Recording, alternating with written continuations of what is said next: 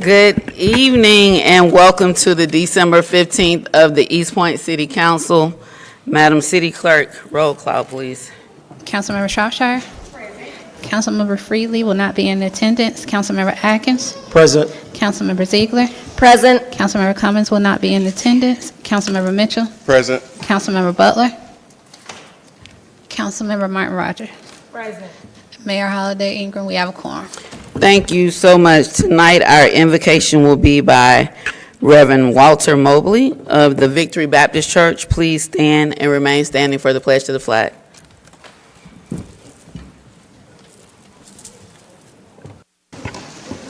Good evening. Let us pray. The one who gives us life gives us the opportunity to serve every moment we have life. We thank you for our mayor and city council persons.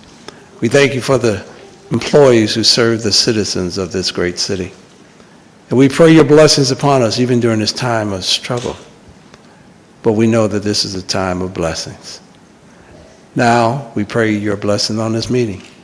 In thy name, Almighty One, amen.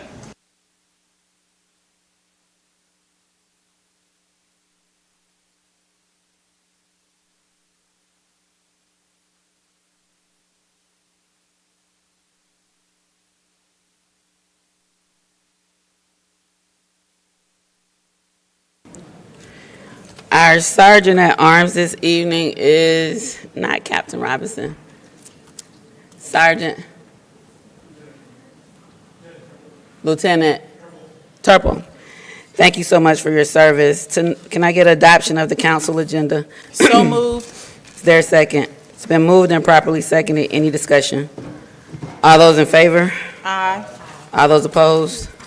Motion carries. Can I get approval of the city council regular meeting minutes from December 1st, 2025? So moved. Second. It's been moved and properly seconded. Is there any discussion? All those in favor? Aye. All those opposed? Motion carries. Next up, approval of the city council meeting minutes from the special call meeting on December 8th, 2025.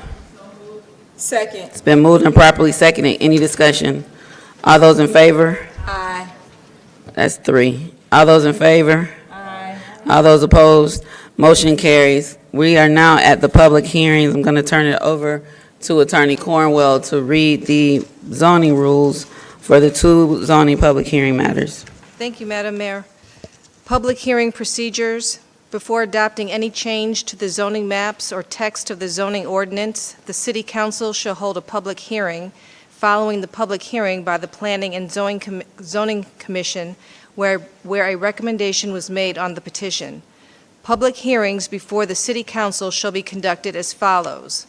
Subsection A, the presiding officer will call for a motion to open and close the hearing. Subsection B, the presiding officer or her designee will introduce the proposed zoning amendment before the City Council. Staff will then be called upon to present the Planning Commission's recommendation and summarize the staff's written report. Subsection C, persons both favoring and opposing the proposed amendment will then be provided an opportunity to address the council. The applicant for the proposed amendment, or applicant's designated representative, if any, will be entitled to speak first, followed by other speakers in favor of the proposal for a total of 15 minutes. Those who oppose the proposed zoning amendment will then be permitted to speak for a total of 15 minutes. By majority vote, the council may increase the total time for speakers provided that each side is given the same amount of time. If there is more than one speaker for a side, the presiding officer may limit the time allotted to each individual speaker other than the zoning applicant. The zoning applicant may reserve a portion of his allotted time for rebuttal. Subsection D, speakers must adhere to rules of decorum. Prior to speaking, each speaker shall identify himself or herself and state his or her current address.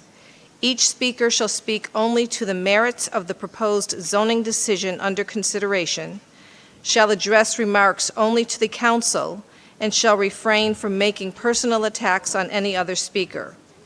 The presiding officer may refuse a speaker the right to continue if, after first being cautioned, the speaker continues to violate the rules of decorum. Thank you so much. Can I get a motion to open the public hearing for zoning condition modification for ordinance 200-023 to increase density from 7 townhome units to 12 townhome units located at 1457 Gus Thornhill Drive? So moved. Second. It's been moved and properly seconded. Any discussion? All those in favor? Aye. All those opposed? Motion carries. Mr. Jones, I'll turn it over to staff to open up with a presentation. Yes, thank you, Mayor, Council. I'll have Director Smith and Assistant Director Kelly walk us through this item. Good evening, Madam evening. Mayor and fellow council. Kimberly Smith and Mr. Lee Kelly, representing the Planning and Community Development Department. In reference to this case, property located at 1457 Gus Thornhill Jr. Drive, known as case number P2025ZM-001-10. The applicant is Mr. Okoye, and this is a modification to a condition of zoning.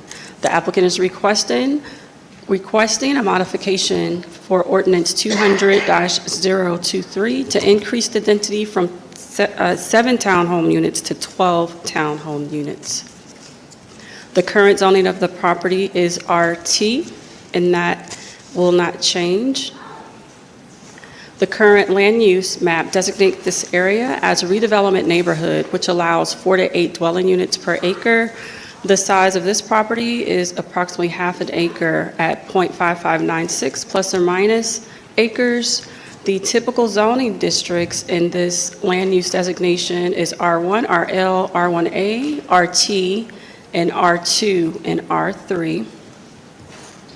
This property is also located in the Cleveland Avenue overlay, and the applicant is proposing the maximum number of lots that the Cleveland overlay district allows, and the applicant intends to alter the previous proposed units from 7 to 12.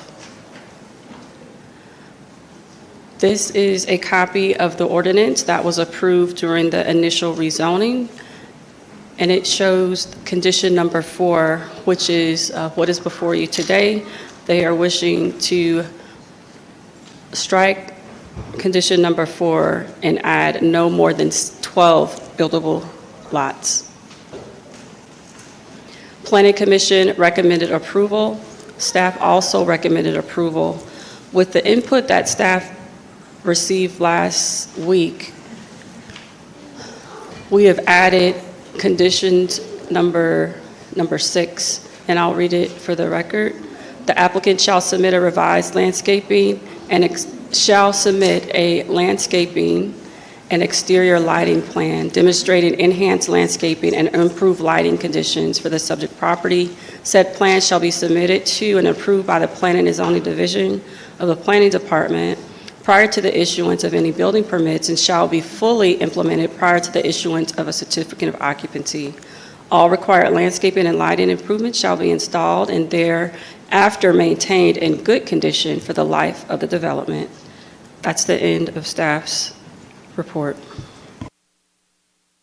Thank you so much. What was the code section again, Madam City Attorney? Attorney Cornwell?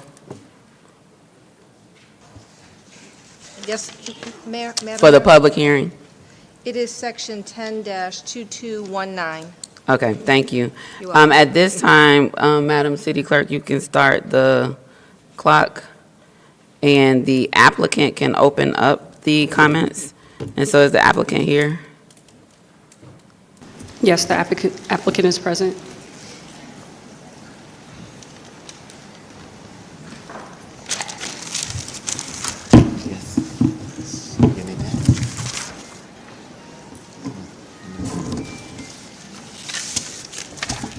You have the latest one, those sets? Yes. Today? Okay.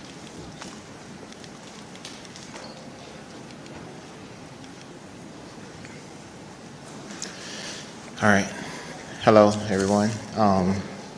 Yes, so we are, this is a modification of a condition of rezoning 1457 Gus Thornhill Junior Drive. It's at the corner of Irene Kidd Parkway and Gus Thornhill.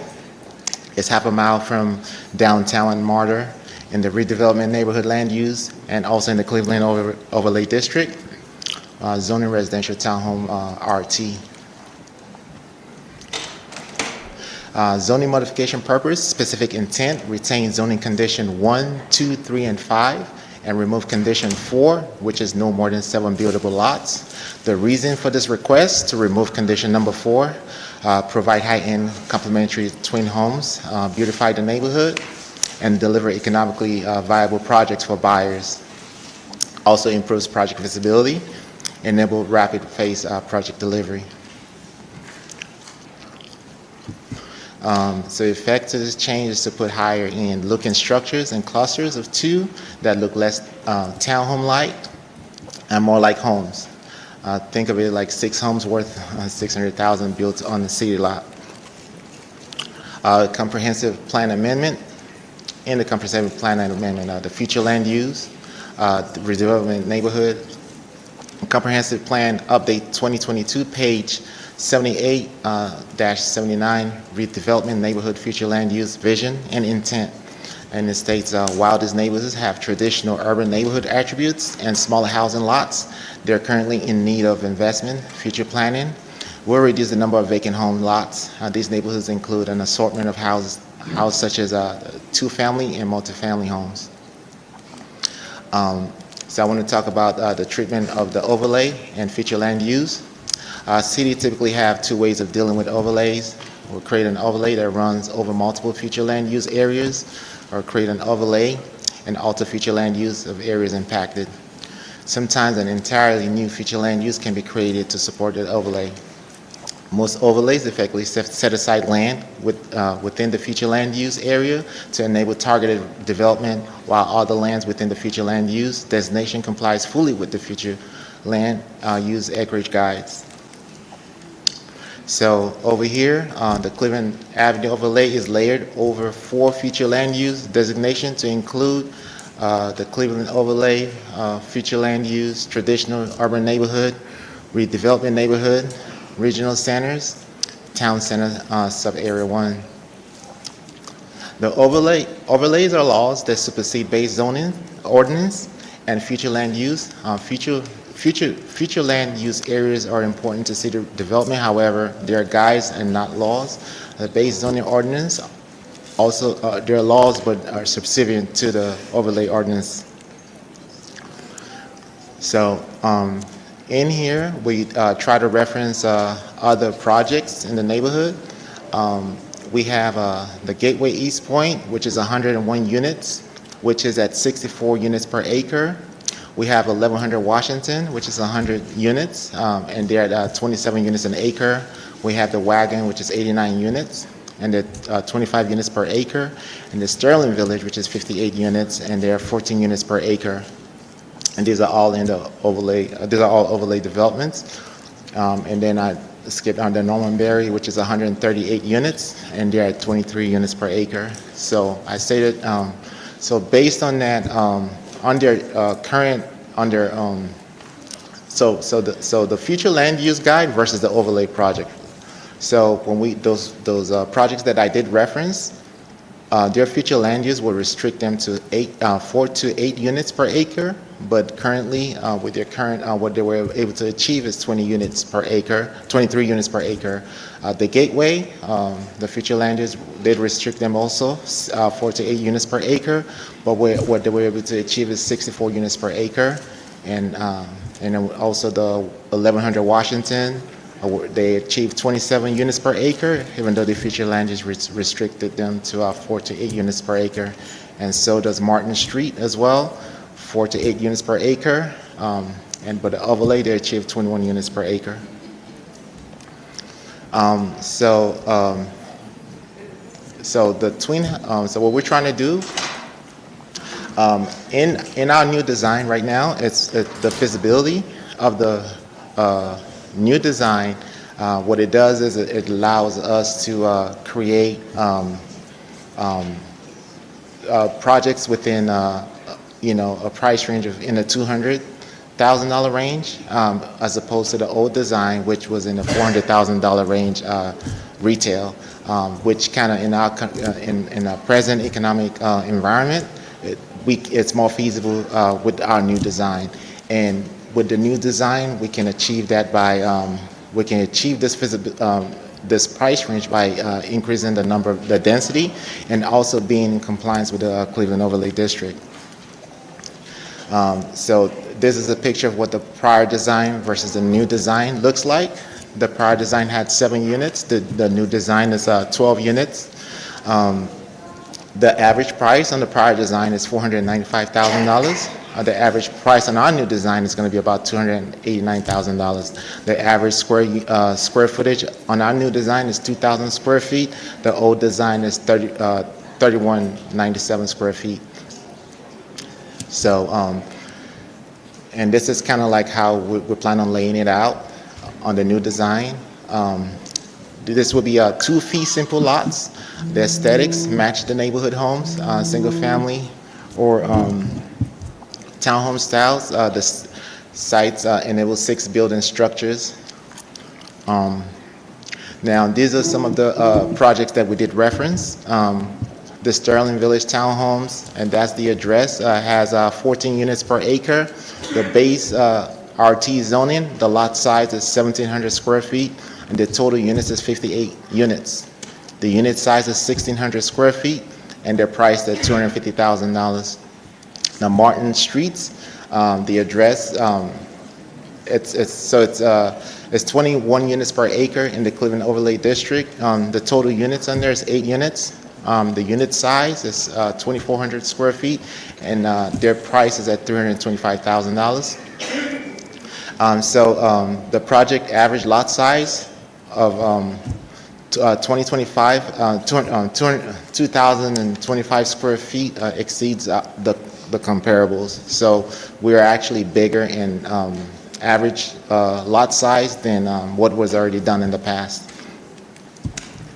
So the current design, so the current design versus the prior design, the project value is similar to what the prior design is. So the point of this, what I'm trying to illustrate here is there isn't much change in as far as the project value or the total square footage between the old and new design. We're kind of in the previous lot coverage.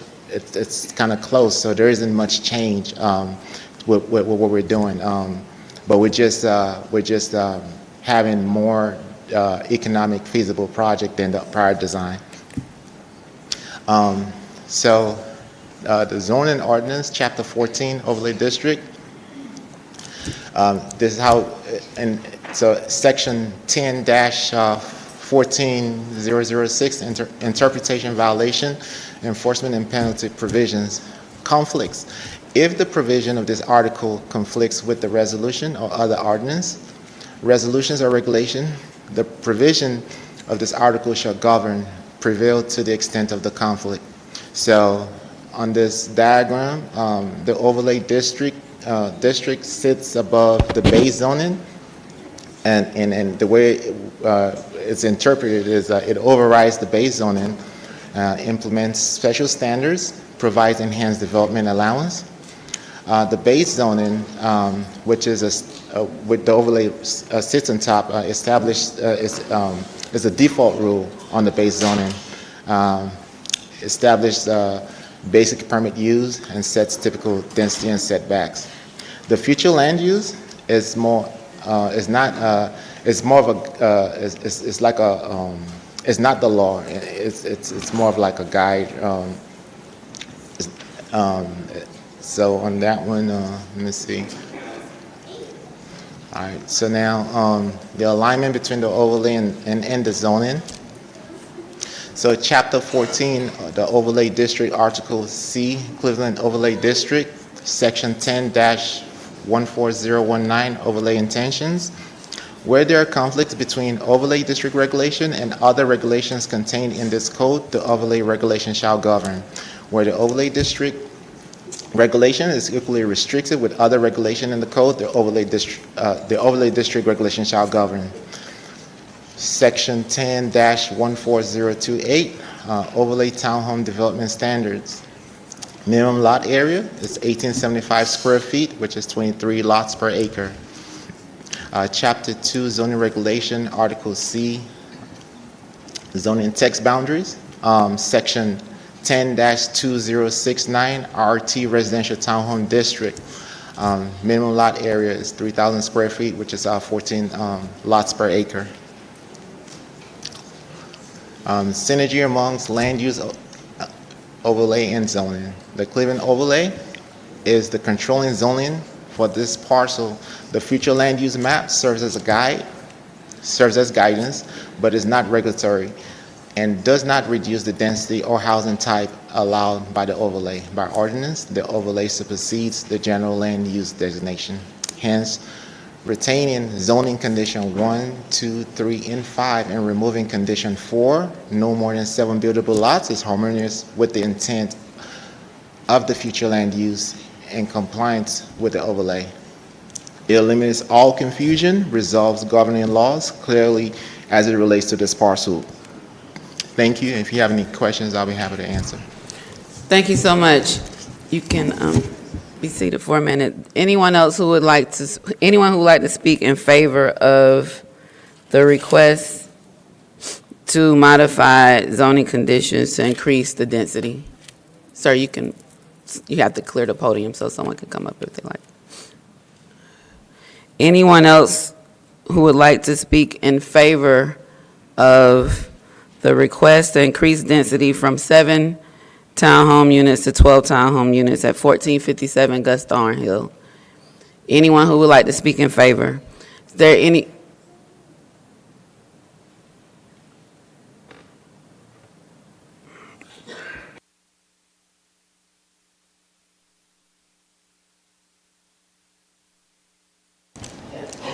Okay, I'm Joan Lattimore. I live at 1252 Lyle Avenue, and I'm in support of the development for 1457.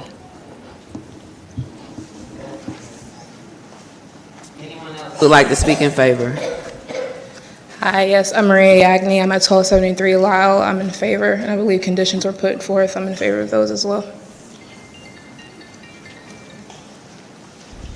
Hi, Maya Cross, Lyle Avenue, really close to this development, in favor of the increase, also with the conditions of the landscaping, with the lighting, maybe like small trees to add some of the green back, and so that, you know, not only does it look good along Irene Kidd, but within the community, it looks good as well, so that the landscaping is kind of like all around, but overall in favor of the increase in the density and the overall project. Anyone else who would like to speak in favor of the request to increase density at 1457 Gus Thornhill? Anyone else who would like to speak in favor? Madam City Clerk, do we still have time? Yeah, 3 minutes and Okay, 5 seconds. Fine. At this time, is there anyone who would like to speak in opposition to the request to increase density from 7 townhome units to 12 townhome units at 1457 Gus Thornhill? Anyone who would like to speak in opposition to the request to increase density?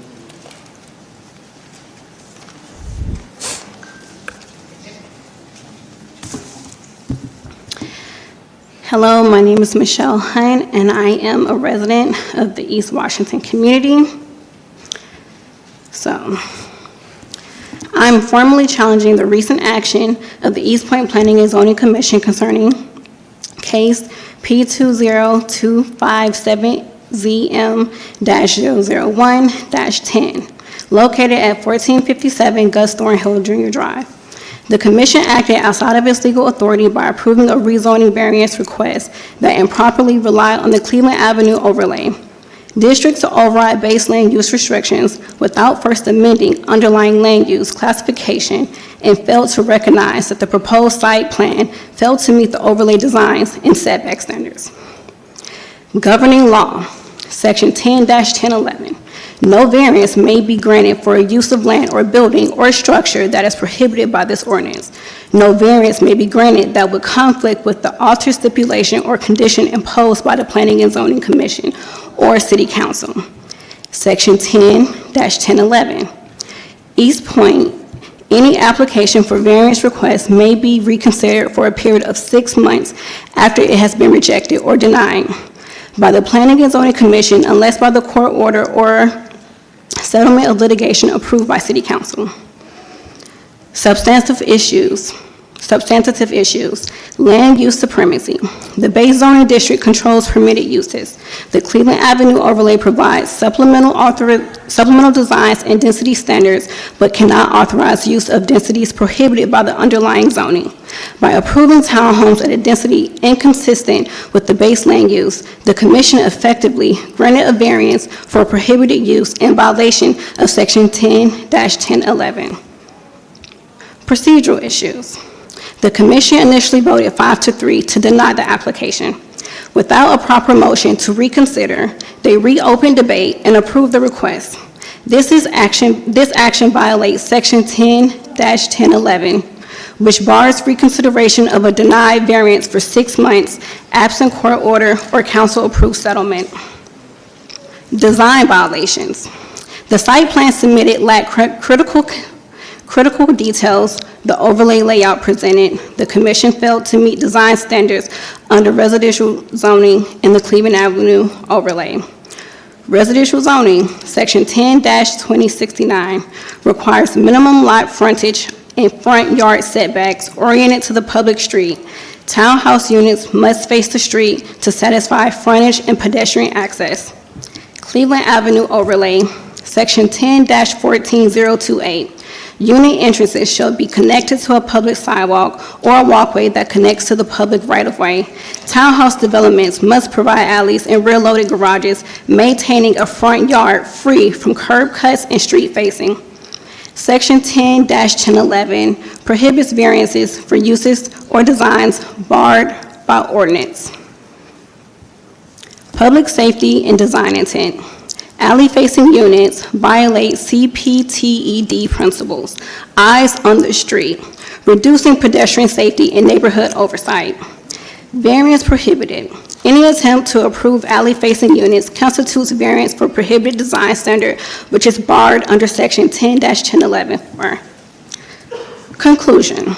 Both residential zoning and Cleveland Avenue overlay district require townhouse units to face the public street with entrances connected to the sidewalk right-of-way and alleys strictly for rear-loaded parking and service access. The commission approved the alley-facing unit is invalid. The land use and overlay provisions do not permit such orientation, nor variance may legally authorize it. Therefore, the approval should be voided. The applicant must first seek a land use amendment from City Council. Only after the land use is legally changed may overlay standards be applied. Even then, he must redesign the site plan to comply with overlay requirements. Thank you. This is a public hearing. Anyone else desiring to speak in opposition of the request? Anyone desiring to speak in opposition?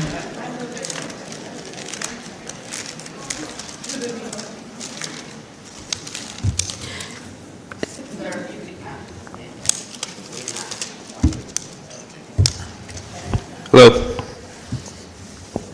Hi, my name is Alex Petros. I've been a resident of Gus Thornhill Junior Drive for the past 4 years and several years throughout my childhood.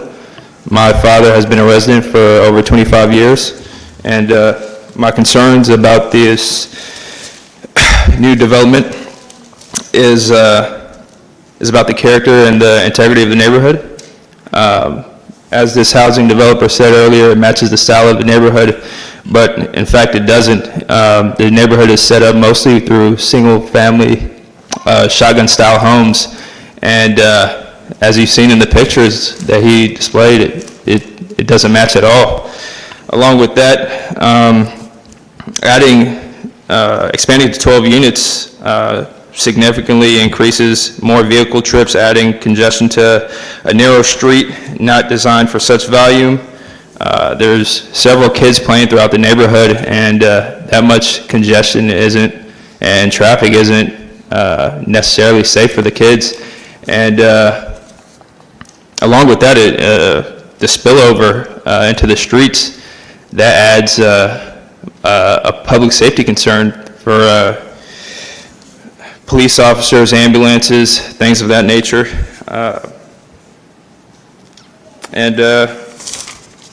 Yeah, I think that's what I have. Thank you, guys.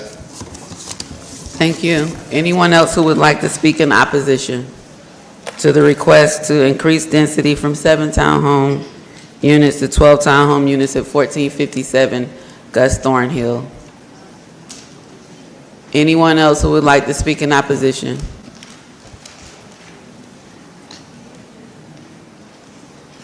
The applicant didn't reserve any time for rebuttal, so Madam City Clerk, Council, I would entertain a motion to close the public hearing. So moved. It's been moved and properly seconded. Any discussion? All those in favor? All those opposed? Motion carries. If there's the desire to take any further action on this item tonight, there's a need to waive the first reading, unless there's going to be a denial. Councilmember Butler. Madam Mayor, I make the motion to waive the first reading. Second. It's been moved and properly seconded. Any discussion? All those in favor? All those opposed? Motion carries. Is there any further action on this item? Madam Mayor, Councilmember Butler. I would like to open the floor for discussion and possible action on the above issue. Second. It's been moved and properly seconded. Any discussion? All those in favor? Aye. All those opposed? Motion carries. The floor is now open. Councilmember Butler. Yes, may I have Ms. Smith come to the podium, please?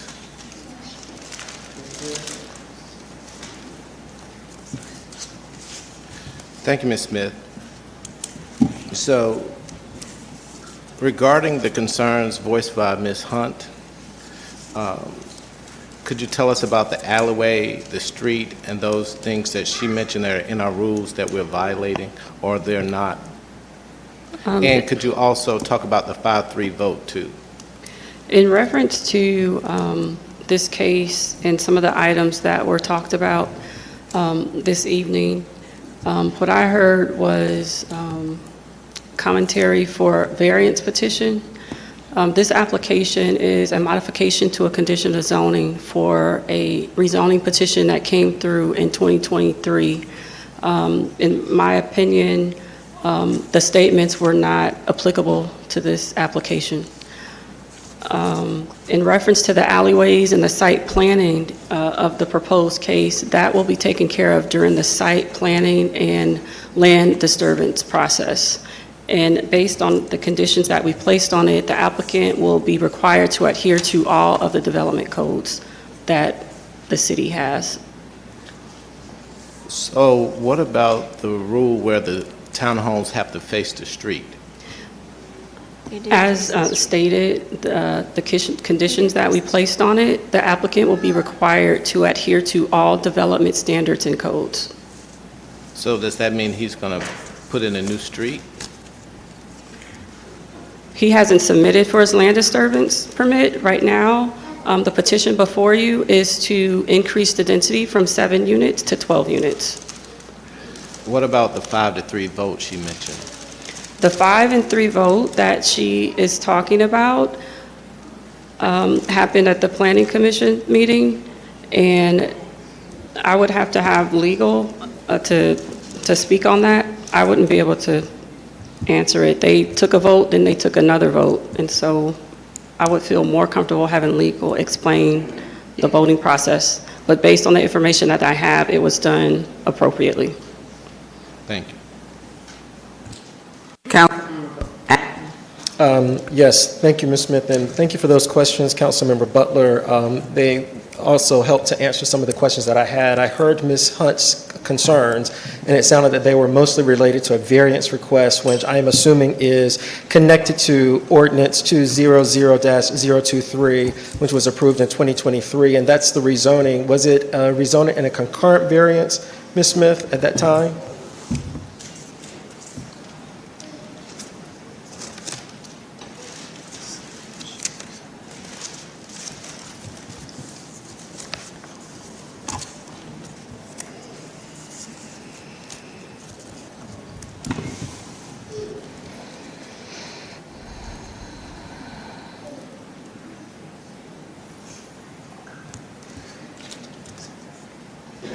Based on the ordinance, it was a rezoning for the property from light industrial, which is our I1 zoning district, to RT, residential townhome district. It doesn't appear that a concurrent variance was associated with that original zoning in 2020.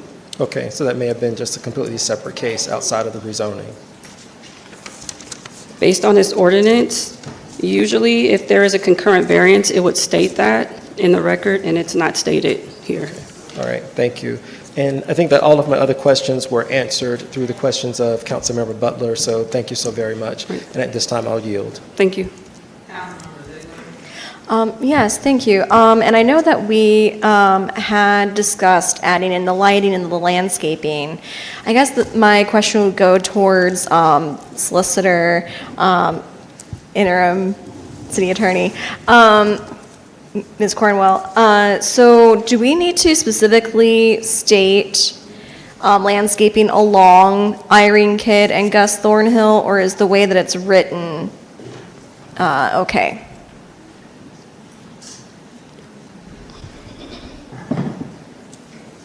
The way that it is written may suffice, but I think in an abundance of caution, it would be better to specifically state the landscaping requirements along Irene Kidd.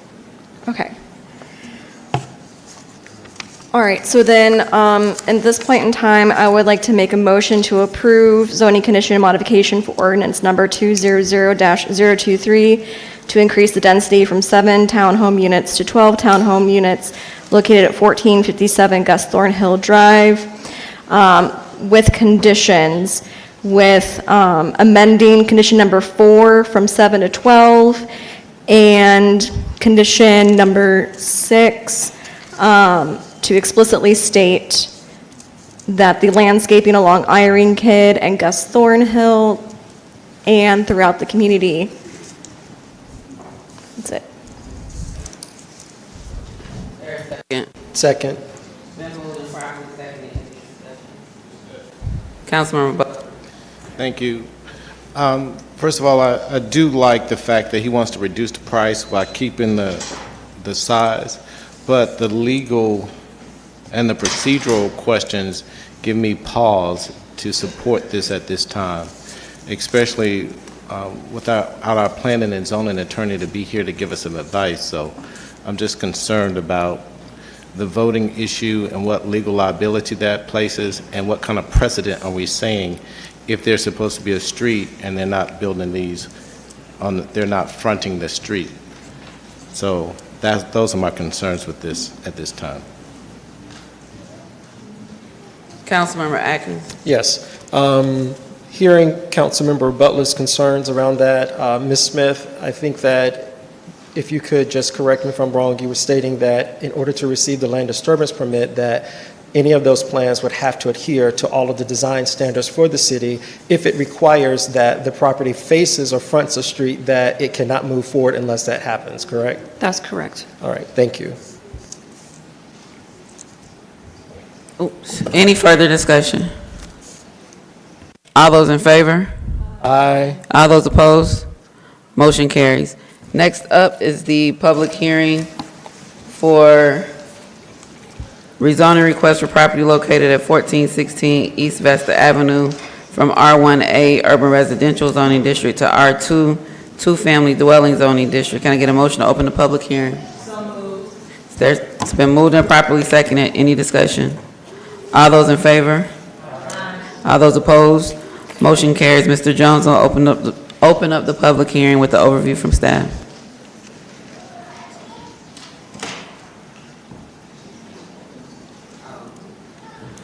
Go ahead, Ms. Smith. Thank you. In reference to this item, property located at 1416 East Vista Avenue, application known as P2025RZ, that's 001-10. The applicant is Horace Walker. The property is located on 0.193 plus or minus acres. The applicant is requesting a rezoning from R1A to Urban Residential District to R2 Two-Family Residential Zoning District. Case type is a rezoning. The future land use designation for this property is traditional urban neighborhood, which allows for dwelling units up to four to 8 dwelling units per acre. The revision, the revised, I'm sorry, excuse me, in reference to the traditional urban neighborhood, typical zoning districts are R1, RL, R1A, RT, and R2. This property is requested in rezoning to R2, which is allowed in the traditional urban neighborhood as a typical zoning district. On May 20th, 2013, the property located at 2 houses down, which is approximately 1402 East Vesta Drive, was approved for a rezoning from R1A to R2. And just to state for the record, these properties along this street are land use, currently duplex units. They are all 2-family units along this Vesta Street. They are asking, and they have asked for approval for R1A to R2, which is what this applicant is asking for as well. Precedent has been set. Planning Commission and City Council recommended approval and went through with the approval on May 20th, 2013 for a similar situation, 1 house down, and this applicant is asking for the same. Again, Planning Commission recommended approval, and staff has also recommended approval. There are several areas of the city of East Point that has this situation where it is standing land uses of duplexes or 2-family homes. And we plan to look at this in a broader scale when we undergo our zoning ordinance rewrite. So again, Planning Commission recommended approval and staff did as well. Thank you. Is the applicant here? You can come forward at this time, Madam City Clerk, and go ahead and start the clock. Good evening, City Council. Yes, my name is Horace Walker, and I'm just requesting approval of rezoning of my property. This is solely for administrative purposes.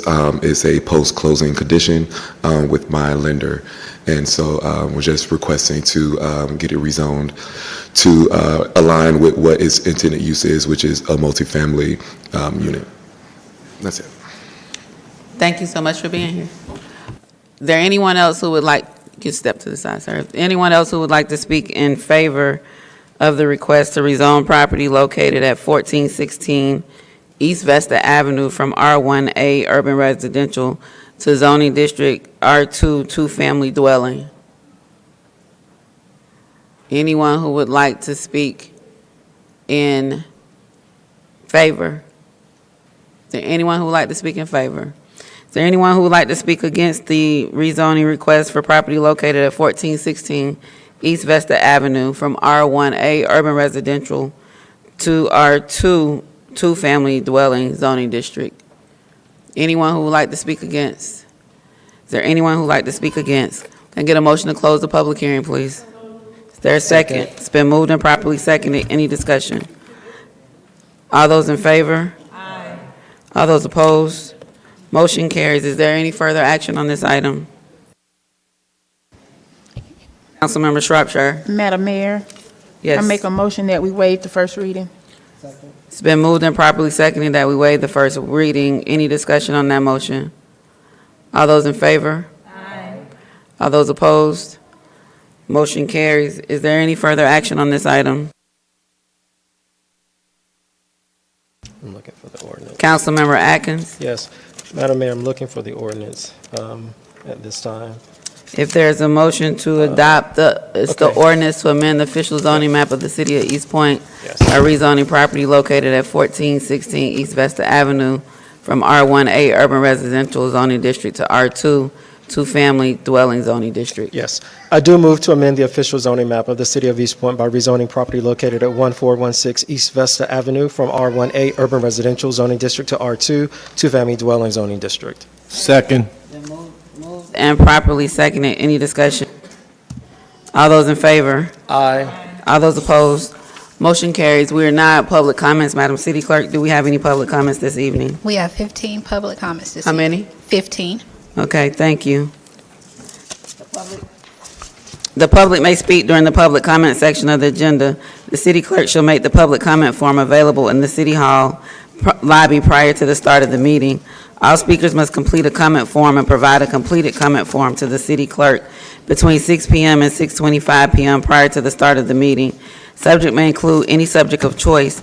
There will be a 3-minute time limit for each speaker. Should the speaker desire to give his or her time to another speaker, he or she may do so by notating what speaker shall receive the time on his or her comment form. Provided that the speaker given his or her form that he or she gives indicates on his or her form that he or she gives all of or part of his or her time up to 3 minutes to another speaker for a total of 6 minutes of speaking time. Speakers may address the council only once during this time of the agenda. Speakers must identify themselves and their address prior to speaking.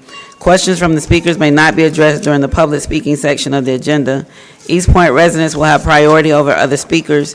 There will be a total of not more than 60 minutes for the public speaking section of the agenda. Speakers may only address the presiding officer. Speakers shall observe all rules of decorum. No debate, disrespect, or obscenity shall be tolerated. The presiding officer shall rule any such individual out of order that fails to comply with the foregoing. Madam City Clerk, you can call the first speaker. Up first, we have Ms. Beverly Carter.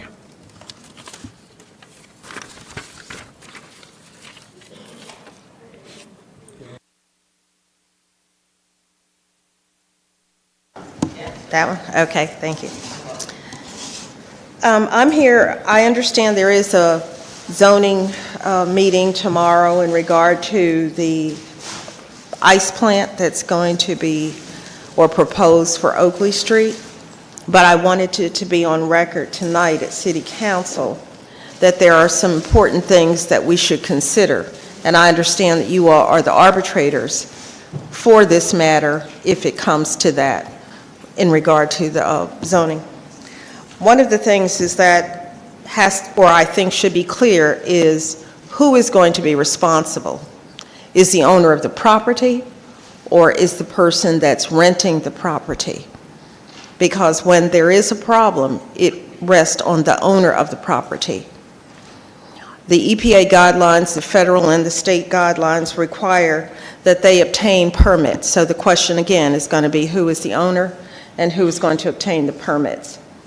If there is a problem there, it still falls on the owner. There are a lot of residents there. The notification was not given to all of the residents on Woodland Circle, only a few of the residents.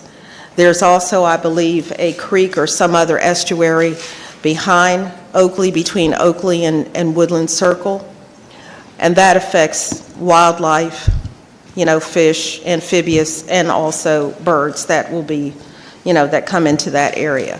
So there are a lot of environmental issues involving this, and ammonia. Ammonia is one of the key refrigerants or one of the key components in order to make this ice. A leach of ammonia is fatal. It depends on how they are monitoring it, what type of sensors they have, and we should all be aware of that. Right now in Jefferson Park, we have the creosote plant, we have the paint plant, and now you are adding another chemical. If there is one chemical spill, it can affect the other properties as well. But ammonia is a gas, or at least it begins as a gas. Gases, it's hard to tell when they're in the air until something happens. And literally birds can fall from the sky as opposed to, and all of our pets and everything else. So ammonia is a very fatal gas, and it should be monitored very carefully. I don't think that we need another industry and another chemical introduced into that neighborhood, let alone East Point. Thank you very much.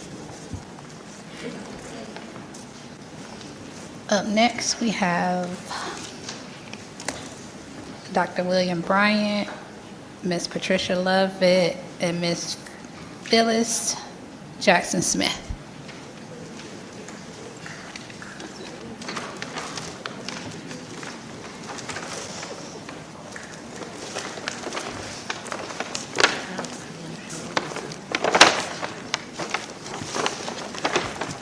Good evening. My name is Phyllis Jackson Smith, and I'm the Vice President for Meadowlark Estates Neighborhood Association.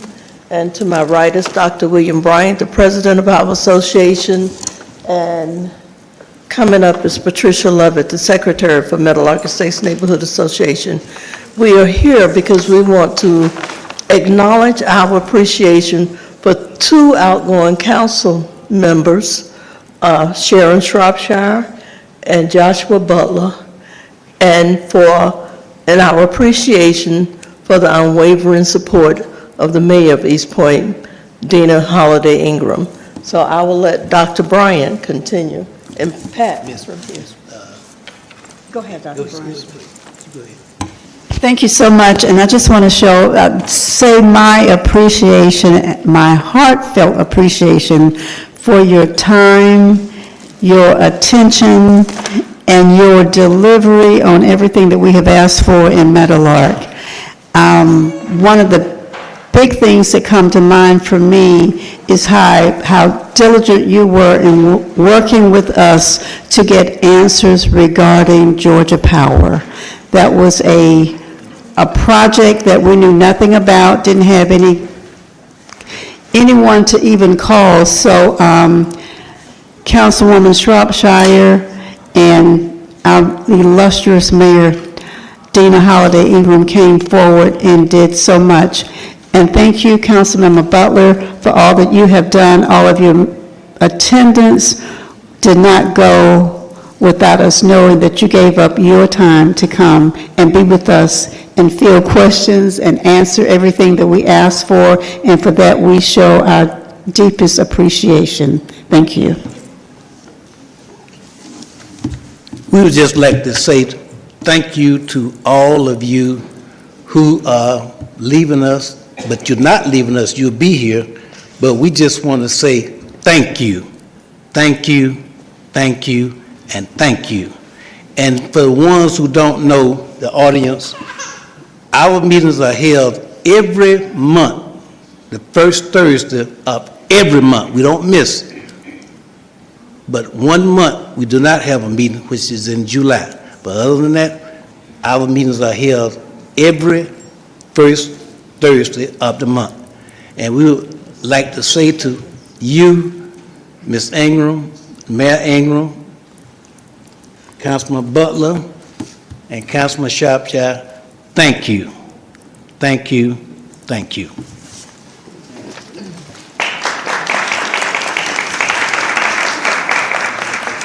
Up next, we have Ms. Teresa Nelson.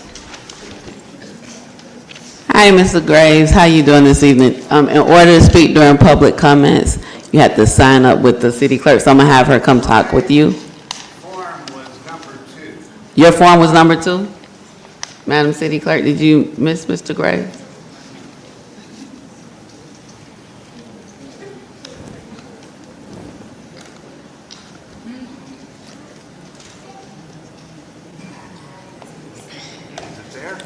She said she has you as number 7, Mr. Graves. So we have you on the list. There are 2 more people in front of you. Who did you call? I'm sorry, Madam City Clerk. Ms. Teresa Nelson.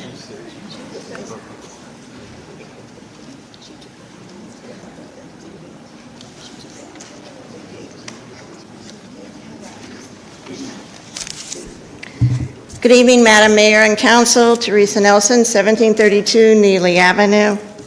I wanted to first correct an error in a statement by Ward A Councilwoman at a previous meeting.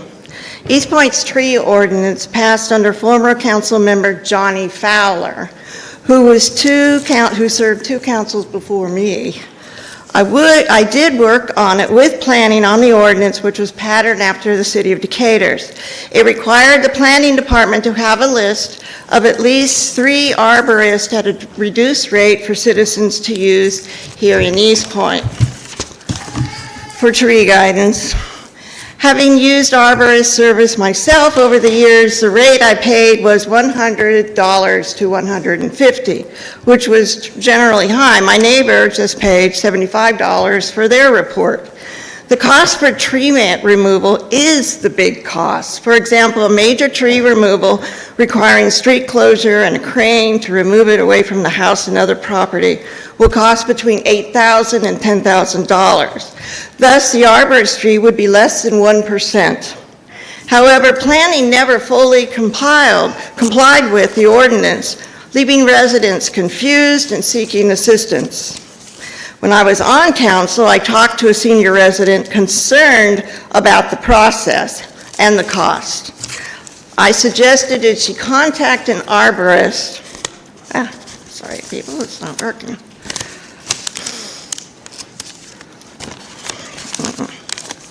Well, sorry. Which she did.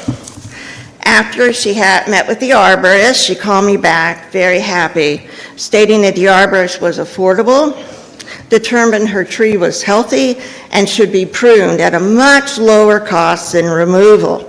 It also didn't require a permit. She was grateful. In fact, not only is planning not helpful, but Public Works was advising code enforcement that if a major tree was cut 4 feet from the ground, no permit would even be required, which is, of course, untrue. I would like to congratulate the recently elected candidates, and I'm looking forward to a more cohesive council meeting and shorter to tackle serious issues such as stabilizing our budget. Merry Christmas, Happy Hanukkah, Good Kwanzaa, and hopefully a better new year for East Point. Thank you. Up next, we have Ms. Michelle Hunt.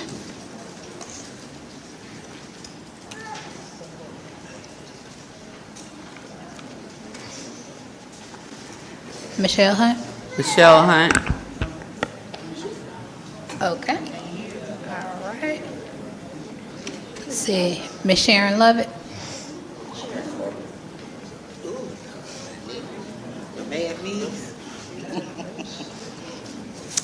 Good evening, Mayor. Sharon Lovett, Delow Drive. First, I want to thank all the council members that's going out. Thank you, Joshua, for all that you did, the senior ball and everything in the community.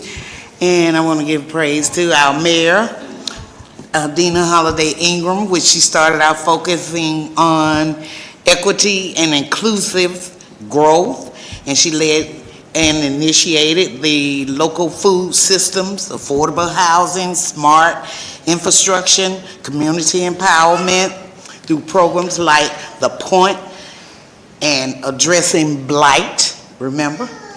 Okay, and while securing federal funds for water projects and serving on the national board, like the National League of Cities, the NLC, to bring best practice back to East Point. In 2018 and 19, our mayor was named one of the Atlanta's top 100 black women. She was the president of South Fulton Municipal Association and so many other things. She was a board member on the GMA, and she did so much, and she was an advocate for children's leadership role.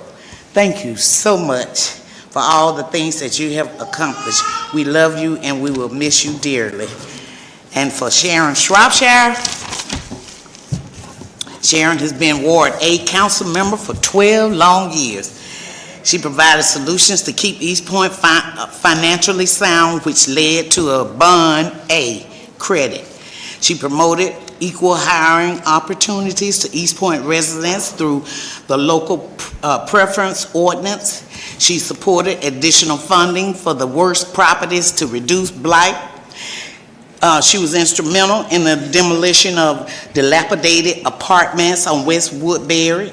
She reinstated the leaf vacuum trucks. Oh, she just did a lot. She voted to provide police and fire employees monetary incentives, and she led efforts to ensure 85% of East Point streets were included in Fulton County T-Spot. She was an advocate for East Point 5-year crime plan designed to improve public safety. And she was always in the community helping others for the food giveaway, the turkeys, the ham, etc. Back to school giveaways, the Halloween events, and also in issues with other people that I know that live in separate wards, but Sharon helped them, not their ward leader. My favorite was the WWD for 8 years. That brought so many people out. Thank you, Sharon, for a great job you did for 12 years. We love you and we'll miss you. And y'all will get a gift next week when I get my Social Security check.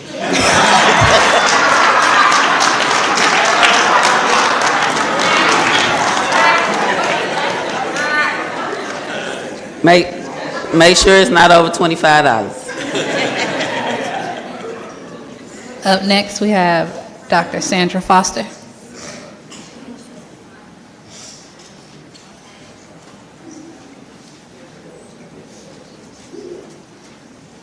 Hello. I am also here to say farewell to some folks. I'm going to miss you guys, our dancing mayor. Goodness gracious. Shropshire, you know I love you. But Joshua, you're my guy. You are. I have to admit that I spent more time working with Joshua than anyone else because I don't know why. But whatever it was fun. Joshua did, well, because he did a lot with seniors. He did Senior Summit. He did he co-did the Silver Fox Ball with Miss Gloria Jenkins sitting back there. And one of the things he did was he worked with Home Depot to get when people give their washers and dryers back for whatever reason, Joshua would then give them to the seniors. So I don't know if people knew about that. But thank you, because I got a washing machine. Thank you. Okay, and also, one time, my stuff goes through my utilities are paid from my account. But then I get this thing, a bill saying that I was overdue and they were going to charge me. I called up Councilman Butler, never heard anything else from any of them at all. I'm happy about that. So I want to thank you for all that you've done. I hang out a lot in East Point, and I see you at all the events. And he also gets up and dances. He doesn't dance as good as the mayor, but he does get up and he gets up and dances with us. But I just wanted to thank you all. I enjoy every one of you all. Every time I run into some of you all, you kind of halfway might know what I look like and you listen to me a little bit. I want you to know I appreciate that. Been here 25 years. I plan on being here for the rest of my life. And I'm looking forward to running into you all that are leaving somewhere, and looking forward to working with our new folks that are going to come in. Thank you all very much.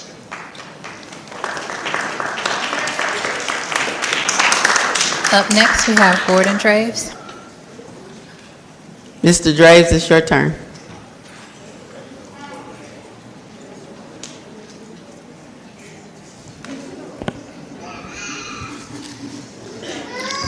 Mayor and Council, I am Gordon Draves, 2528 Leicester Street.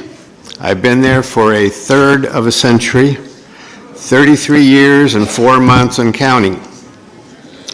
I received my property tax bill with a surprise, and the part of it that had to do about property taxes, and I would owe zero because I'm over 70. The stormwater charge was reasonable,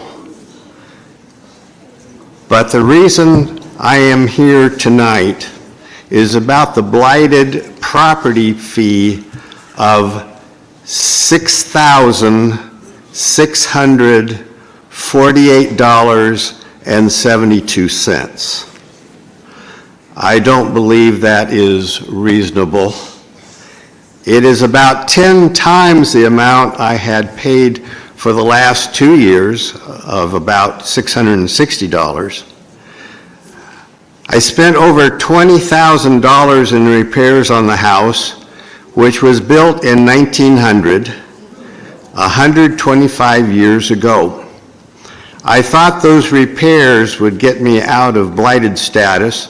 I even approached the tax department and did a refund request, but it was no. I called today, the number on this page, but only got an answer machine. I left a message, no call back yet. I think the $6,648.72 is a little high. I request an adjustment. Any amount I will pay on the $6,758.52 bill with a credit card will also incur a credit card fee of 3 or 4% more.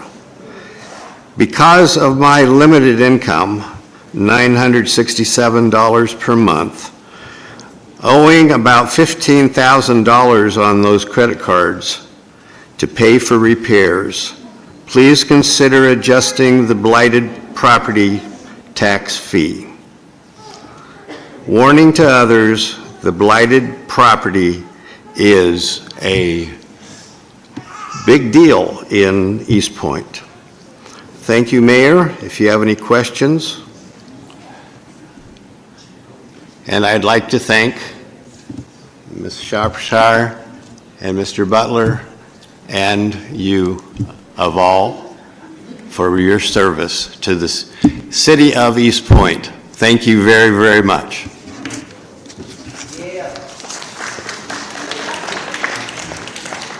Up next, we have Alex Petros. No Alex Petros? Okay. Patricia Ivy.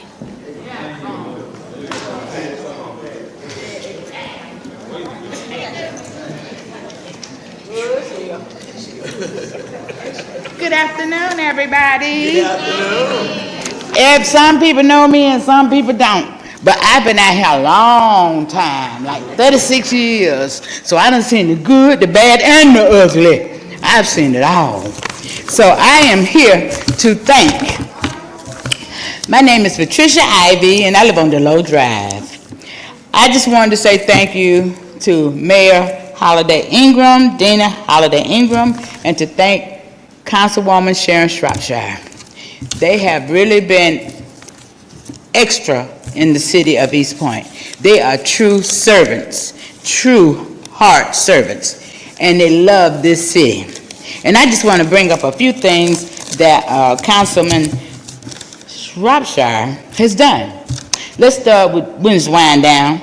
Let's go with MLK Day of Service. How about free Androids, tablets? How about free food giveaways, all during the COVID? How about the home delivery for disabled citizens? How about the Father's Day food? That was great. And the bingo night, that was excellent. I won some prizes. We did good. You did good. And also, Mayor, I want to thank you so much for your Thanksgiving brunch. That corn pudding on point. So I just basically want to just say thank you, and y'all have a great retirement because you deserve it.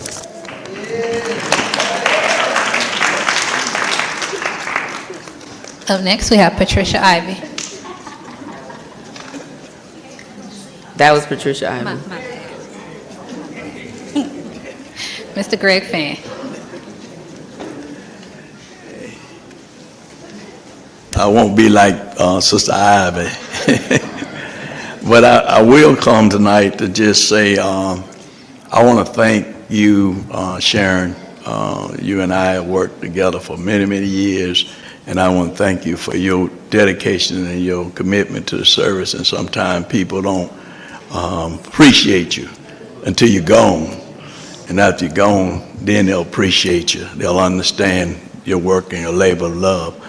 And you too, Mayor, you know, you came in being a city councilman and councilwoman and moved on up to be a mayor and proved to be a good mayor, one that loved people, looking out for the least, the less, the lost, and the left out. And Josh, I want to say to you, you know, you're a decent guy. You really are, but sometimes you overcommit, you know. But I know that you're going to continue to do what you need to do in terms of helping people. And I'm going to take this time. I know I'm out of order, but I'm going to pray. I'm going to pray because I am a preacher, and I'm going to pray. Let us pray. Dear God, we thank you for these council individuals who have served this city, who have given it countless of hours and time and dedication, leaving their family and their loved one to serve the citizens of this city.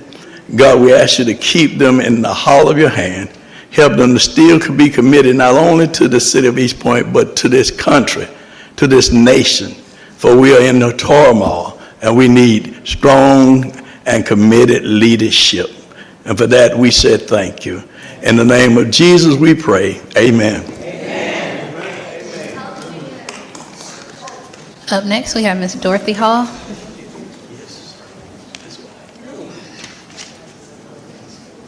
Have to come behind the preacher. I have two parts tonight. My name is Dorothy Hall, resident at 1660 Woodbury Avenue. As most of you know, 40 years.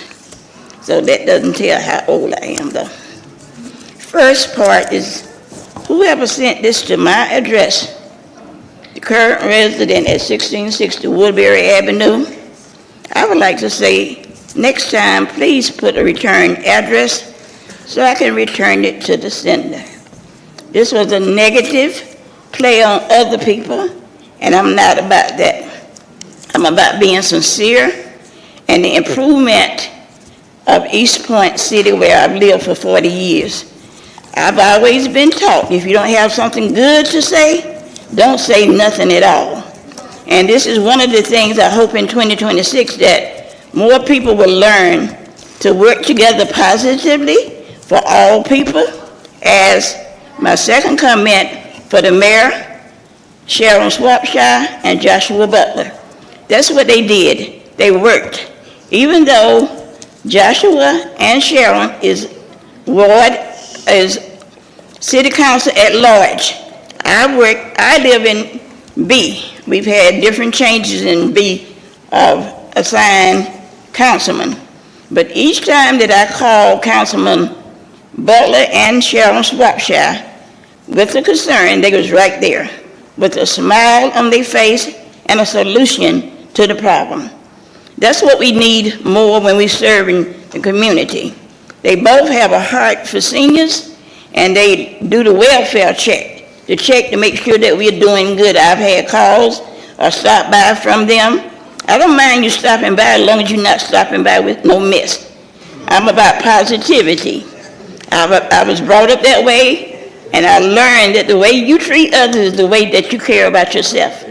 Both of them have integrity, and regardless of what happened from this day forward, God has a different plan for them. And don't ever give up your integrity for anybody, because that's what God is looking at, your heart.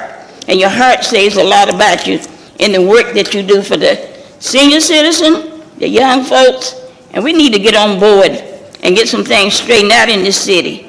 Pick up the trash in the community, not in people.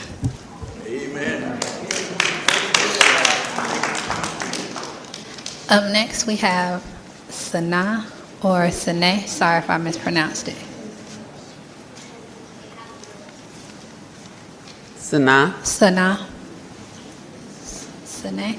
Okay. All right. Horace Walker. No Horace Walker. Jackie George. Miss Jackie George.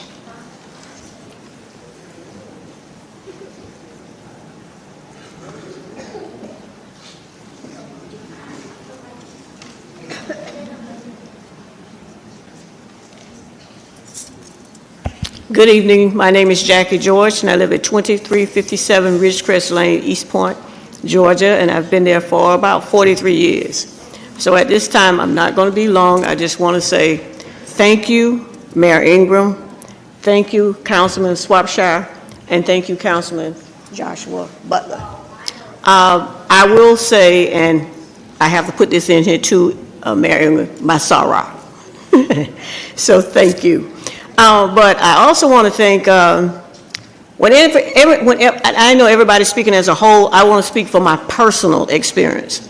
Whenever I had an issue, like with my fire hydrant, and I'll remember that issue with my fire hydrant, I called Sharon, and even though it took us some years, we got it taken care of. So thank you. I know how you looked out for the community. Anytime, even when the snow was there and the streets and everything else was around, I called you, and then 10, 15 minutes later, we had our power back on. So I just thank you for all that you do, that you went over and beyond to make sure that the citizens of East Point was taken care of. And Councilman Butler, when I was out, you would always come by whenever I was at an event, and I saw you, would always come up and say, is there anything I can help you with, anything I can do for you? So I appreciate your concern and taking care of the community also. And all of you, I appreciate you, I love you, I bless you, I appreciate you, and I thank God for you. And please don't let any of this negativity that the lady had said earlier mess with your heart. Keep doing what you do, work from your heart, do what you can to help someone else, because what we don't understand is, a lot of us don't, when you help someone else, you're helping yourself. Thank you so much. You all be blessed, be safe, Merry Christmas, and a very prosperous and Happy New Year.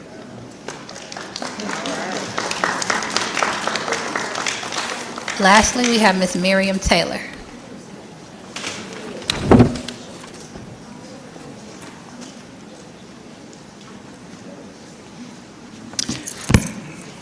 Good evening, Madam Mayor, Councilmember Shropshire, and Councilmember Butler. I just want to thank you for your tireless effort for the city of East Point. And I wanted to say the people that's coming behind you have really, really big shoes to fill. But as I was thinking about you guys leaving, I started thinking about what my great-grandmother used to say. My great-grandmother died when she was 104. I was 8 years old at that time. And she used to say, give me my flowers while I'm here so that I can enjoy them. So tonight, I wanted to give you some flowers and say, good job, great job, and I hope you enjoy the flowers. Thank you. You're welcome. Those are all the public comments we have this evening.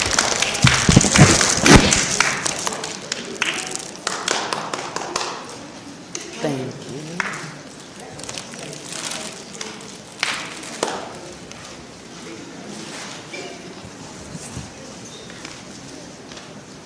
Thank you to everyone who spoke during public comments this evening. We will now go to comments from council. Are there any council? Madam City Clerk. Madam Mayor, Councilmember Butler. I would like to make a motion that we extend the time for council to speak to more than 2 minutes. Second. It's been moved and properly seconded. Any discussion? All those in favor? Aye. That's 4. All those in favor? All those opposed? Motion carries. Councilmember Butler. Thank you very much. I'm sorry, Councilmember Butler, quickly, how long are y'all extending it, or? The motion was just to extend, so I Yeah. guess it's wide open. There was no time limit on it. Okay. Nobody modified it, so. Councilmember Butler. Okay. Thank you very much. As a child, I grew up watching Saturday morning cartoons. My favorite was the Super Friends. It is amazing how something so small can shape your life. Those stories planted a belief in me early that helping people matters, that service matters, and that choosing to be a hero means choosing good even when it's hard. That belief guided me. It guided my life long before public service. I have always felt the call to help people, to serve, and to stand on the side of what is right. That code has not always been easy to live by, and at times, it even brought challenges, but it never left me. My commitment to service did not begin 8 years ago when I first got on council. For more than 30 years, I have served others. I have mentored young men, raised funds for battered women, and helped children with cancer experience moments of joy before they went home to glory. Service is not something I decided to do one day. It is a part of who I am.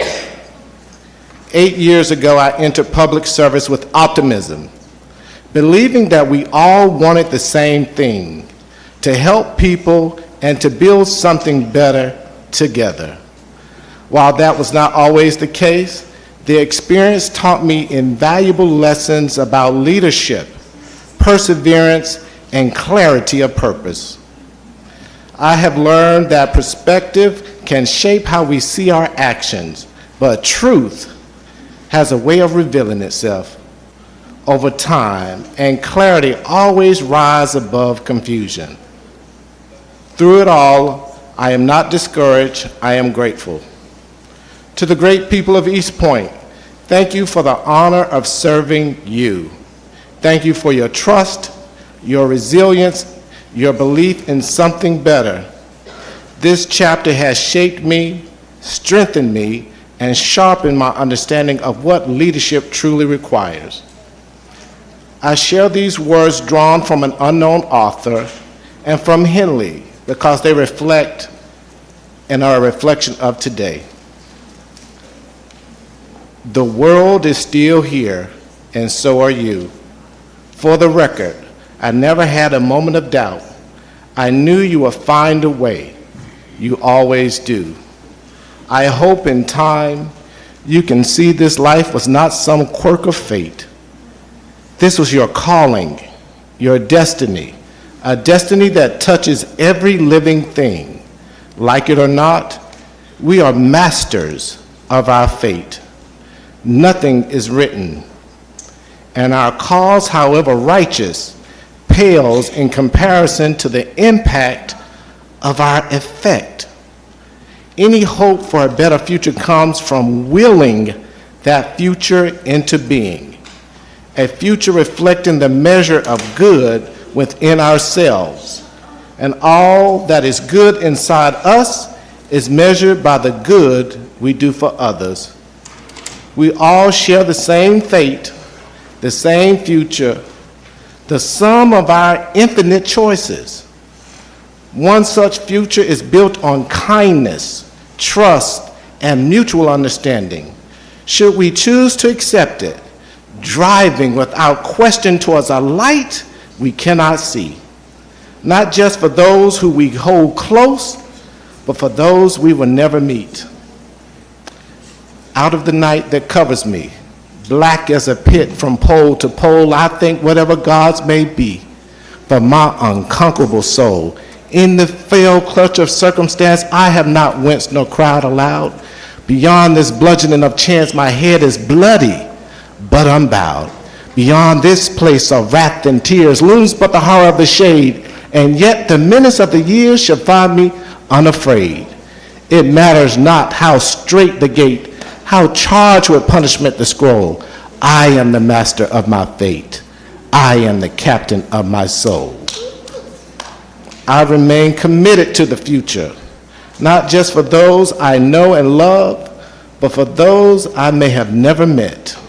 I move forward without bitterness and without regret, guided by service, integrity, and the belief that leadership at its best is about leaving things better than what you found them. Thank you very much. Councilmember Martin Rogers. Thank you, Madam Mayor, and thank you to the Ward D residents that came out to the community gathering on December 6. I also want to thank the residents who came out tonight to express their gratitude. Tonight we gathered not to say goodbye, but to say thank you. To our outgoing mayor and council members, your leadership has shaped the very heartbeat of this city. You stepped forward during moments of challenge, listened when voices needed to be heard, and worked tirelessly to move our community forward. Because of your service, our city is stronger, more connected, and better prepared for the future. Leadership is not measured only by the policies passed or projects completed, but by the lives touched along the way. You showed us what it means to lead with integrity, courage, and compassion. You made decisions with the people in mind, our families, our neighborhoods, and generations yet to come. The roads improved, the programs expanded, and the opportunities created will remain as visible signs of your dedication. But just as important is the example you set, that public service is a calling rooted in love for community. Your titles may change, but your impact will not be erased. It lives on in this city and in all of us who have benefited from your vision and commitment. On behalf of a grateful community, thank you for your service, your sacrifice, and your belief in what this city can be. We are better because of you. Thank you. Councilmember Atkins. Yes, thank you, Madam Mayor. I would like to echo the sentiments of so many who've taken their time out this evening to come and offer their appreciation to my colleagues here on the dais. I echo those sentiments because running for public office is not an easy thing to do, and I'm always grateful for those who step up to do that.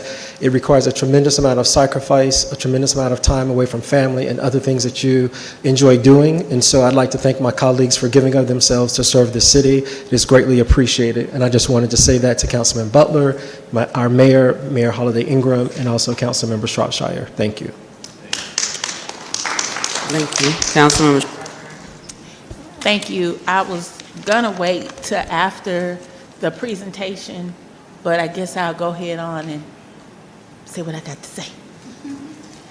So, thank you first, Sharon. You reminded me of a lot of things that I did. And I actually forgot about a lot of stuff, but I wrote it down.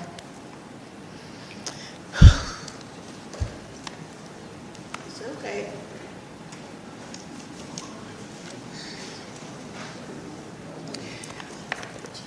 First, I want to say good evening. I stand here in full presence, unbent and grounded, in the same spirit that carried me through these 12 years of service. Whenever man and woman strengthens their back up, they are going somewhere, because a man can't ride your back unless it's bent.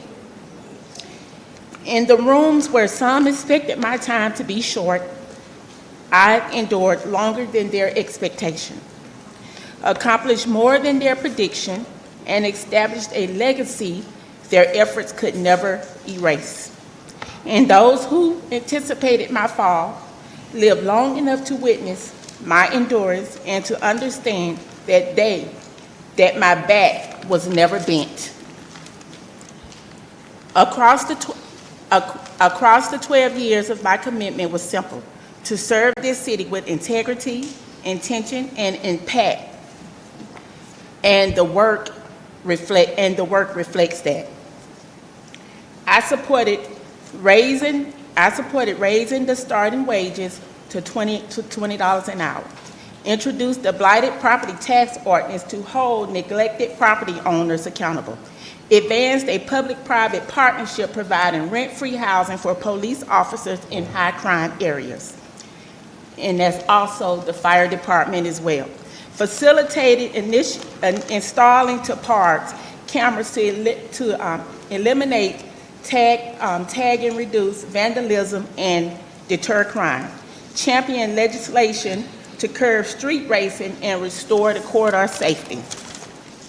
Supported federal partnerships securing $10 million for the new raw water lines, reservoirs, sewer systems, Sweetwater Dam, and stormwater improvements and the water treatment plants. Backed the T-Splosh funding that resurfaced over 24 miles of road. Supported new sidewalk, traffic signals, and public safety upgrades across the city. Created and expanded the senior yard cleaning and home repair partnership. Delivered weekly senior food boxes, including home delivery. Helped provide digital tablets to seniors. Strengthened healthcare partnership, including GenCare, and provided COVID-19 vaccines to residents of East Point. Supported senior safety emergency relief initiatives. 1 minute.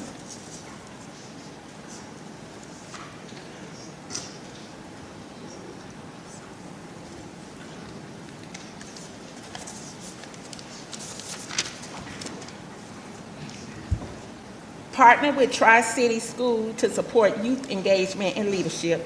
Advanced the Crown Act resolution protecting City of East Point employees from discrimination based on natural hair. Supported initiatives that uplifted and strengthened city employees, ensuring fairness, dignity, and an inclusive work environment. Created the Wednesday Wind Down in the Point, now a premier regional culture and economic event. Launched the ML King Day of Service, uniting the city to volunteerism and pride. Established the Halloween Festival, creating a safe and joyful tradition for children and families.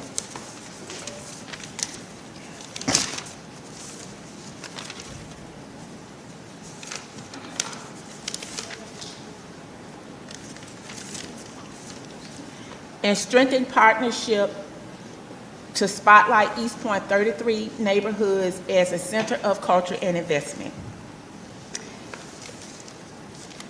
Here's my closing. They crossed every line available.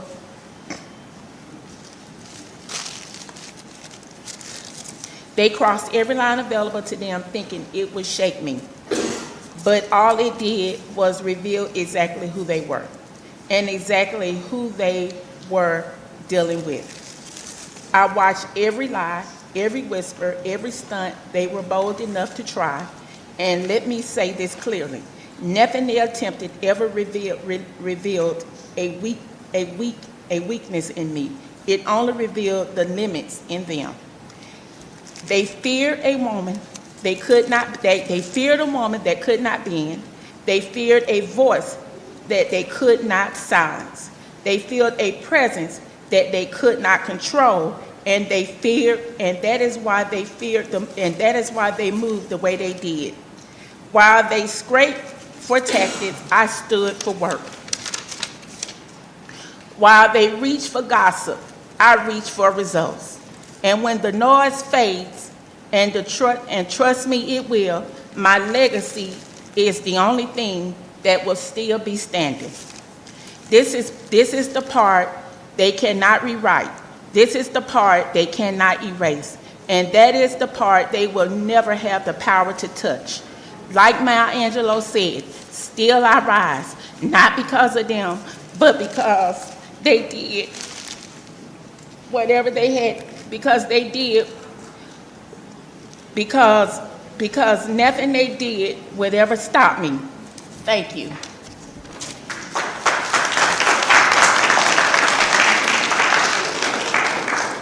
I don't see any other council members' lights on this evening. I will have some brief remarks. I want to say thank you to my husband who's here. He came to my first meeting as a council member in January 2014 and is here tonight for my last meeting, regular meeting as mayor, 12 years later. So thank you, baby, for always being there. My daughter Nia was here earlier with the pink locks. She's not feeling well. And my mom became a resident of East Point during my term of service and was able to vote for me when I was reelected in 2021. And so regardless of what happens in this world, I know that my family's with me. I also want to acknowledge former Mayor Patsy Jo Hilliard, who's in the audience tonight, who was the first Black female mayor in the state of Georgia, as well as the first Black and the first female mayor in the city of East Point. She blazed the path for us, for all of us, and I'm truly grateful for her. Bishop Fan was here as well, who was also a former council member. I've said a lot in my over 400 meetings as an elected official in the city of East Point, of which I presided over 250 of those, over 250 as mayor. And so there have been a number of things that we've done. There's a number of receipts, there are a number of accomplishments, and regardless of whether, and I just heard the snicker or laugh when I made that comment, but there have been. And one thing I know for sure is that from the time that I started service in January of 2013 in this city to this day, this city is in a better place, and that we have made gains. And so when people try to mock at that or try to take away, one thing is for certain, receipts and legacy last and surpass all time. And so according to Delish Magazine, we have the best cupcakes in Georgia, in downtown at Cupcakery, the third soccer field on the world's first transit soccer league is in the heart of our downtown in East Point on Main Street. Through a partnership with Soccer in the Streets, Oz Pizza, Attorney Joel Baskin, MARTA, and the Arthur Blank Foundation. The city of East Point supplies drinking water to our neighboring cities of College Park and Hateville. The Coca-Cola production facility located in College Park utilizes East Point's water as one of the primary sources in the bottling process for its various beverage products. Thus, East Point water is in every product produced at that facility, from sodas to the Sunny Water, hydrating Fulton County and the world. Ready Ice, headquartered in East Point, provides ice for all Delta flights. So East Point water literally goes around the world. Money Inc., in its comprehensive guide for home buyers, ranked East Point as 28th of the 30 best suburbs to live in Georgia. And when I got here, we weren't known for any of that. And so, again, I say, may the works that I've done speak for me. And the laughing that happened when I started to talk about accomplishments up here on this dais, as well as the recent mail that went out. Martin Luther King Jr. said, returning hate for hate multiplies hate, adding deeper darkness to a night already devoid of stars. Darkness cannot drive out darkness. Only light can do that. Hate cannot drive out hate. Only love can do that. And so one thing I know for certain, being reelected with 77% of the vote, one thing I know for certain is that the majority of the people in this city of East Point stand with me, have stood with my administration, and know that we have made great gains in this city. And the people who try to detract from that are people who are trying to bring hate into our city. I've never seen anybody waste their money on such senseless, hateful communication. But you know what that tells me? We're doing something great. And they want to be a part. And the way people try to bring down greatness is to tear it down. But promotion comes not from the north, the south, the east, or the west. It comes from God. He is the one who setteth down one and put it up another. So in all things give thanks, even in the midst of what people perceive as weapons. No weapon formed shall prosper. I want to thank you all for allowing me to serve you. It has truly been one of the greatest honors of my life. And I can continue to say, and I sang it, but I won't sing it tonight. I sang it at my last inauguration. If I can help somebody as I pass along, if I can cheer somebody with a word or a song, if I can show somebody that they're traveling wrong, then my living will not be in vain. Service is the rent that I pay for my room here on earth, and each day I work to not get evicted. And so know that this is the end of my service as mayor, but not the end of my service to our city, our community, and our county. It will still continue. And I will continue to say wherever I go, there's no point like East Point. Thank you.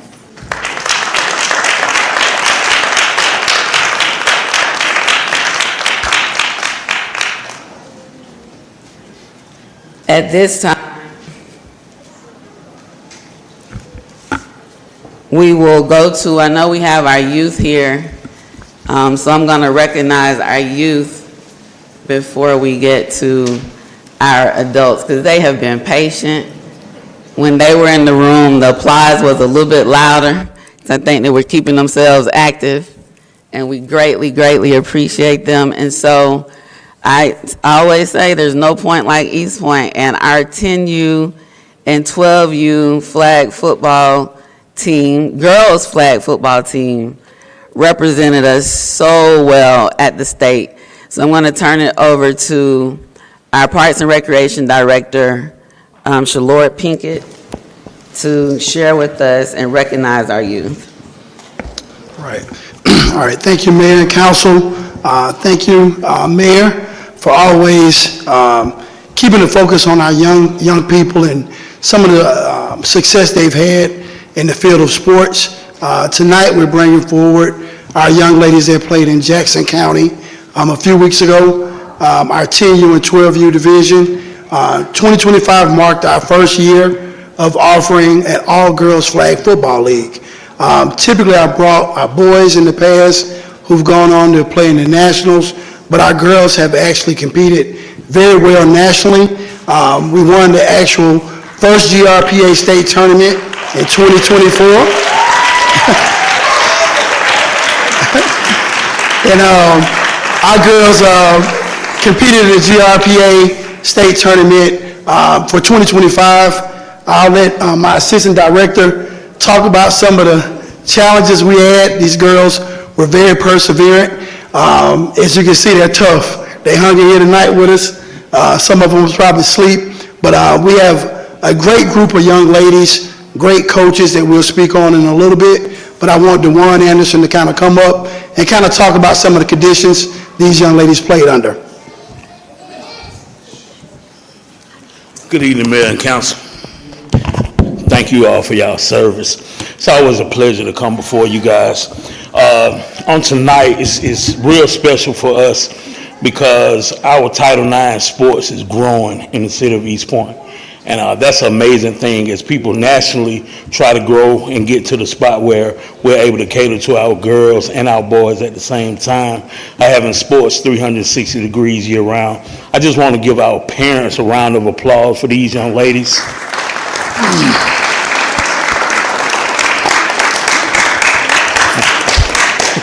But we definitely couldn't do it without the parents for believing and trusting in us of being able to carry their daughters and teaching them the game of flag football.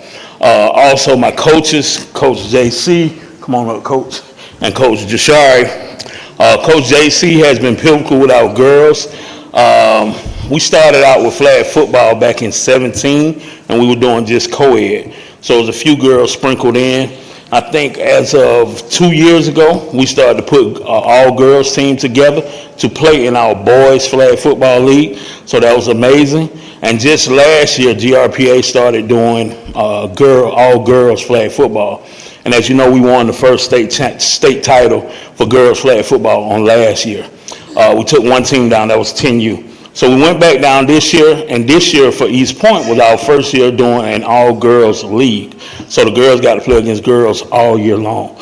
So that was amazing in itself. We learned that our girls have a lot of personality, a lot of swagger, and they're mostly tougher than the boys, being honest with you. So we took two teams down to the state championship this year, which 10U and 12U. Our 10U team was one player away from winning it. We ended up coming in second place, runner-up for this year GRPA. Our 12U team, things could have been different on different soil, but we went down and represented East Point well. Came down to one last play that went off at the horn as well. But our girls did an amazing job to fight through the cold. I don't know, was it 20 degrees down there, y'all? With the wind. With the cold, the wind, and we were sitting in between the valley and trying to get our girl to take blankets off 5 minutes before kickoff. I mean, it was rough, y'all, but our parents and our kids did an amazing job and fought through, and we won runner-up for our 12U as well. So I just want to commend these young ladies. I want to give their coaches a second to be able to call out their girls and let their girls get on. Also, I brought you guys some medals from our girls. so that we can make sure that everybody gets some hardware. So I just want to give it over to our coaches so they can give their girls some praise.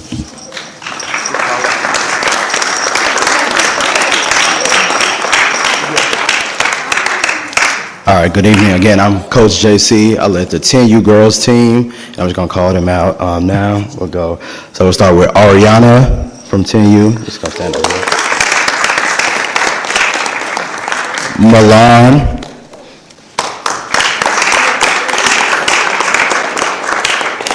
Jador. Autumn.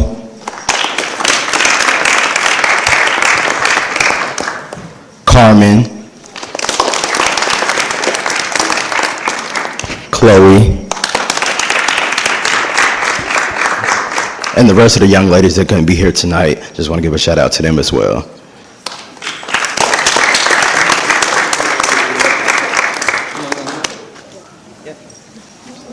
All right.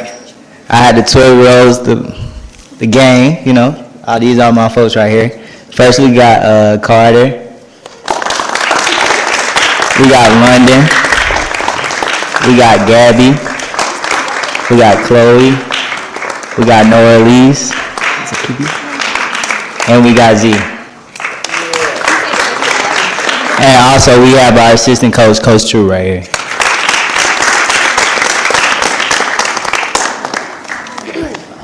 So I am going to see if any of the council members have anything they'd like to say to you all. I'll end with some congratulations, and we're going to come down and get a picture. Where the family? Where the parents? I know y'all here. Let's give it up to the parents. As parents of a scholar athlete, I know how much time y'all time and money that y'all put in. So congratulations to the parents as well. What'd he say? Huh? Our daughter Nia plays national travel softball. So money. So council members, Councilmember Atkins, Councilmember Mark Rogers. Yes, just very briefly, I would just like to extend a very hearty congratulations to each and every one of you scholar athletes. I know that in order to be able to play on the team and to do well in team sports, particularly, you've got to be great inside the classroom and on the field and work really cohesively together in order to bring those prizes home and do well on the field. So congratulations again. Rogers. Thank you. I want to say congratulations, keep your grades up, and don't forget to keep rising to the top. But most importantly, don't forget about East Point. Thank you so much, Director Pinkett, for putting our Parks and Recreation Department on the map. And thank you to our parents, because without the parents being heavily involved, this would not happen. So thank you.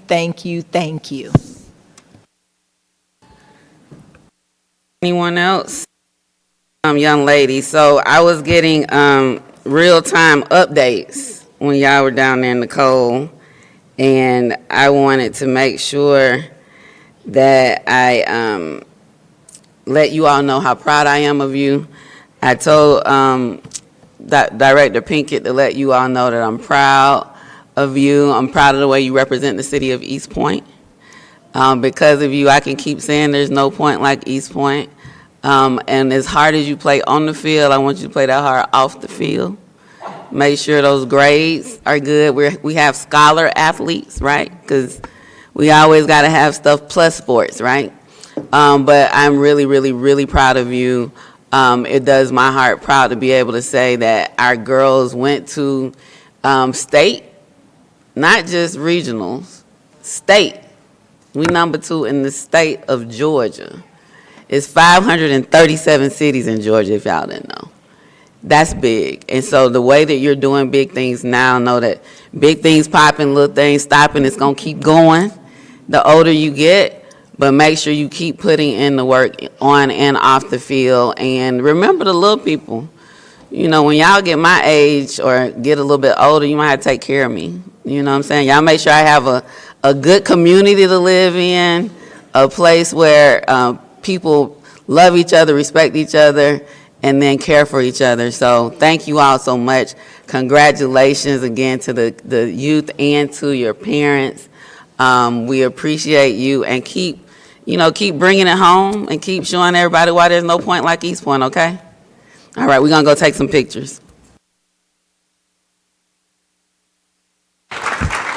Family, I know you all want to take pictures, but also feel free to get in the pictures as well.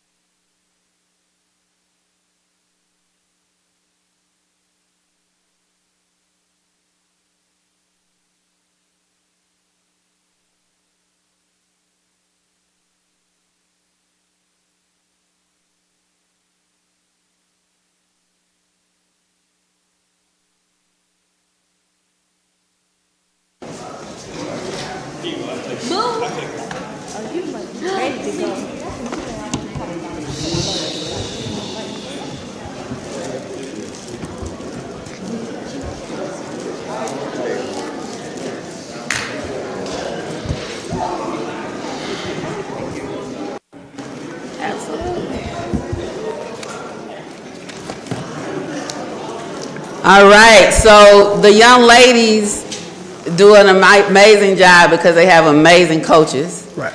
And so you all may not know, but November 1st is actually Extra Mile Day, National Extra Mile Day in our country. And it's an annual observance that celebrates individuals and organizations who go above and beyond in their communities, workplaces, and relationships. And it encourages people to make a special effort and also to recognize and thank those who are inspirational in their actions.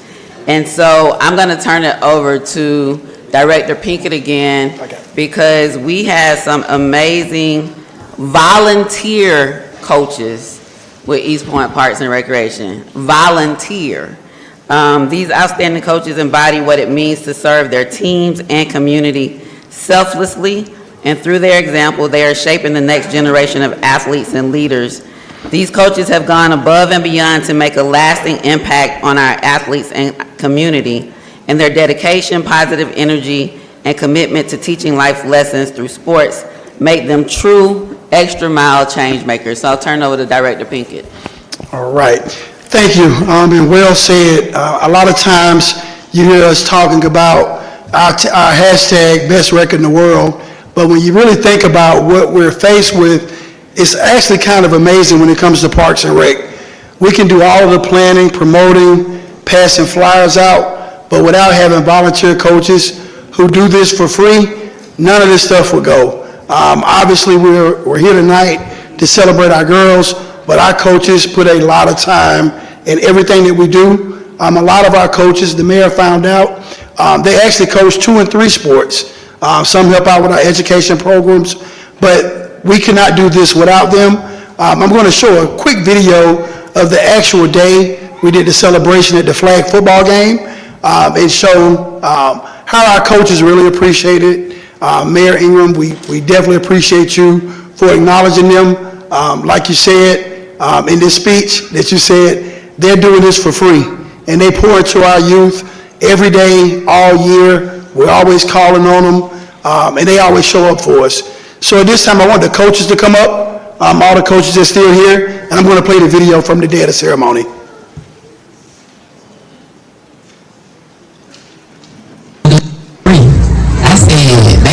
volunteer?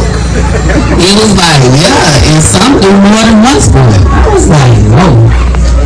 What can we do to show our appreciation, because it means so much. Today we're across the nation, we actually people who go to extra mile. And for me, for this year, I can't think of anyone better than all of our coaches who've given their time. And so what you have is a proclamation to read that. November 1st, 2025, as East Point Parks and Recreation Volunteer Coaches Appreciation Day in the city of East Point, and encourage all residents to join in recognizing and celebrating your invaluable contributions as an East Point Parks and Recreation Department volunteer coach, the lasting difference you continue to make in the lives of our youth who participate in East Point Parks and Recreation Program. Thank you all so very, very much.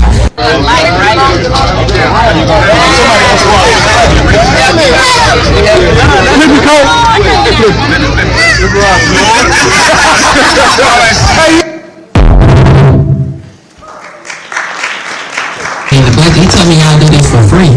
I said, they volunteer?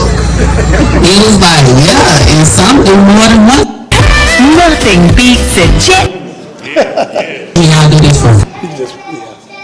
And in the last, we could not do this with the mayor being the last meeting. We got to show her doing a dance. We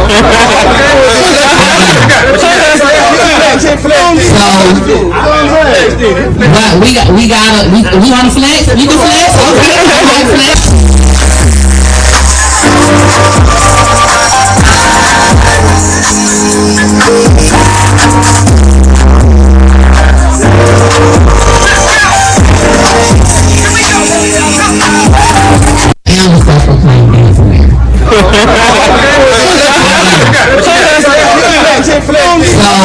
Just pause it.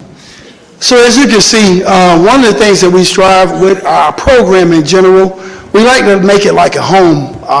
If you ever attended any of our flag football games or any of our sports, we want people to feel like they're at home. Obviously, East Point being my home is very special for me. Proclamations for me is a big deal. 5 years ago, you gave my mom one, her passing during COVID. So I really do appreciate this. I think our coaches are very proud of this honor. We had a lot of families came out on that day. A lot of our coaches are actually coaching as we speak at the gym tonight, coaching basketball. But I want to thank this council as well for always supporting and taking out this time to acknowledge what we do every day. We work 7 days a week doing this, and we call on these coaches tremendously. So I want to thank all of you all for your time and dedication for our kids. Thank you. And we know how important names are. It doesn't matter what people call you. What matters is what you answer to. And we answer to greatness. And so I asked Director Pinkett to give me the list of everybody's name.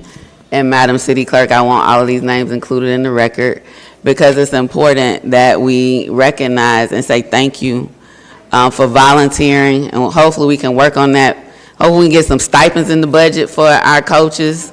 They don't have to be a lot, but some small stipends would be helpful per sport, because the work that they're doing and the investment they're making, again, is shaping our youth not only for today, but into the future. And so I'm going to call the names. I'll read through them quickly, but I believe in the power of names and speaking names. And so Harvey Glenn, Phil Speedy Jackson, Jay Moore, Jonathan Bob Williams, Joseph Smith, Darren Boot Stokes, Tony Smith, Ayavis Womble, Billy DeHaty, Devin Hall, I should have said Billy DeHaty, I'm sorry, Sinkithia Sheffield, Josh McKinney, Xavier Jenkins, D. Daniels, Harmon Favors, James Miller, Aaron Hill, and if you're here, just wave your hand when I say your name, Demetrius Ringfield, Byron Jones, who is also a council member. Is that Byron?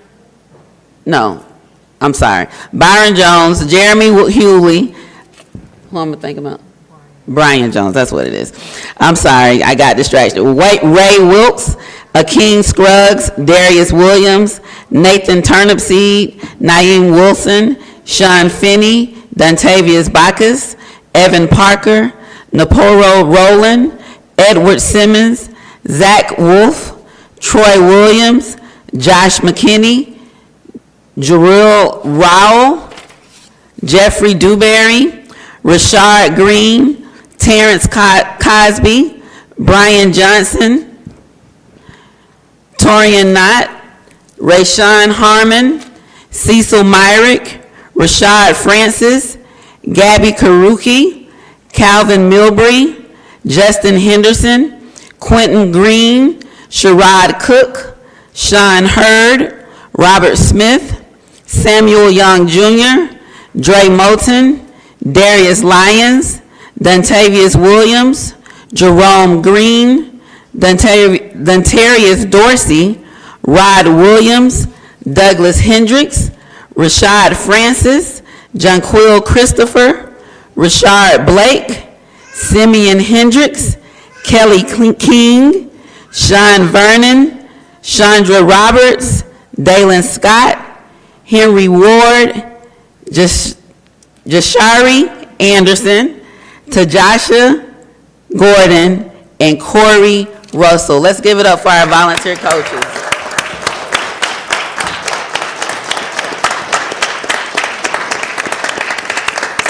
So we're gonna come down and take Madam a Mayor, quick. may I have a word? I'm sorry. Oh, I'm sorry, I didn't do. Go ahead, Councilmember Butler, and then we're gonna come down and do pictures. Ladies and gentlemen, I just wanted to take this time to salute you as being a coach. I know what that's like. Next to your mother, your father, your teacher, your coach installs so many lessons and so many valuable lessons. Part of those lessons that I got were from my coach. When I played football, keep your legs moving. When I hit basketball, don't take the ball, you got to take the ball straight up to the rim. But those are also metaphors for life. When you keep your feet moving, it's like when you keep your head when all about you is losing theirs and blaming it on you. So I want to make sure I give this special salute to the coach. I come from a family of coaches, and so I want to let you know how much I do appreciate you. Thank you for your time. Councilmember Martin Rogers. Yes, I also just wanted to say, I salute you all. Thank you for spending time with our most precious commodity, which is our students. They are our future, so thank you so much for spending time in investing in one of our most precious assets in the city of East Point. Thank you so much. Take a quick picture, and thank you. And thank you all for bringing your proclamations tonight. That's good for the picture.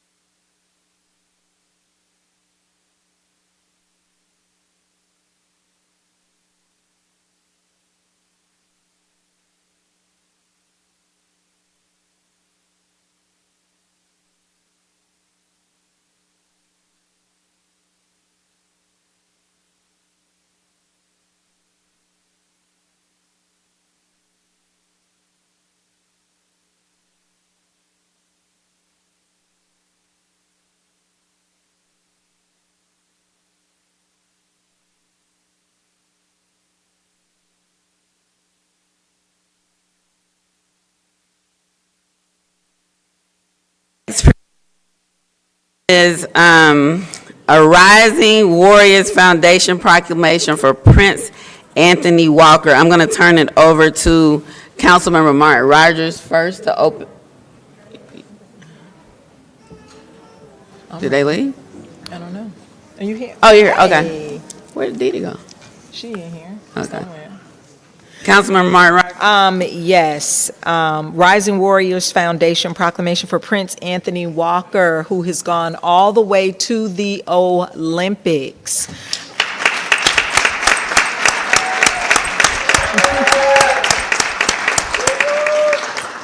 So we just wanted to recognize him this evening, Madam Mayor, and I'll turn it back over to you. Grandma. Oh, my good. Dee Dee, you are not shy, honey. Okay, so Prince, how old are 10 years old and already gone to the Olympics, huh? That means what? I don't know. You set the bar way, way high. But you're going to keep rising, right? So because of that, I have a proclamation in recognition of Prince Anthony Walker. Whereas Prince Anthony Walker is a 10-year-old homeschooled resident of East Point and dedicated martial artist training at Atlanta Martial Arts has brought extraordinary honor to our city. And whereas in 2025, Prince became the youngest athlete in East Point history and the first child ever from our city selected to represent the United States on Team USA at the WKC World Championships. And whereas Prince is celebrated nationwide, not only for his elite skill, but for his exemplary sportsmanship, leadership, and respect, qualities that make him a true role model for East Point youth. And whereas Prince's journey proves that children from our city can reach the world stage while carrying themselves with honor and grace. Therefore, be it resolved that I, Dina Holiday Ingram, Mayor of the City of East Point, along with the City Council, do hereby proclaim December 15, 2025 as Prince Anthony Walker Day in the City of East Point and encourage all residents. You got a day, man. You got a day. And encourage all residents to join in celebrating Prince's historic achievement and his embodiment of great sportsmanship and leadership. Congratulations, Prince.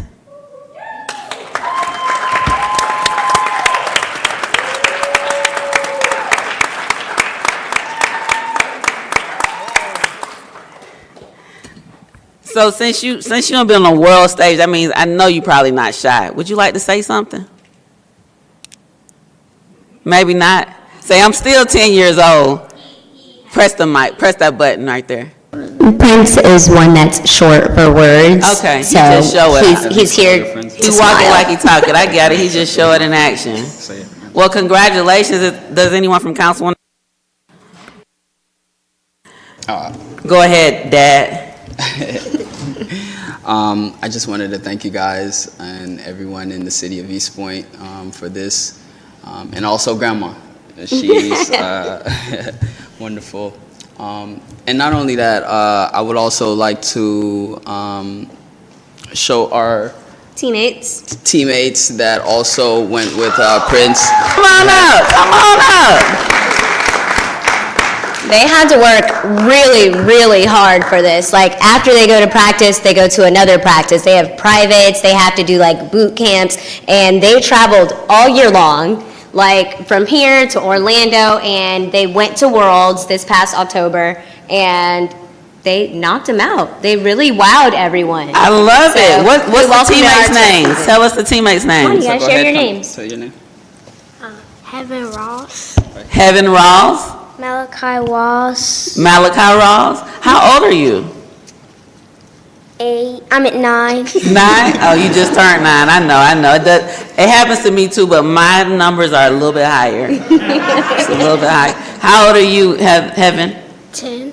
10? Okay, you're 10 as well. So Well, congratulations. Yeah, Malachi and Heaven, they're brothers and sisters.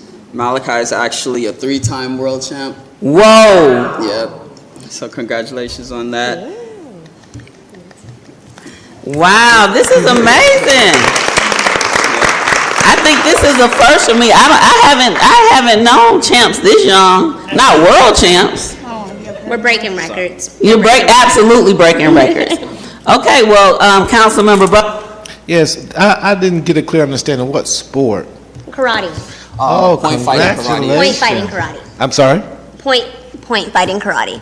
Congratulations. It's very well deserved. And keep Thank your you. head up, okay? And I'd like to thank one more person, which is our president, Mr. Ross in the back.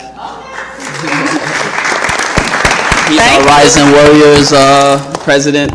And thank you guys. Thank you. We're gonna come take a picture, okay? All right. So much crazy.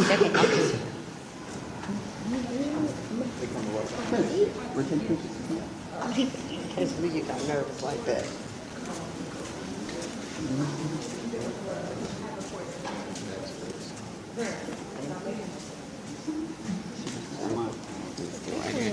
So, you wanna hold it? Yeah. Fix your faces.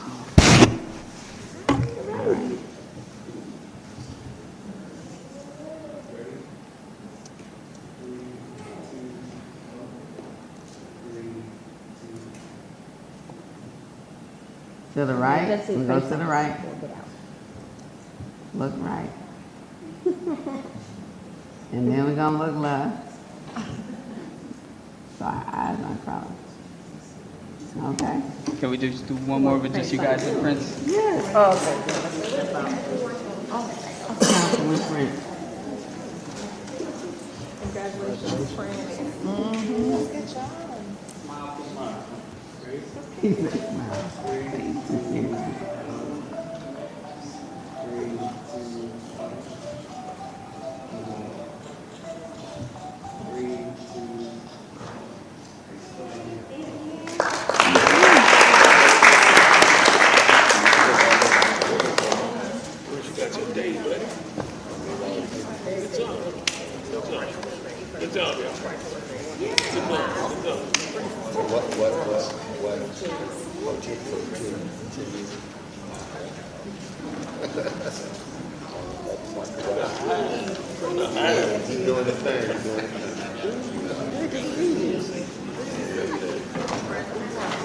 All right, we have next up Zeta Phi Beta Sorority and Amici East Point Chapter.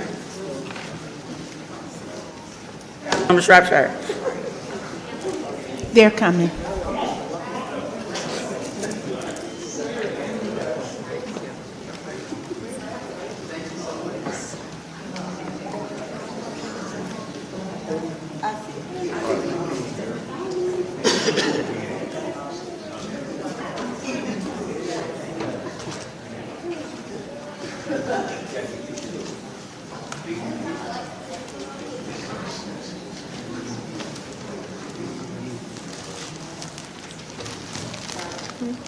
Thank you.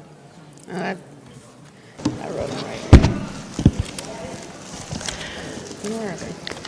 Good evening, esteemed councilwomen and councilmen and Mayor Dina Ingram. It is indeed a pleasure to come to you today with heart-filled gratitude, bringing you greetings from Kappa Iota Zeta Chapter of Zeta Phi Beta Sorority Incorporated, East Point Chapter. We are so elated to be here tonight, and we waited all night to get here to tell you that we are so humbly excited to be here and to thank you from the bottom of our hearts for the service that you have given to the city of East Point. We brought our flowers to bestow upon Mayor Ingram and Councilwoman Shropshire. We have loved working with you. You guys have been doing this for 12 years, and we have been a part of that the entire time. Our service area is the city of East Point, and we will continue the work that you started. We are so happy to be here, and we thank you once again from our chapter here in the city of East Point.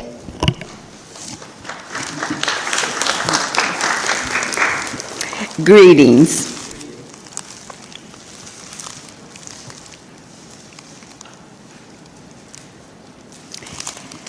Councilwoman Sharon, on behalf of Zeta Amici of East Point, we present you with these flowers as a token of our gratitude for the impact that you have made on the city of East Point.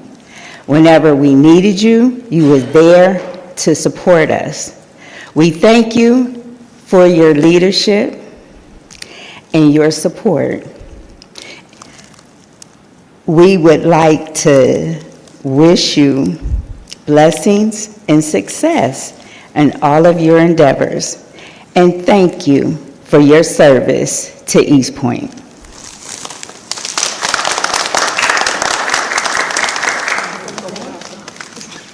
Councilmember Sharp, sorry.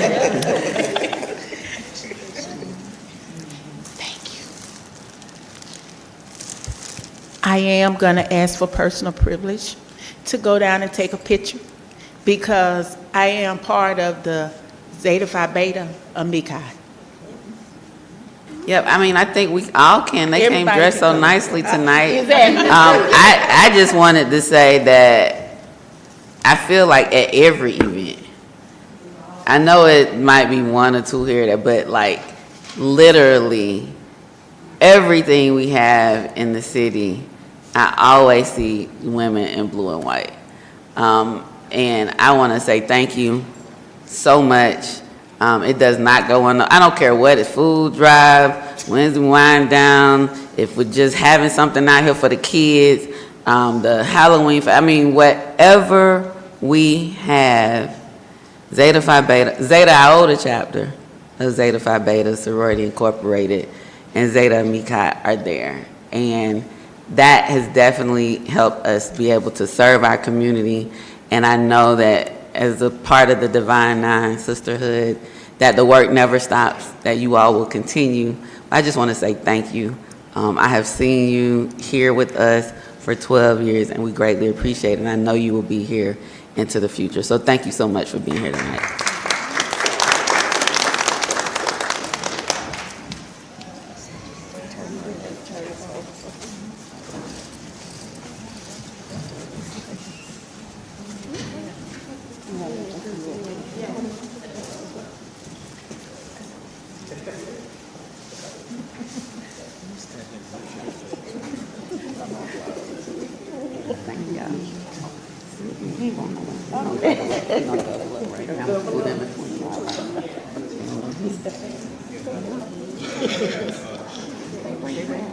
Need us to move in some more? Bring it in.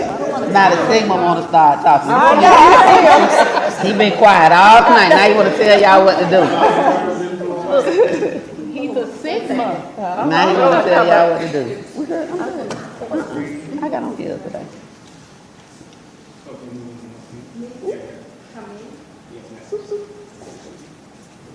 Act like you online.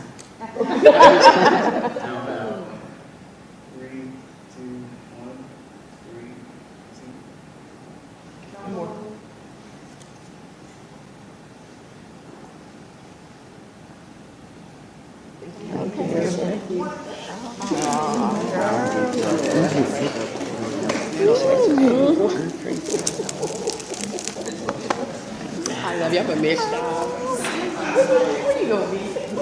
Right down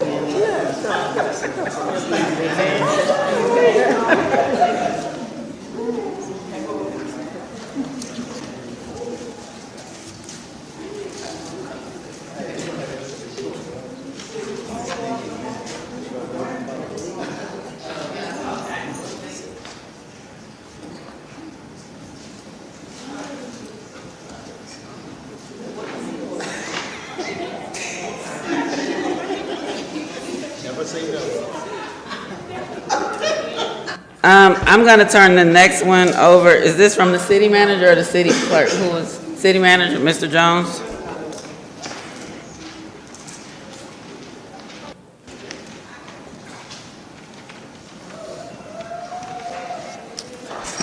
I don't always come up here, but kind of a special occasion. So have a couple of words that I'd like to share, and then we have a couple of things I'd like to present. But let me start off with good evening. Tonight, I have the privilege of recognizing the service of 3 public servants. Those who have served the city of East Point and shaped the way this community is represented in meaningful ways. Public service, particularly at a local level, is not easy work.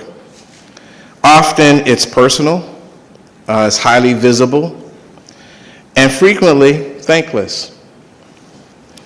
Those who step forward to do so knowing that they will be asked to balance competing interests, absorb criticism, make difficult decisions, and carry the weight of a community's expectations, often while sacrificing their time, their privacy, and their personal peace.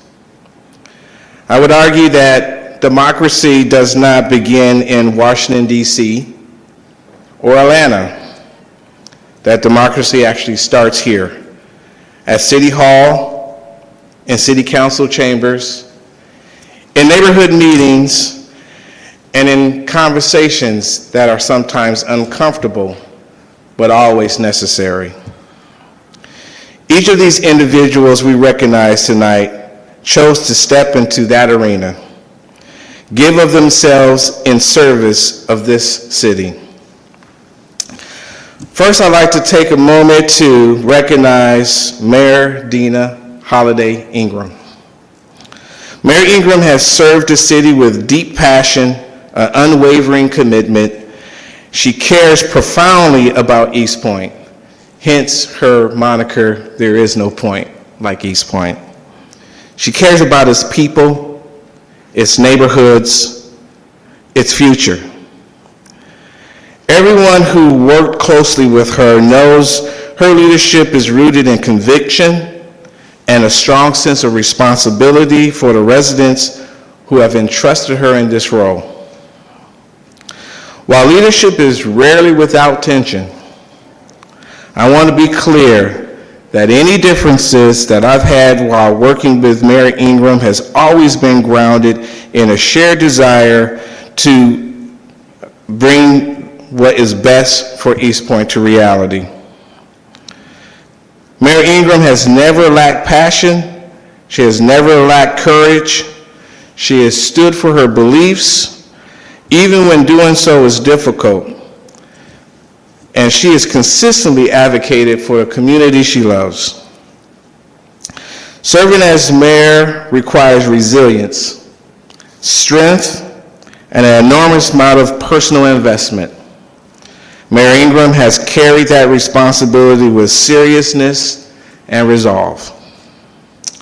For her service, her advocacy, and her dedication to the city, we thank you. Next, I would like to recognize Councilmember Shropshire. Councilmember Shropshire has been a strong and persistent voice in this community. She has brought intensity, perspective, and a deep concern for the people she represents. Public service demands that willingness to ask hard questions and challenge systems. And I can say that Councilwoman Shropshire has never hesitated to do so. The role of council member is not to be easy. It's to be engaged, thoughtful, and accountable. Councilmember Shropshire has taken that responsibility seriously. She has shown up, she has spoke up, and she has remained committed to advocating for the issues for her constituents on matters that she believes matters the most to them. Service at this level requires thick skin and a willingness to stand in the public's eye. Even when doing so is uncomfortable.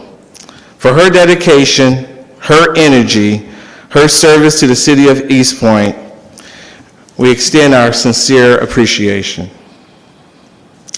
Finally, I'd like to recognize Councilman Butler. Josh, I genuinely has enjoyed working with you. Councilman Butler has brought a thoughtful, collaborative, and solution-oriented approach to his service.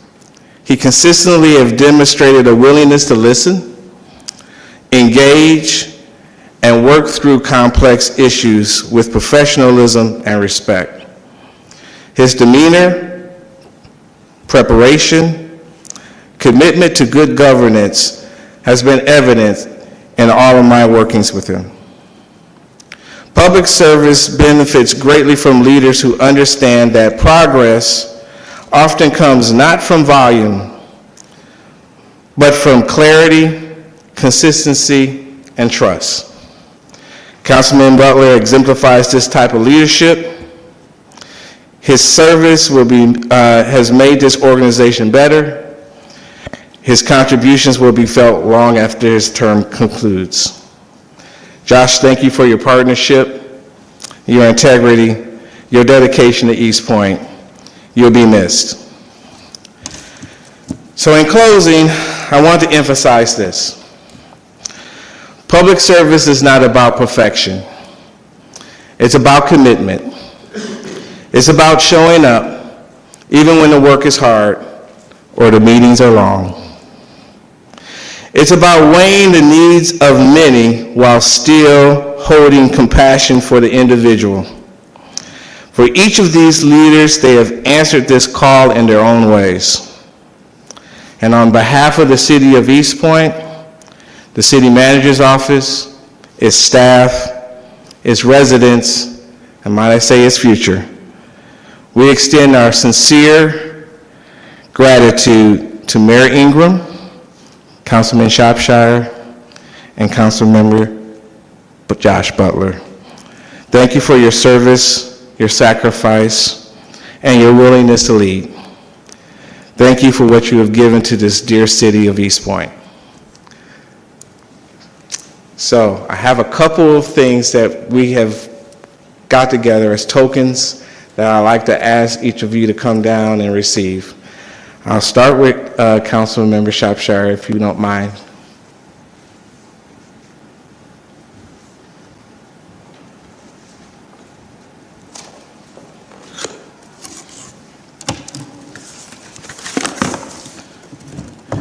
One thing I will always remember is that you brought the time into the city with Morris Day. So you will always have a clock to keep what time it is. Thank you. Thank you.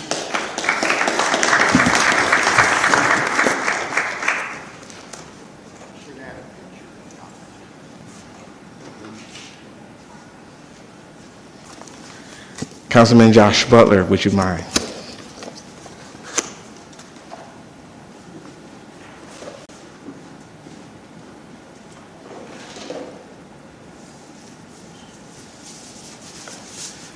Also, I'd like to present you with this timeless piece. I tried to get a Rolex, but it wasn't in the budget. Thank you for your service.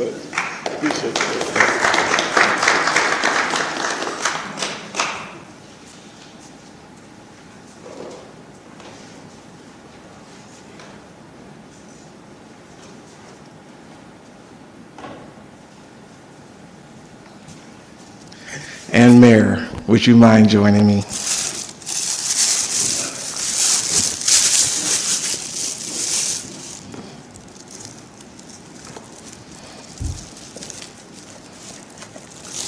sure.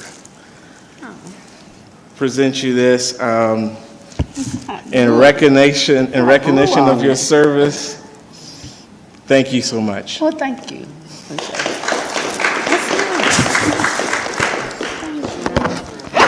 Oh, thank you, Mr. Drays.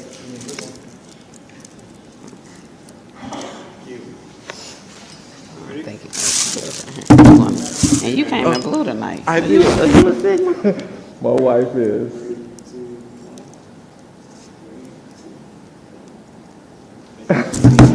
Thank you.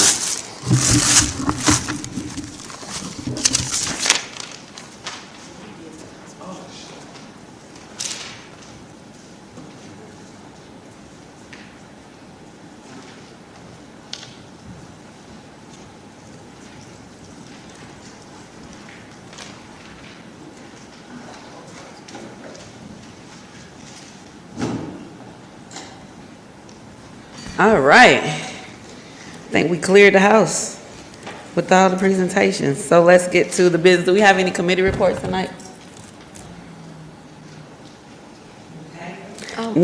Councilmember Ziegler? Yes, thank you. Just a reminder that we have our Budget and Finance meeting tomorrow at 6:30 p.m. I'm sorry, 6 o'clock p.m. It's going to be virtual on Zoom. Thank you. Can we get a motion, can I get a motion to approve consent agenda items 8 through 27? Second. It's been moved and properly seconded. Any discussion? All those in favor? Aye. That's 2, well, 3, I count Councilmember Mitchell. All those in favor? Aye. All those opposed? Motion carries. Next up, can we get a motion to open the floor for discussion of possible action on the proposed redevelopment plan for a proposed tax allocation district here known as East Point Innovation TAD South, also known as Willingham Innovation District. Is there a second? Second. It's been moved and properly seconded. Any discussion? All those in favor? Aye. All those opposed? Motion carries. The floor is now open. I see we have Attorney Johnson here as well as Mr. Koski. We had the public hearing on last week, and tonight we advertised that council will be considering whether or not to adopt the TADs 3 and 4. So I'll invite them up in the event that there's any question or comments that need to be discussed on number 3. And then there is a resolution that goes with each of these, I believe. There is. That we would actually, if there's action tonight, it would be on the resolution approving the redevelopment plan. That's correct. Pursuant to notice, you had a public hearing last week on the proposed redevelopment plan for tax allocation district number 3, Willingham Innovation, and pursuant to notice, you all are, the decision is before you tonight as to whether to approve that redevelopment plan and to create tax allocation district number 3. And the redevelopment powers law says that at such meeting, the redevelopment plan shall be approved as submitted, amended and approved, or rejected and returned to the development agency for further consideration. So those are the choices that are before you under the redevelopment powers law. Mr. Koski is here for any questions you might have.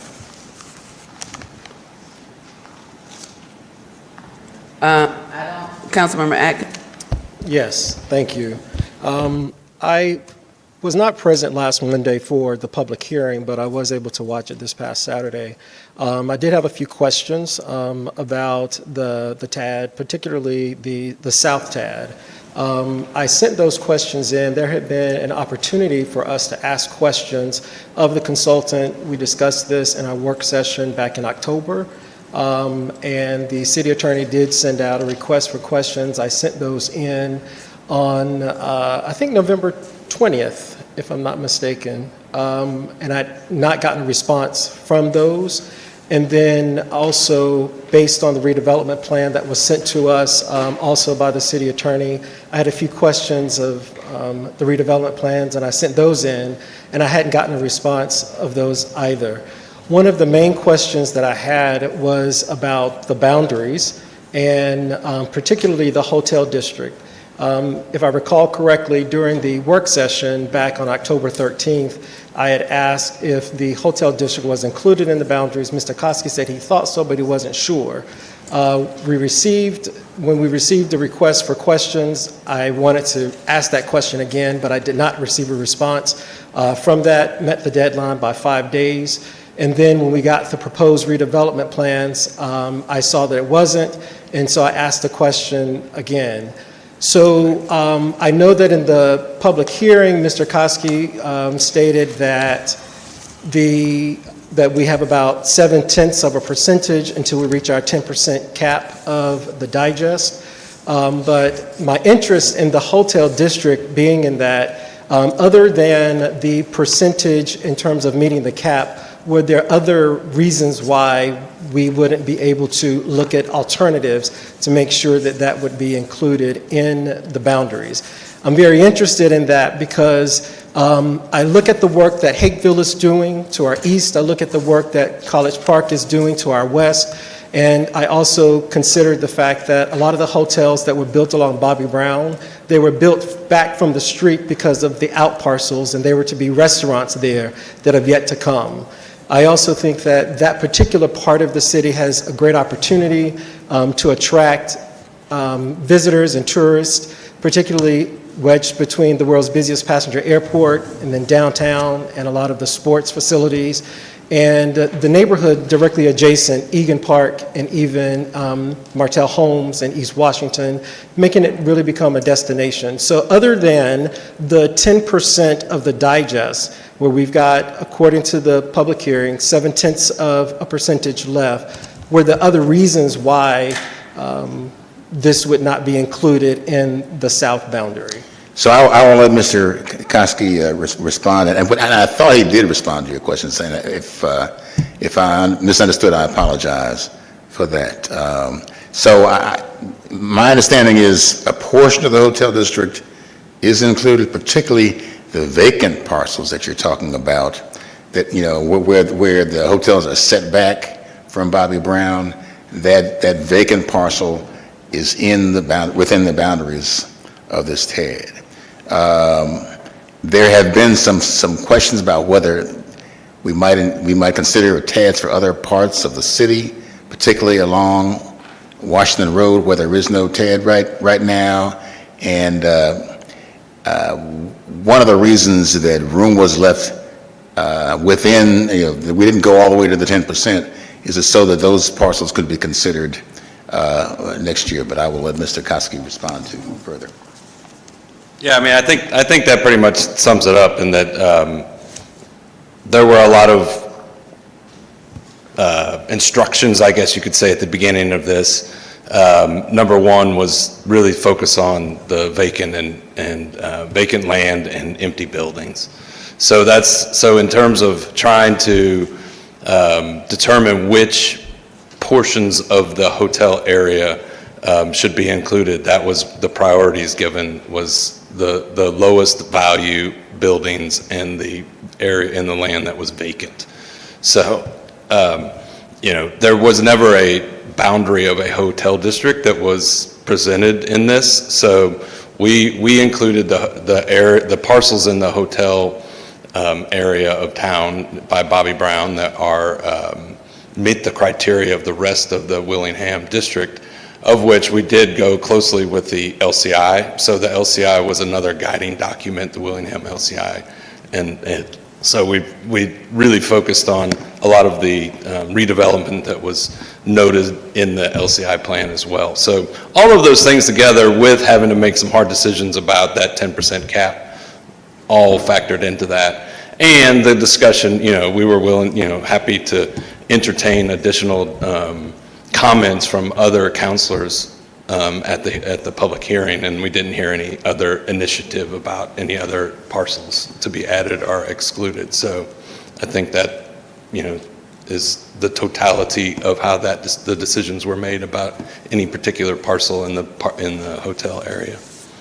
Yes, so understanding that I was not going to be here for the public hearing, I wanted to make sure that I met all of the guidelines and the deadlines for the questions. And again, I stated that I submitted those questions, but I did not get a response. And right. so I was prepared to answer them that last week. I didn't realize you weren't going to be here. I stated that at the work session because we talked about the vote, and I also stated that I wanted to make sure that we would have a quorum because the meeting before, when we tried to meet, we did not have a quorum. Yes, and I know. And I also thought about when you were talking about an emphasis or a priority on vacant or empty structures, that may have been a meeting that I missed, but I don't remember that being a consensus of the council. And so thinking back to when we worked with KB Group on the Economic Development Strategic Plan, I do remember very well that we had individual meetings with your team. I remember Gabby, I think I had 2 with Gabby and a couple of other people from the team. I've never had a meeting with anyone about this, and particularly as the council member from Ward B at large, and both of the proposed TADs are in Ward B, I had questions that never got answered, no responses to those things, so that makes me uncomfortable in terms of moving forward. I do understand that we would like to capture the increments based on the 2025 assessments, but I also understand that if parcels are not in the boundaries, that we cannot use dollars for those, and I still have concerns about, particularly the hotel district, when I go to meetings at Egan Park, not only the vacant land, but there are some structures over there that are crime-ridden and they're nuisances to those communities. And given the fact that in 2026, Atlanta region will host the FIFA World Cup. In 28, we'll have the Super Bowl. In 31, we'll have the NCAA men's Final Four. And so, again, trying to just capture tourists to get more heads and beds, more hotel motel taxes for other services in the city, I just would have liked to have had a more collaborative experience on this, and I just felt that that was lacking. And because I knew I wasn't going to be here, I sent the questions in. I never got responses. I will say about the process, from the beginning, I addressed this board and said this is an extremely fast process in which to pass 2 TADs, so I'll just leave it there.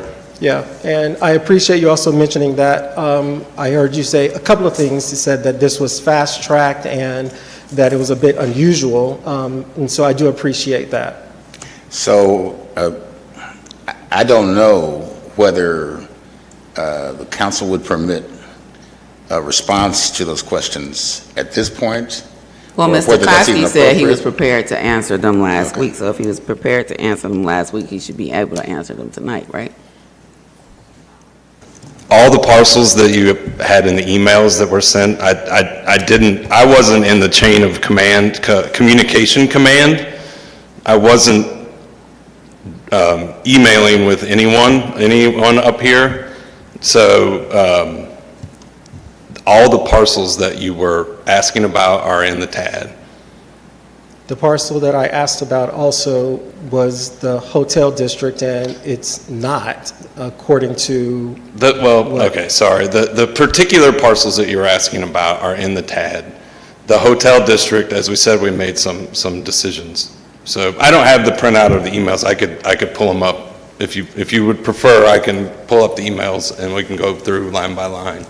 Well, if my big focus is, as I stated, the hotel district, and so that may require some... Well, I told you the answer to... Let him finish, Mr. Kosky. Yes. It may require some decisions by the body as a consensus, and it may require us deciding that maybe parts of the North TAD might be swapped out, and so that's a lot of work to do. I sent those questions in like 3 weeks ago.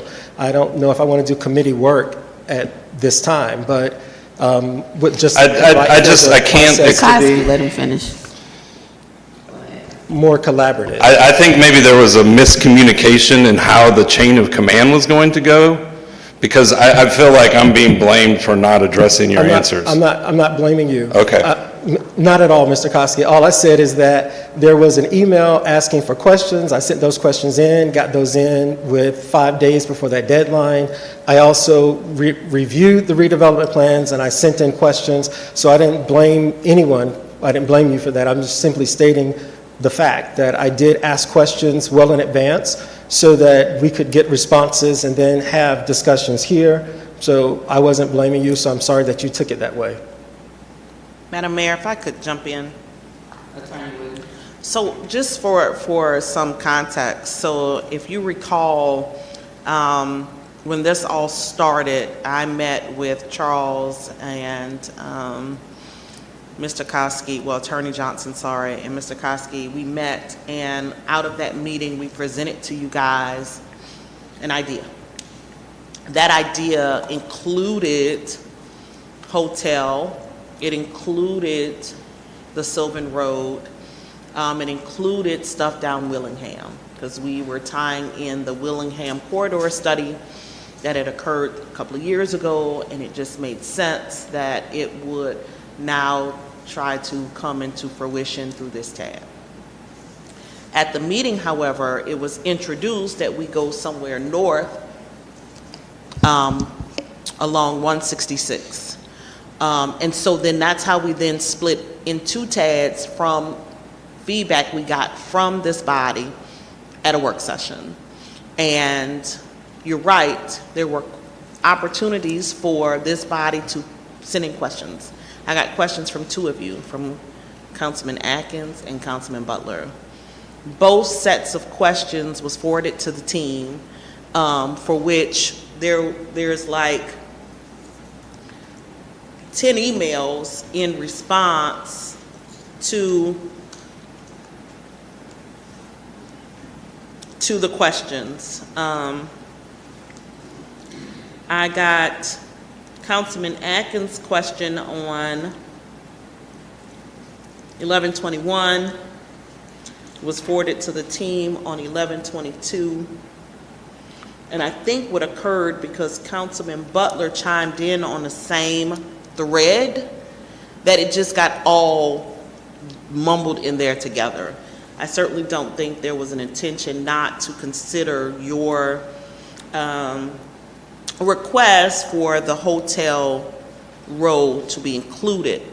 I think after leaving the work session, where a consensus of you added that, I'm calling it the north side because it's north of the Sylvan Road and the Norman Berry area that's right now in the redevelopment plan. But the consensus of you at that meeting changed what was presented to include this new area that this team had never even considered when we met. So to answer your question, Councilman Atkins, we did receive it, the team did get it, and when there were additional questions, I think it really just got buried under the other email chain that was added after your question, because your question was first, and then Butler's questions came through. Obviously, you're right about changing at this point to consider those additional parcels along Virginia Avenue would be difficult. I also recall during that work session, we talked about how the character of the hotel district is quite different from the industrial areas that were identified in the two separate TADs that came out of that meeting. Hope that provides some context and history.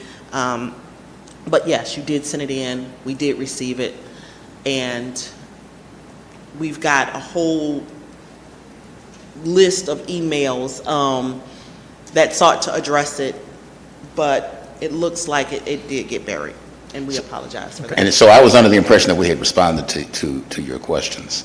And as I recall, one of the points that was made was that the hotel properties themselves will not see the level of growth that some of these industrial and vacant parcels would see, or that was the judgment that was made. And I think that was part of what was communicated in response to your question, so that there is property adjacent to hotels that is within the boundaries. Hotels themselves, a lot of hotels themselves are not for that reason. And I appreciate those responses, and even to that, Mr. Johnson, thank you. Because on Saturday, we had our Winter Wonderland for Ward B, and I had constituents asking me questions about the TAD, and I just simply said, I don't know, I don't have a response. I've asked questions, I've not gotten a response. And one gentleman asked, he said, I also think I heard that the downtown has been in a TAD for years, and I said, yes. And the question then was, well, what will be different this time? If the downtown has been in a TAD for all of these years, and we seem to be lagging from our partners, what would be different? And I said that would be a question of our city manager, who's new, working with economic development and planning and community development, but I'm not sure why it hasn't taken off as it was hoped, I'm sure. But those are, I got questions on Saturday, I had no responses to those, and all I could say was, I don't know. I've asked questions and not received responses. So one of the differences between the other TAD proposals, development proposals, and what's been proposed for downtown is that in the transaction involving downtown, the city is the property owner. You know, and in every other TAD project we've considered, the developer has assembled and owned the property. And that's a key difference as far as I'm concerned, that the development itself has been caught up in whether, the capacity of the developer as demonstrated by the ability to acquire the property. And we haven't approached that issue in anywhere else in the city. Thank you. I'll yield at this time. Councilmember Butler. Thank you very much. How you gentlemen doing? There are some things that were said in our meeting and in the meeting tonight that I have some concerns with also. What I think, for me, this is just, it's not a no, it's a delay. Because first thing I want to do is recognize the hard work that you both have put into this plan. And I recognize that, and I understand that. I think part of my heartburn is a lot of instructions were given. And like my colleague, I would like to know who gave those instructions. Because this is where I am. So some of the things that we're talking about, the reason why we have this urgency is because we want to lock in the valuation of the properties as they are in 2025. Because in 2026, they're unknown. And I think that's valid. But if 2026 goes where we have a recession, then those property values may go down. So we're trying to hedge our bets, and I understand the urgency of that. My concerns are this. In the past, when we've passed a TAD, there's always been a project with the TAD, and we don't have that.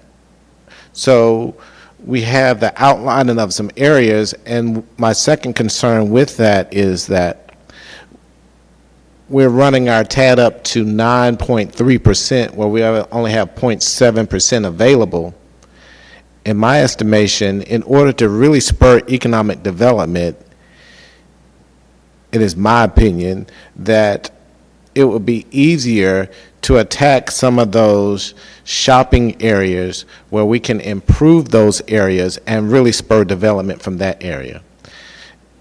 So when we're talking about Headland DeLoe, we're talking about the two properties on Washington Road, I think there are opportunities for us to go up, add mixed use to that, and explore this tax allocation district in order to help this capital stack rate for developers so they will come into those areas.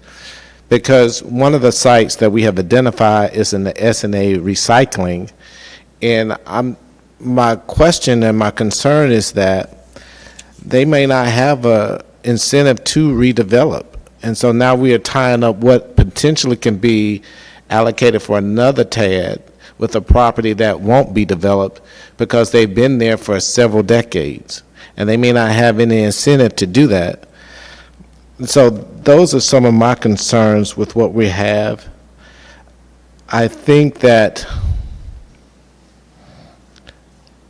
those are some of my concerns, and I'll yield my time to my colleagues, but I have other questions here, but for brevity's sake, I'll leave it. There's nobody else chimed in. You can keep going. Okay. So I would think that we would have a development plan for those areas in order to incentivize. I think if we're going to use this as an incentivization tool, then we can have our economic development people say, look, we have the ability to place this property in a tax allocation district so that we can mitigate your risk as you improve these sites. And I think by tying up so much land with instructions that just came, those are my concerns. If I can respond this way, and just by way of clarification, there are project-specific TADs and there are area TADs. A project-specific TAD, you are correct that a developer comes to us and says, I have this area identified. I've acquired the property, or I'm acquiring the property, and I want this incentive, and a district created around, incentivizing this development. An area TAD is a much larger area, of opportunity where you hope that you will attract development to the city to develop in some part of that area. So the only project-specific TAD that East Point has created has been Camp Creek. Okay? We had North American and Duke come to us and say, in order for this project to work, we need this incentive mechanism. The corridors TAD is an area TAD. And so that you have seen one project, the Walmart Supercenter project at Cleveland Avenue Crossing, developed, that developer was theoretically at least attracted to develop that site because the TAD had been created in a large area that included that site. So that's the only clarification I wanted to make. So that we've done both, the area TADs and project-specific TADs. But so that we've done both. Councilmember Martin Rogers. Yes, and I wanted to just reiterate, Mr. Johnson, that I live near the Camp Creek area. I purchased a home based upon that TAD at the time, which has taken off. We successfully paid it off, but some of the stores that were there in that area at the time was what drew me to the area. There was a Pier 1 there. Target was there. There was also a World Market there. So the possibilities are endless. But what I want to say is this, that the purpose of a TAD is to encourage economic development, which is something that we lack in the city of East Point. We've had several of these meetings.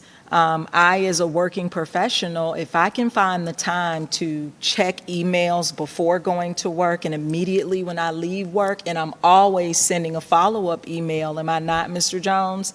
If I don't hear anything, I will take the initiative to follow up myself. Something of this big of a deal, I think that some ownership probably should have been placed on council members, especially the ones that sat here and we talked about this for quite a few meetings. But the purpose of a TAD is to stimulate private investment, revitalize declining areas, create jobs, and expand the tax base. Right in that area where the TAD is going to be, as soon as you go up under that overpass, the city of Atlanta has something called Invest Atlanta, where they have taken off with all of these tools in their toolbox for redevelopment. Like, this is an opportunity for us to move forward with this TAD and at least take the first step in revitalizing areas that can use it. When you all first came before us, the first thing I thought about was the area in which this TAD is going to be. It's near the expressway. The first thing that I thought about was a grocery store. How many people would be drawn to the area because there was a grocery store or an additional coffee house or other economic engines that would just bring people to the area to continue to put East Point on the map? So, I mean, I have attended those meetings. I had questions, but Camp Creek Marketplace is the best example that the city of East Point has as far as it relates to a TAD and the economic driver force that a TAD can bring to a city. So thank you so much for your time, and I just wanted to state that. So the point that you make, that you started out with, illustrates the point that all developments have life cycles, whether it's Camp Creek or Atlantic Station. If you turned on the television today, you learned about the businesses that were leaving Atlantic Station because, Atlantic Station has a life cycle, just like Camp Creek has a life cycle. Camp Creek is no different from Atlantic Station in that regard. Councilmember Ziegler. Yes, thank you. I just wanted to say thank you so much for your hard work on these TANs. I think we all recognize that it is a ton of work trying to figure out what it is that we want and kind of putting it into a very long and thorough document. With that being said, I am for TANs, especially those that are in my ward. We do get a ton of complaints from residents and from businesses describing displeasure on living next to these vacant properties. And to Councilman Atkins' point, in Egan Park, they constantly complain about problematic hotels. And it is a serious problem that I think that we need to take some time to discuss because these are big deals. And I think that, just taking some time to make sure that we get it right first, to make sure that we have included all the parcels that we need to include. And I'm not saying that we, delay this indefinitely or anything like that. I would suggest maybe having another meeting this year to make sure that we just get it right. For Ward B, for East Point, a lot of eyes are going to be on this, and we're going to have to respond and be accountable to what it is that we put in place. And I think it's just fair that we make sure that we're all aligned on what we're voting on. Thank you. Councilmember Shropshire. Thank you. Thank you for your presentation. Mr. Johnson, can you explain if the TAD is not approved tonight and they wait till maybe next year to do it, when will it go into effect? And that's my first question. Or how will it affect it? So if the city creates a TAD anytime after January 1, anytime after December 31, the TAD will not go into effect until January 1 of 2027. So you will lose, if there's any growth in the digest, it will be lost to the TAD. If during 2026, it will be lost to the TAD if you delay until the first of the year in creating. That's a policy decision that you can make, that you desire to, you are willing to assume the risk of that's associated with that delay. But in fact, you would lose any appreciation that happens in 2026. Thank you.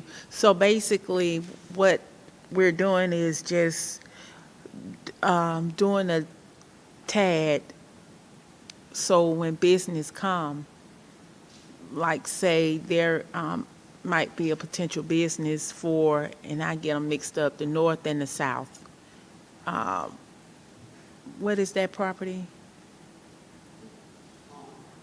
The south is Willingham, Willingham Innovation, Okay. and the north is Sylvan Oakley. Okay, I think that's it. So if a developer wanted to come and wanted the TAD, it would not be there. They would not get the tax allocated because there's nothing in place for that. That is correct. So we have, so the city has received interest in at least the property in the Willingham Innovation area. And whether they will be patient enough to wait for another year to see whether you all are willing to create this district, or whether the developer might decide to go somewhere else. Who knows? We run that risk. And then the city, if they decide to go somewhere else, then the city will lose out. Okay. So basically, just because we're doing a TAD, there's still interest there for business, for the development to grow. If you wait and the interest of the business that's already interested may go elsewhere. and then the city would lose because you would lose a whole year because it wouldn't go into effect until 2027? Okay. Thank you. I'll just also add to your question, the other thing that you have to consider procedurally, we would have to re-advertise another public hearing. Yeah, and it would have to be re-advertised all over again. That's correct. Thank you. Councilmember Mitchell. It's going to be my question. I'll come back. Yeah, thank you for your presentation. Really quick, how amendable are the TAD? So say if we sign this resolution, put it in place, will we have to wait a certain amount of time before we want to make a change, if some type of change needed to be made? Or will we have to wait for, I don't know. Well, you can amend, you can amend tonight, or you can amend, you can, if you vote on this some other time this year, then that amendment will still be in effect. If you amend, if you create the TAD this year and amend it next year, you might as well create a new TAD. Right. Because under the Redevelopment Powers Law, if you change the boundaries, you reset the base. But that still wouldn't go into effect until the next A year from now. Yeah, okay. I was just sitting here thinking about that. Okay, thank you. Attorney Wiggins, how much notice has to be given before the vote? Before the meeting? So there's a notice for the public hearing, and there's notice for action on the redevelopment plan, right? Yes, so the local legislative body shall cause the date, time, place, and purpose of such meeting to be advertised in one or more newspapers of general circulation within the area of the operation at least once during a period of 5 days immediately preceding the date of the hearing. The same is true for the public hearing. It provides that the local legislative body, You just said the 5 days before the date of the hearing. before the five days before the date of the meeting, and then the same is true for the hearing. So you got 5 days you have to advertise before the meeting. So this would be the meeting in where you consider approval of the TAD. And then there's also 5 days before the public hearing that you have to advertise. So we've already done the 5 days on the public hearing. We've done the And 5 held days it. for both. Right, but there was, during the discussion, Councilmember Ziegler mentioned maybe possibly having another meeting this month. And so I'm trying to find out how many days notice would be required if there is a desire to have another meeting this month where potential action could be taking place. I just looked at the calendars, Madam City Clerk. The notice has to get to the paper by, Tuesday or Wednesday? On Tuesday. So that's tomorrow. Yes, tomorrow. And if it gets there by tomorrow, when does it start running? It should start, if I do the emergency for tomorrow, because it would have to be published in the, it definitely will be published in the online paper, for sure. But in the physical paper, no, but online, on their website and everything, yes.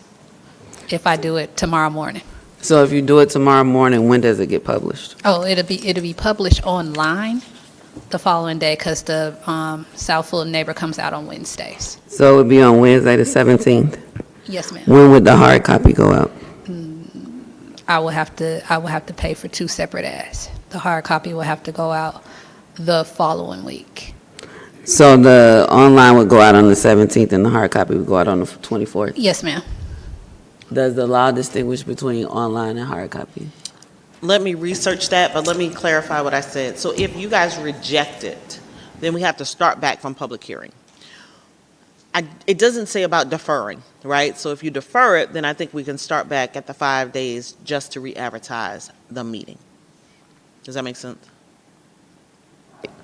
Now, whether or not advertisement can be online, I need to research that. So this law was developed before online became a possibility.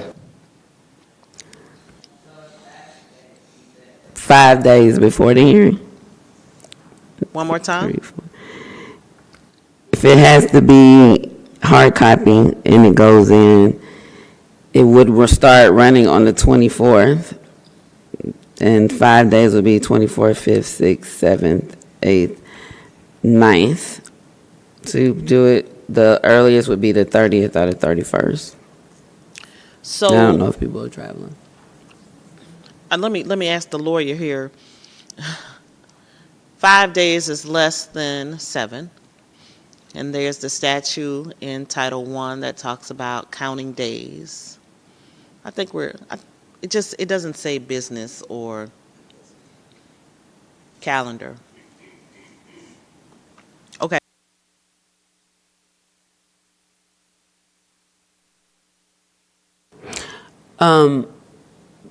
So, looks like it would, if possible, it would be the end of the month, the 30th or the 31st. My question is how often is developed land included in TADs? So property that's already developed, that's not blighted. Because I think in your presentation you mentioned blight as one of the things to look for as you're talking about TADs and redevelopment and. Right. I mean, not every property in a TAD has to be blighted or declining or in lacking of infrastructure. So you can put individual parcels in a TAD that may not necessarily conform to the general reason as to why there is a TAD. So the short answer to your question is there are plenty, there's lots of TADs that have buildings inside of them, fully functioning buildings. It's not, wouldn't be. This TAD has buildings, like I'm Yeah, not suggesting. I mean, that there's nothing strange about either of these TADs as they are. Doesn't mean you have to pass them on, just in terms of outside the lines of a typical TAD in Georgia, these are very typical TADs in Georgia. So the Camp Creek Business Center was half developed at the time the TAD was created. But it was a large area that included the vacant area where the marketplace is now and a lot of undeveloped property in the business center. So we created, when the city created Camp Creek, it included a district that included totally undeveloped areas and areas where you had a checkerboard of development. So you can do both. Have you all determined the value, the tax digest value of the hotels? I mean, which one? That's the Councilmember Atkins question. Well, I was talking about the hotel district, and we've been using that term loosely. And so I'm talking about not only Bobby Brown, but also on Virginia Avenue, and maybe up to perhaps wherever we're meeting either by the KFC or someplace along there. But This is the first time we've had any particular parcels of hearing about these, so I don't have the particulars on any of that. Again, we put in the portions of the hotel district that are most likely to redevelop in the shortest amount of time. But I could absolutely provide you with information about any particular parcel. I mean, it's all, listed. Our data comes from the Fulton County Tax Assessors database, so it's all public to anyone as well. So, we could certainly pull up that, make some maps to show you what the values are. But again, any additions down there in that, southern portion of the hotel district would probably mean you're going to need to take some out of somewhere. So, there would need to be some process of a discussion around that. I don't know that that's, as you said, best done here. So if there was another meeting to try to get this TAD passed before the end of the year, I would say we would also want to figure out how to be productive with our time between now and the end of the year to answer some of these questions. If that's the goal, of why we're waiting. If there's other reasons to wait, I mean, that's also part of the discussion. But sure, we're here to serve. You tell us what you want to do.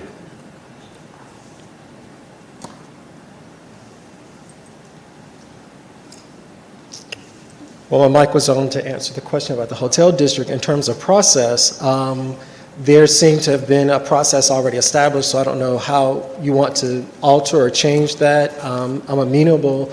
Like, I was using the example of the Economic Development Strategic Plan. There were opportunities for us to have one-on-ones. I don't know if that's what we want to do or how we want to do it, but I'm amenable. I've just never had a conversation. I've mentioned it even in the work session on the 13th when we first started talking about this, when it showed up. So I will say that I am Asking. Let him finish. we've had phone conversations. Right, I understand that, so I'm trying to figure out what is the best way, because I was hoping that we wouldn't get here, because even in the 13th work session, I said perhaps we can look at a map and talk about boundaries. That never happened. Okay. So I don't know what the process is that is really established and how best to move forward with that, but I'm amenable to those things, whatever is going to work best. Councilmember Martin Rogers. Yes, and I've heard a lot about the hotels, and what I'd like to, I guess, just briefly be educated on, based upon your experience, if a hotel is in the TAD district, to what degree will it, I mean, what happens once the hotel is in that district? I read a little, and it says, okay, sidewalks, maybe some beautification, but then there's also a mention of the World, is it the World Cup? Coming here and wanting our city to look good, but we still wouldn't have, it takes time over time to develop Right. these areas. But to my point, if a hotel is in that district, I guess in layman's terms, what do they receive? Or what kind of limitations, or it wouldn't be a limitation, but what would they get in order to improve their property? Because over off Camp Creek, those hotels were built. It's about Four Point Sheraton, a Holiday Inn, it's a Marriott, and there's also another one, maybe a Holiday Inn, actually a fifth one near the movie theater, and then there's one on the lake. Those hotels were built into the TAD, but if you could educate me, because I've been hearing that they want, there's been conversation centered around hotels being in the TAD. What exactly would a hotel, what is the benefit of them being in the TAD, in layman's terms? Well, again, this is the redevelopment powers, so mostly we're talking about redevelopment. So the TAD would become into play largely on any parcel, whether it's a hotel, an industrial site, a vacant site, a former anything. Or if it's active, if it's an active business and they want to do redevelopment, right? The city may want to come in and do some infrastructure to help them with the redevelopment. So if they're in a TAD, the city has the ability to help with the redevelopment, the redevelopment, right? There's other ways to use TADs. You can do lots of things with TADs. None of them happen fast. The TADs are a very long game. So that's why TADs are best paired with a master plan. And when the master plan says, here's what we plan to do, the TAD is an implementation tool that might help implement the master plan. Any individual property owner that's in a TAD doesn't get anything except the opportunity to use it. And then, once the TAD is in place, you all make decisions on how to use the TAD with property owners that are interested in partnering with you to use the TAD. So the TAD's in place, you may never use it. No property owner may ever want to use it. It may just sit there and then you say, well, why do we have a TAD and let's get rid of it? That could happen too.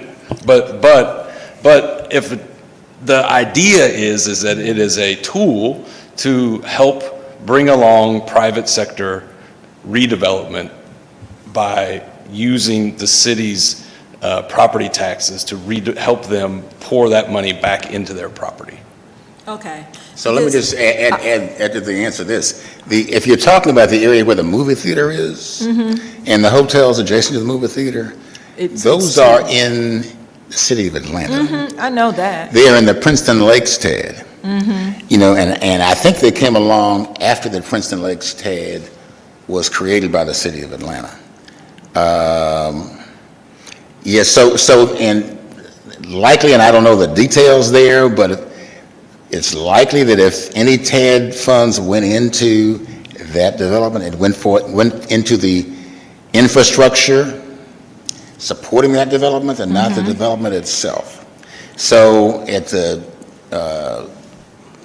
the hotels along Virginia Avenue, the infrastructure is already there. There might be some ability to enhance infrastructure, but site preparation or laying down utilities, that's already been done. So, and then the other thing about a hotel is, that if it's already built, if you have a hotel that's already built, you're gobbling up a whole lot of your digest in a smaller aggregation of real estate. A lot of the digest is taken up with that property, it just seems to me. It's taken up because the property already has a higher value, which is the value that usually is you try to create with the TAD so that you can use the increment for the infrastructure.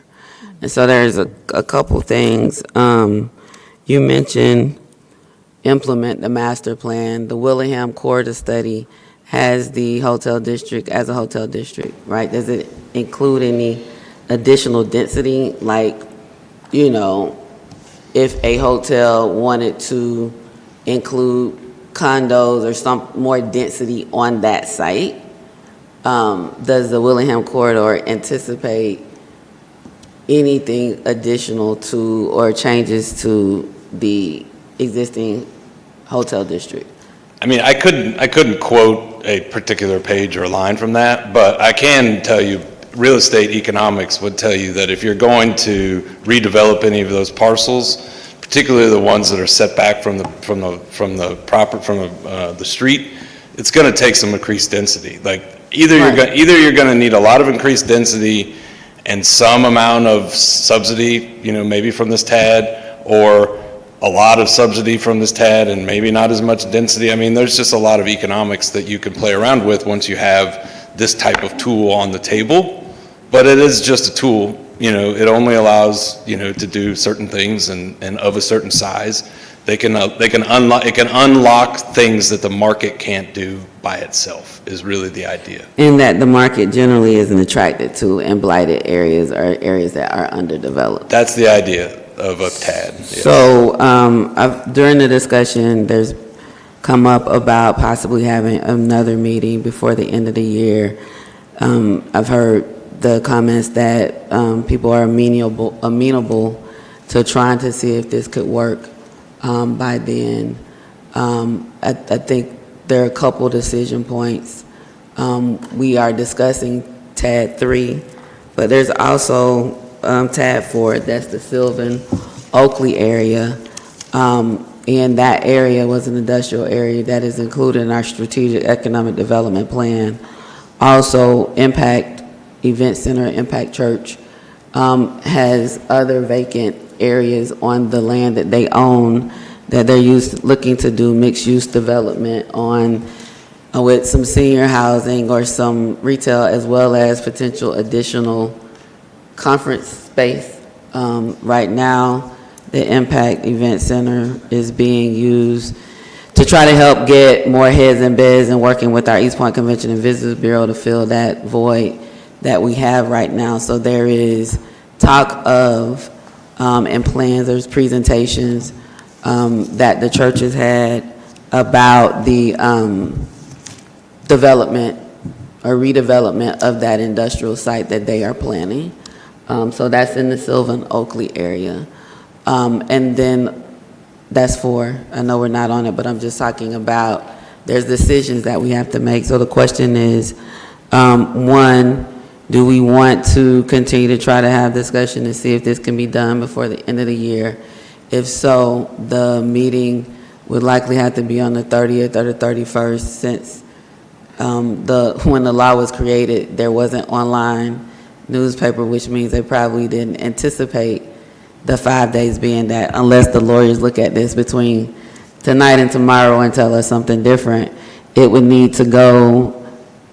We would need to be advertising, putting in the information to advertise the next public hearing tomorrow, so that it can either be online on Wednesday, or it could potentially be both, I don't know. But if it gets there, it'll be in the paper by the 24th. So that's one decision, if that's something that council wants to try to do before the end of the year. The other decision is, if so, are we looking at TAD 3 or TAD 4 or TAD 3 and 4?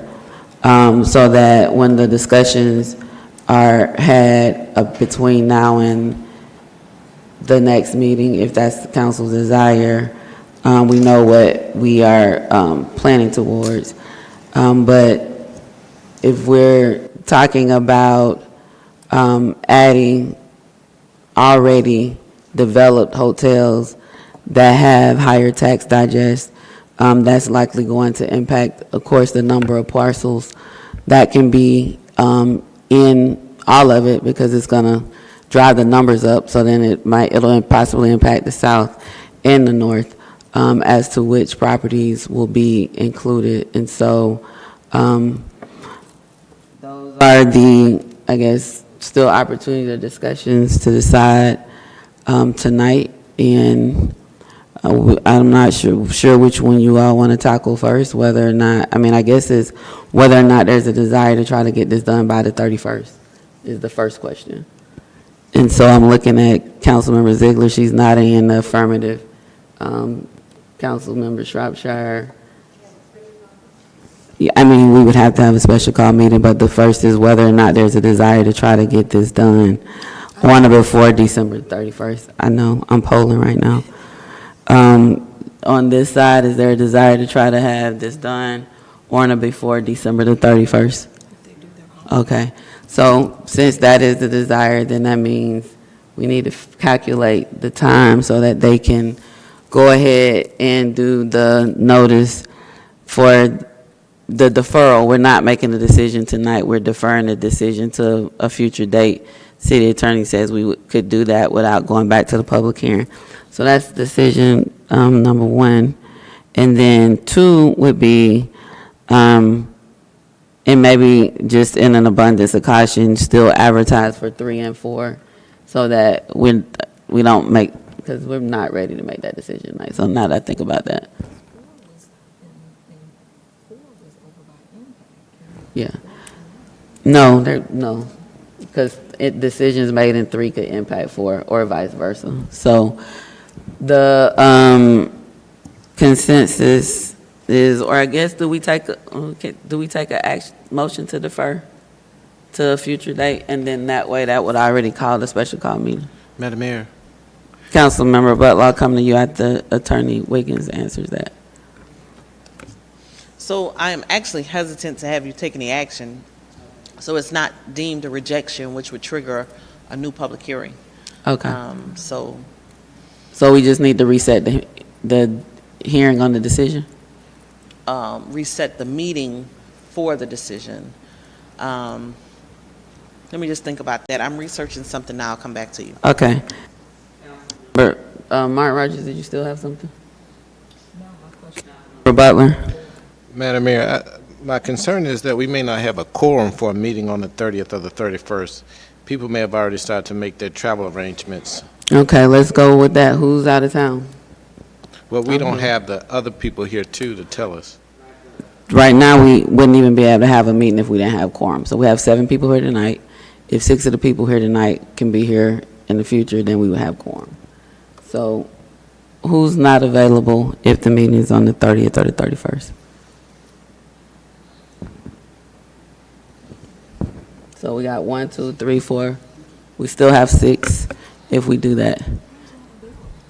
Everyone except Councilman Butler. Okay.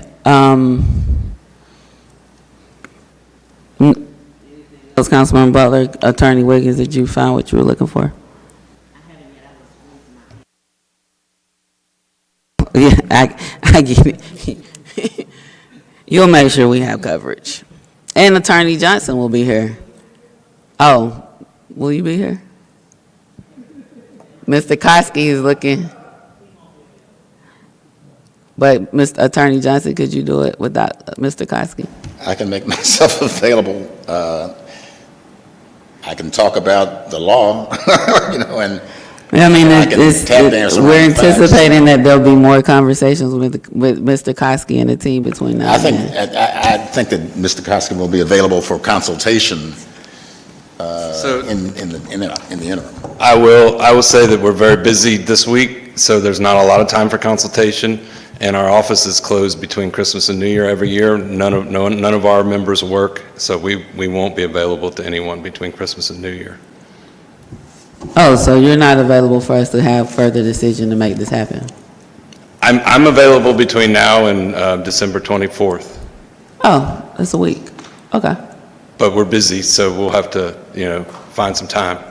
I don't really have many questions, so, I mean, I think the Ward B council members will probably be reaching out to you if others, but I won't take up that time, as we've gone through this.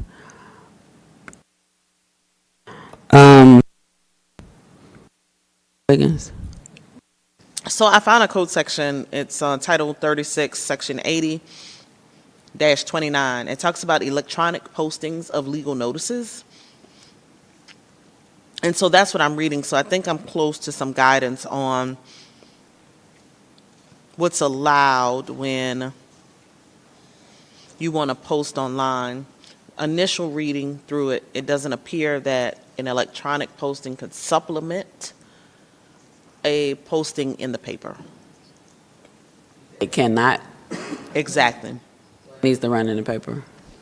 I think in the abundance of caution, yes, Okay. we should run it. We ran the first one that way. I don't think we should deviate from that. And this code section talks about using electronic postings to correct errors.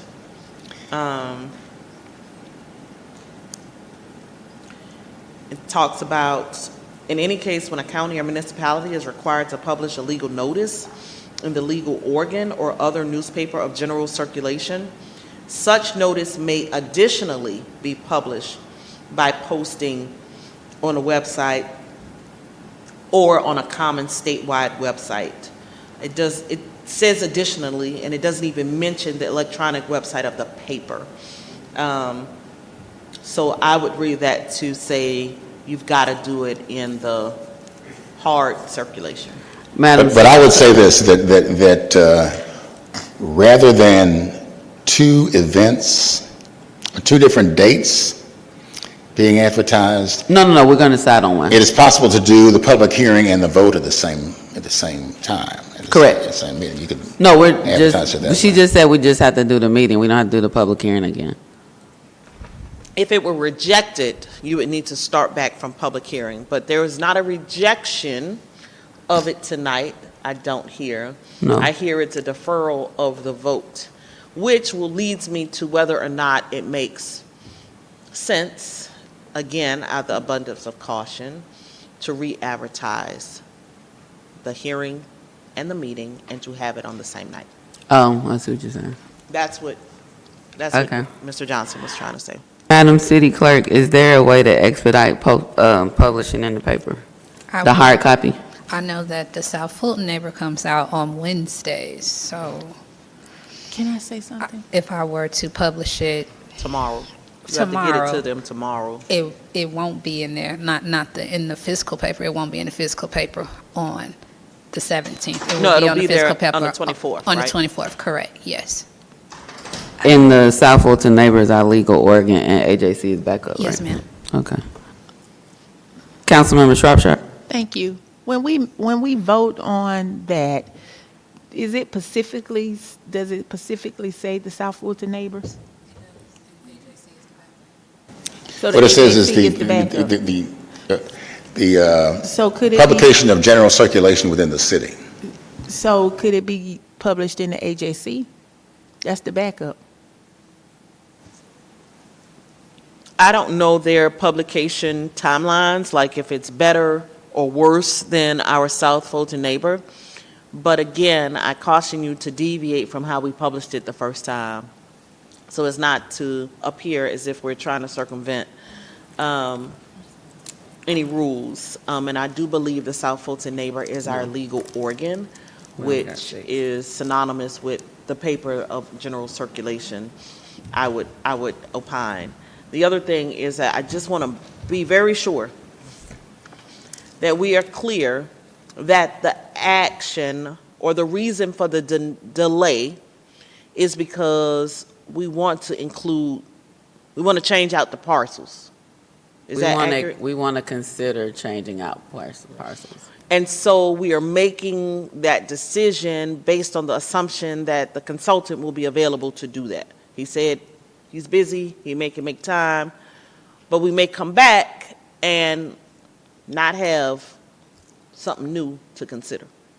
Well, we will have tried, and the consultant says he's available until the 24th, and he doesn't have much time, so we can prioritize the conversations about the hotels, because that conversation is going to decide whether anything else needs to happen.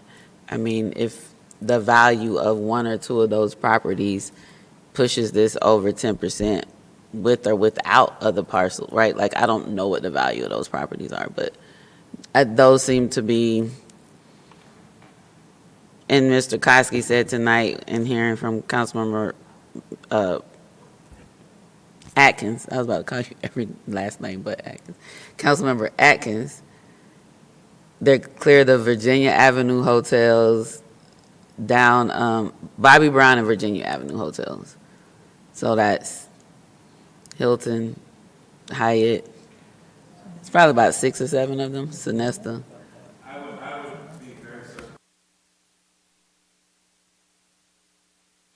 Unless you took some out, there's no way all 6 or 7 are going to get in there, so there would need to be some.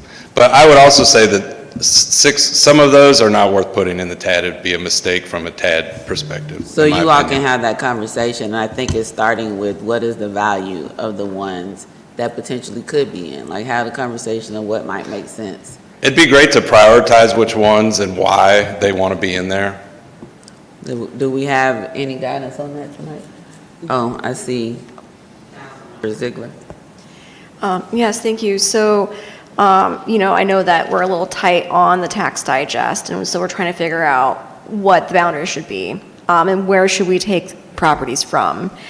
So, if you look at the North TAD on Sylvan, my priority would be actual Sylvan Road with Impact Church, because it's a very main thoroughfare. It is the entrance of our city, and the majority of it is vacant. I just drove past the very first property that's right into East Point on Sylvan Road, and it's a huge mess. But Sylvan and Lakewood Avenue, right by the BP, it was a tow truck place, and they've cleared out the cars, but all the car parts are in the lot. But we could take things from the back end of Oakley to then add that into the TAD South. Yeah, so like, I think that there's BPS. PPG is not in the TAD. Mm-mm. I would encourage you to be as strategic about this as possible and not turn it into horse trading, but I mean, you can, but why is something in, why is something out, what is the plan for that, what is, I would say not just what is it worth. I would say this is going to be something that makes an impact for years, and is it worth having this parcel in versus that parcel in? Because we want to. What are our goals? What are we trying to achieve with a particular parcel in or out? That's how I would approach it. Right. Councilmember Ziegler, you're referring to that property right behind BP, down on both sides of the road, over to right on Oakley from Sylvan? So on Oakley, there's a giant warehouse, and it's BPS. I think it's BPS or something like that. On the opposite side of Impact? Yes. But it's like all the way down. I mean, it's a huge parcel. It is. I would imagine it has some value to it, but it's not that visible to public. I mean, a lot of people who use Oakley to get down to their homes would see it. But as far as strategy-wise, I think that the emphasis on the northern TAD should be Sylvan Road with Impact Church, because Impact is really on Oakley. But, if we can take any of the parcels out of the Oakley portion, other than, we need to keep Impact Church, it sounds like, to add that to the southern TAD, I think that would be appropriate and strategic. because we do have a lot of complaints about two particular hotels on Virginia Avenue. And to Councilman Atkins' point, it sounds like that a lot of the other hotels have a bigger setback for the purpose of having restaurants placed in front of them. And so if we can do anything to help that develop, I know I would enjoy that, and it would help the Willingham corridor businesses as well. And just as a reminder, though, the TAD itself doesn't solve anybody's particular problems. The TAD is a tool that y'all can choose to solve problems with. It's not going to change anything overnight if it's in or out. What will change is if you all as a body determine that the economic development priority is there and you use the TAD. So just to be clear, that it ought to be a priority of this body to use the TAD in the places that are in the plan. And so, if there isn't a consensus among this body that this is a place we want to use the TAD, if it's just one person's opinion or two pieces, there ought to be a consensus. How do we want to use this TAD? So that's what I would encourage this body to do, is not just have individual wishes, but to come to consensus about this TAD and about your economic development and what you want to do with this TAD, so that it's not just personal parcels here and there that somebody wants in or out. I would say, what is the strategy that you're trying to achieve when you're arguing to put something in or out? Consensus strategy that has been articulated has gotten us this far is adaptive reuse and redevelopment of industrial sites and vacant properties. That's what I heard too, which is why the hotel district was. So then, as in this priority. discussion, it's come up a desire about hotels. I think as that is explored, the value of the improved land for a lot of those hotels may make it a challenge for having anything in it. I don't know the value of them, but those numbers and the exploration of that can be. I think this is I don't think this is a long, extended, protracted analysis. Like, it is what it is. But I also think when we talk about the setbacks and the desire for retail, will that retail need additional infrastructure? Because the TAD, we don't give money to developers to build a restaurant or to build density units. We say, okay, we will use this increment in tax. It goes from 1,000 to 1,500. We will use this 500 to cover the cost of the infrastructure that is going to be needed on this site because of the additional density. Because we provide water, we provide electric, the infrastructure needs. And so the money is going to that. So even if the hotel districts want to add additional retail space or whatever within their setbacks, if that's not going to require additional infrastructure, then the TAD increment would not be used or would not even be needed, because that's what we use the increment for. And so I think that might be, one or two conversations between now and then to get through that analysis to determine. And then I think when we get to the Sylvan Oakley sites, I think that conversation impacts 3 and 4. So we figure that out. And I also think that there's consensus around, nobody's saying no to the hotel district.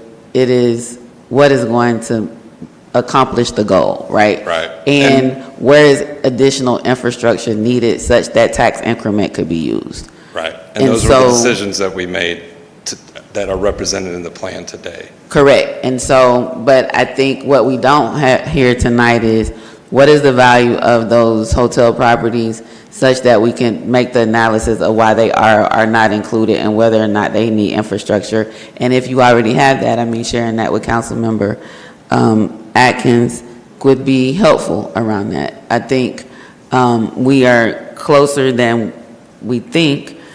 It's just being able to go through that analysis, and then once we do it to the point of Oakley, I mean, there are some industrial parcels on Oakley that just probably will not be redeveloped or have adaptive reuse in our lifetime, because they're still active. They're still active uses. The one that they're talking about is really large. So just fine tuning the parcels, that I don't think would take a lot of time. And so the question is, if that goes in the paper on the 24th, we're not limited, like, so we don't have to have a meeting at 6 o'clock on the 31st. We can have a meeting whenever we want, right? So we can have a 10 a.m. meeting, we can have a noon meeting. We don't have to be here in the evening on the 31st. But I think that would probably be the date that would ensure that the 5 days or whatever. The 30th, I mean, so you got, it goes in the paper on the 24th, 25th, 26th, 27th, 28th. So we could do the 29th or the 30th. I saw that pain going on. Yeah, So Attorney Johnson, what's your preference, the There's some 30th? things that need to happen, you know, once you take your vote and approve, we need to notify the Department of Revenue and all that, and which is usually done before the end of the year as well. So please don't do it on the 31st. Oh, that's right. So we got to do it on 29th or the 30th? Can we do it on the 29th? If it runs on the 24th, 25th, 26th, 27th, 28th? Is it 5 business days or just 5 calendar days? 5 days. 5 days. So that means we could do the 29th or the 30th.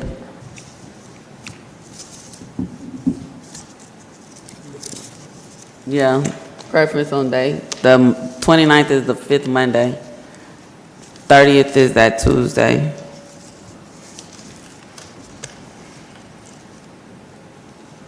The 29th would be nice. The 29th would be nice. 29th. I mean, if legally that's enough time, I'm okay with it. If everybody else is, that's the 5th Monday. Well, if we do it on the 29th, do we want to do it in the evening or during the day? Huh? Day? During the day?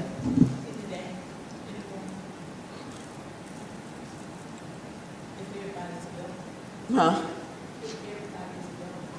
Yeah, we need 6. Okay, city attorney's checking something. This discussion is gonna take care of number 4 as well. Whatever we decide on 28 and 29. Whatever we decide on 28 will impact 29. Do we need to table Attorney Wiggins and come back? Yes, just a few minutes, please. Oh, but you don't want us to take a vote on this? I don't want to table. No, not at this time. No, don't say you don't want us to take any action, so if I table, would that be considered taking action? We'll table it, and we can pick it back off the table tonight. Okay. Can I get a motion to table items number 28 and 29? It's been moved and properly seconded. Any discussion? All those in favor? Aye. All those opposed? Motion carries. Next up is item number 30.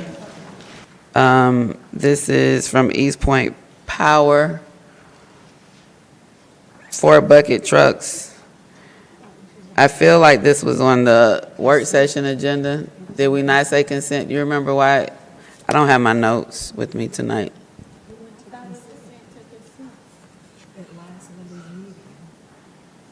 I feel like I mentioned bucket trucks and we said consent. Do you remember if we said consent, Mr. Dow? Yes, but this is a different one. Oh, you got more bucket trucks, okay. Motion to open the floor for, did we already do that? Discussion and possible action. So moved. Is there a second? It's been moved and properly seconded. All those in favor, any discussion? All those in favor? Aye. All those opposed? Motion carries. The floor is open, Mr. Jones. I see Mr. Dow. Yes, Director Dow, please walk us through this item. Yes, so this item, the item that you put on the consent agenda is was for the smaller bucket trucks that goes on the smaller streets. This is for our big bucket trucks. They're constantly in and out of the mechanic shop. The life cycle on those has just about passed. And so we're just trying to get some new ones in to help with efficiency and lead times. The lead times on these are 7 months to a year, so just trying to stay ahead of the curve. Councilmember Ziegler? I'm sorry, my light was on from the TAD discussion. Any discussion? If not, is there a motion? Councilmember Martin Rogers? Yes. I want to make a motion to approve. It's been moved and properly seconded. Any discussion? Good question. Councilmember Atkins? Yes, Mr. Dowd, thank you so much. I see here that this is a lease to purchase, is that correct? That's correct. And so the total amount for the lease to purchase would be the $481,597, not to exceed that amount? No, so correct, every year, so it would be the cost, that would be the cost per year for 5 years.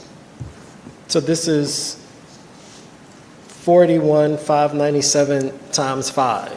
Is that what you're saying? 6. Times 6.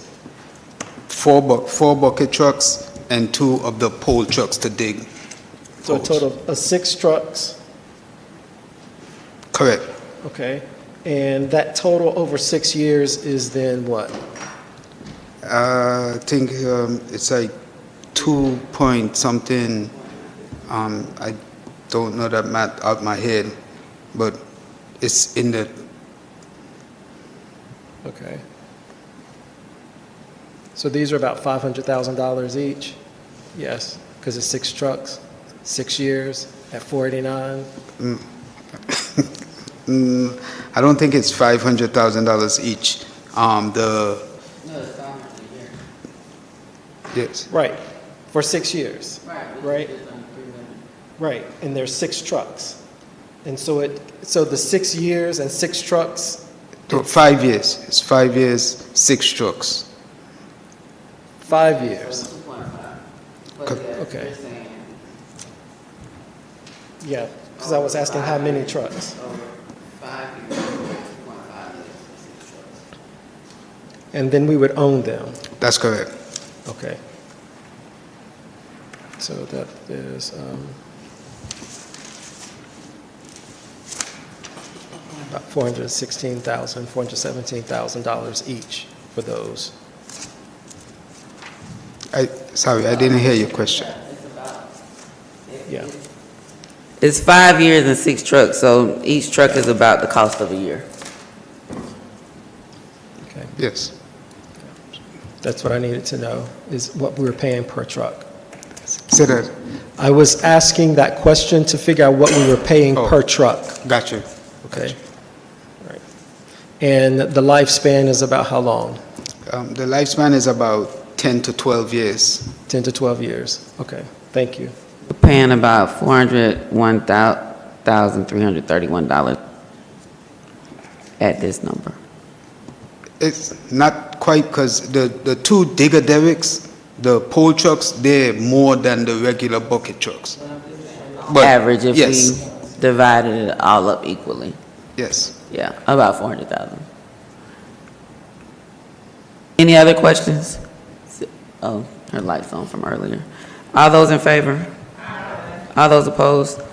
Motion carries. The next 3 are from the city attorney's office, but she stepped out. So I'm going to go to item number. That one is with myself, the easement. Oh, that's yours too? Yes. Oh, okay. So. We need to motion to open the floor for discussion and possible action. Moved and properly seconded. Any discussion? All those in favor? All those opposed? Motion carries. The floor is open, Mr. Dow. So this easement is outside the city limits. It's out by Fulton Industrial, but this property owner, they gave us an easement way back when we were building that line to Sweetwater Creek. And now they're gonna develop their land, and so they're asking to work within our easement. But, so the property belongs to the company Miller, Zell, and we have 2 poles on their property, so they're asking just to work within our easement. We don't have to move our poles, we don't have to do anything. And it's all overhead lines, we have nothing submerged.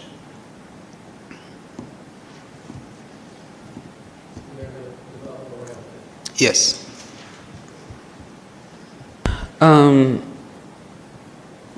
Hold on a minute, let me.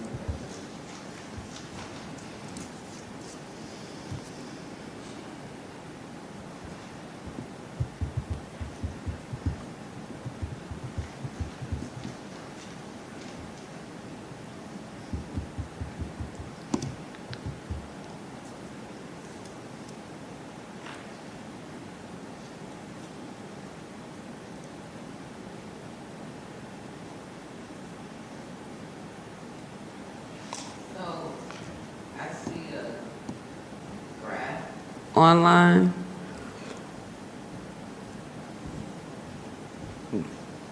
So we're not transferring our easement, they just want to work within the easement. That's correct. So do you need a resolution, or you just need our approval? Yes, the city attorney said it needs to be voted on by council. But I'm saying voted on, or do you need a resolution to go along with it, or just a vote? I'm not sure what. On the agenda. So, can we get, if council would like to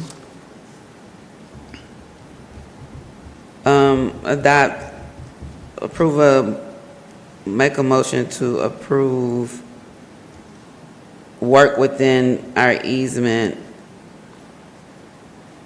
at 6100 Fulton Industrial by Miller Zell. Yes. Is there a second? It's been moved and properly seconded. Any discussion? All those in favor? All those opposed?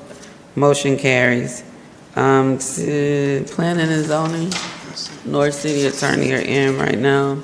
City Attorney has 33. Let's go to 34 and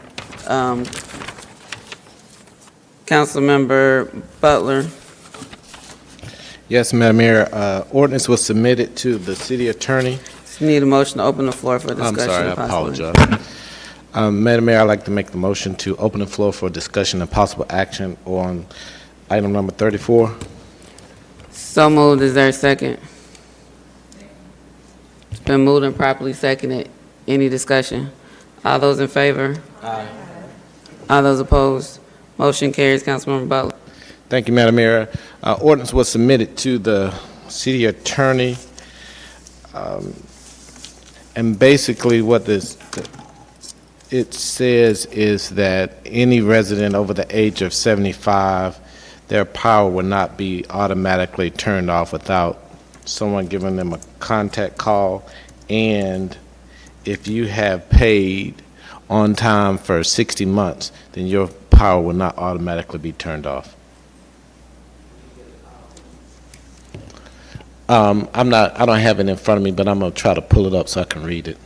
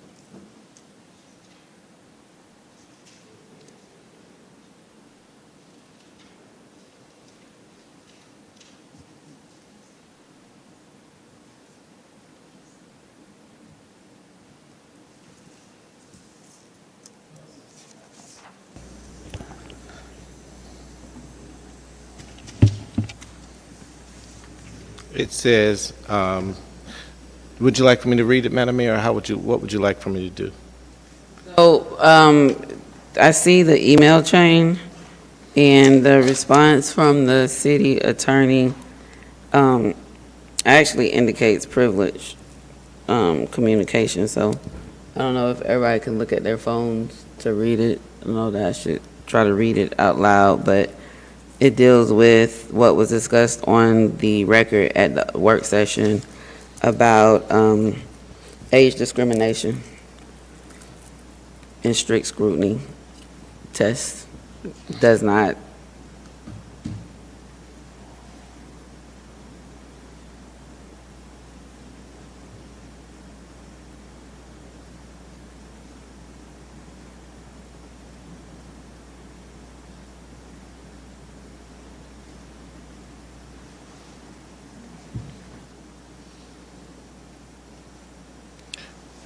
And when you, December the 8th. I think everybody needs to read it. She has attorney-client privilege communication in bold, and there's basically no conclusion from the city attorney, just what the law is and what we need to be considering and cautioning of this action.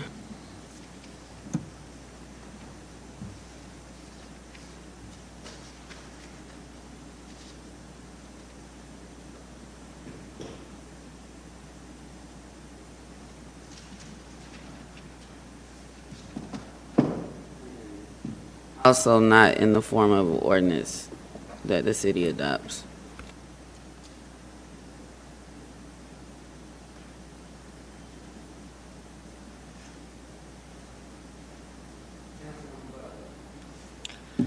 yes, Madam Mayor, also in that chain, there were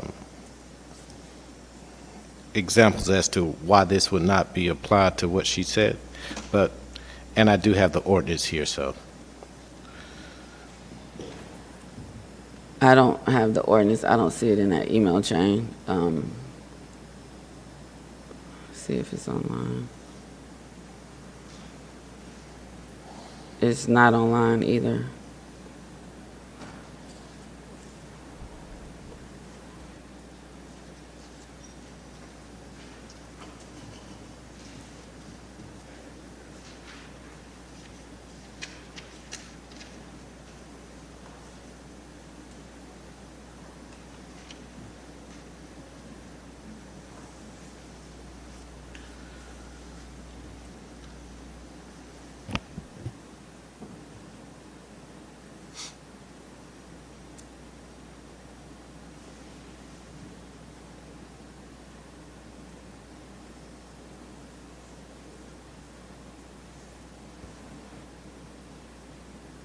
Madam City Clerk, do you have an ordinance? I don't have not an ordinance attached to the agenda, and I don't see one at my desk, at my seat. I don't have it in an ordinance form. Could you check your email from December 8th? That's what I'm looking at. It's just not in the form of an actual ordinance. And I see it where you sent it to myself and Attorney Wiggins and Deputy City Clerk Millette, but it's not a document. It's just all the wording in an email.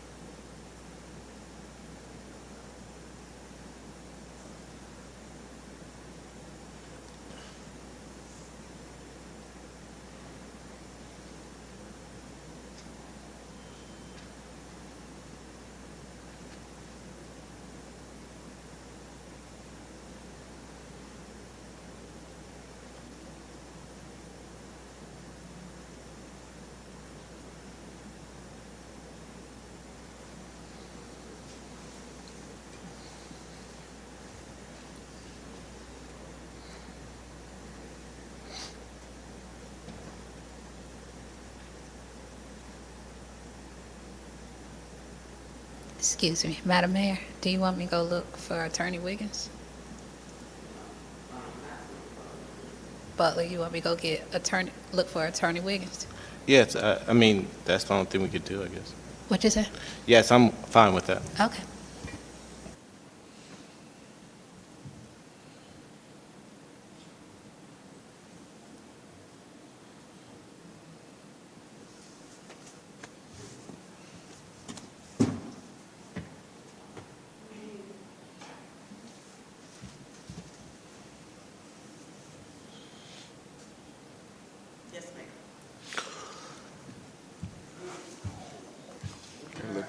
Item 34 about the utility bill, Mr. King Senior Citizens Utility Bill Ordinance. I mentioned to council members that there was an email exchange. You had attorney-client privilege in bold communication, so it's not something that I should read into a record, but I encourage them to read it in so they could see what you shared, as well as the fact that we don't have an ordinance tonight. I see some language, but it's not in the form of an ordinance to be approved by this council. And so the city clerk was just getting ready to go out to get you.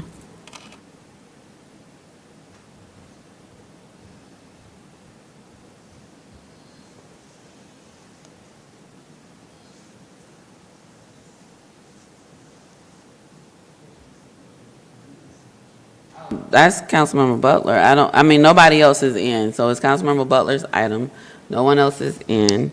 What I shared is that there was an email exchange. It indicates privileged communication.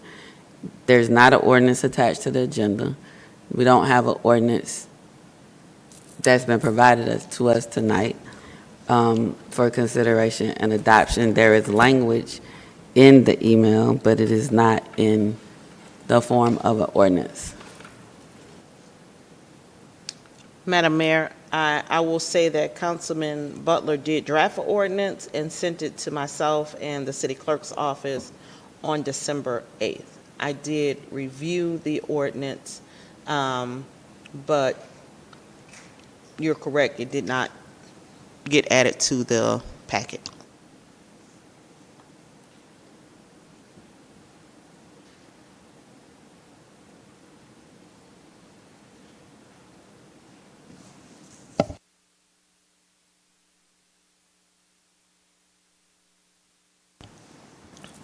So we don't have an ordinance to consider.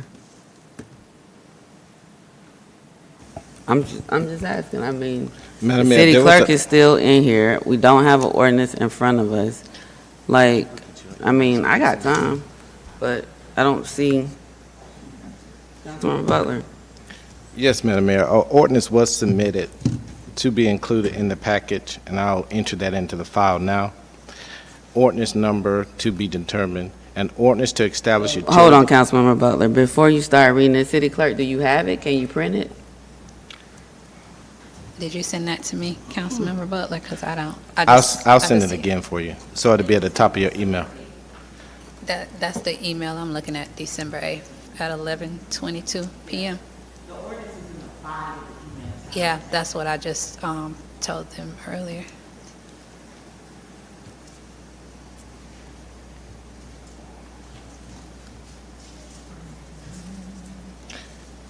With your permission, Madam Mayor, I could just read it to everybody if Yeah, that no. speeds it up. No, that's not okay. We need something in writing. We've been down this road before. So we need, she can go print it.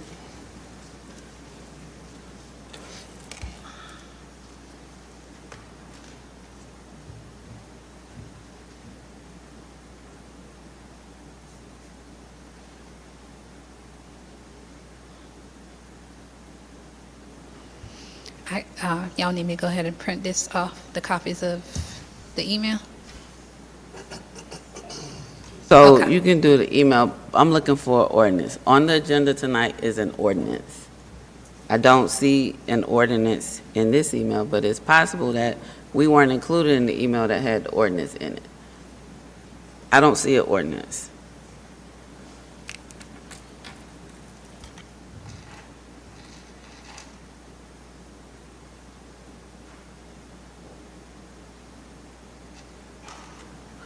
Councilmember Atkins.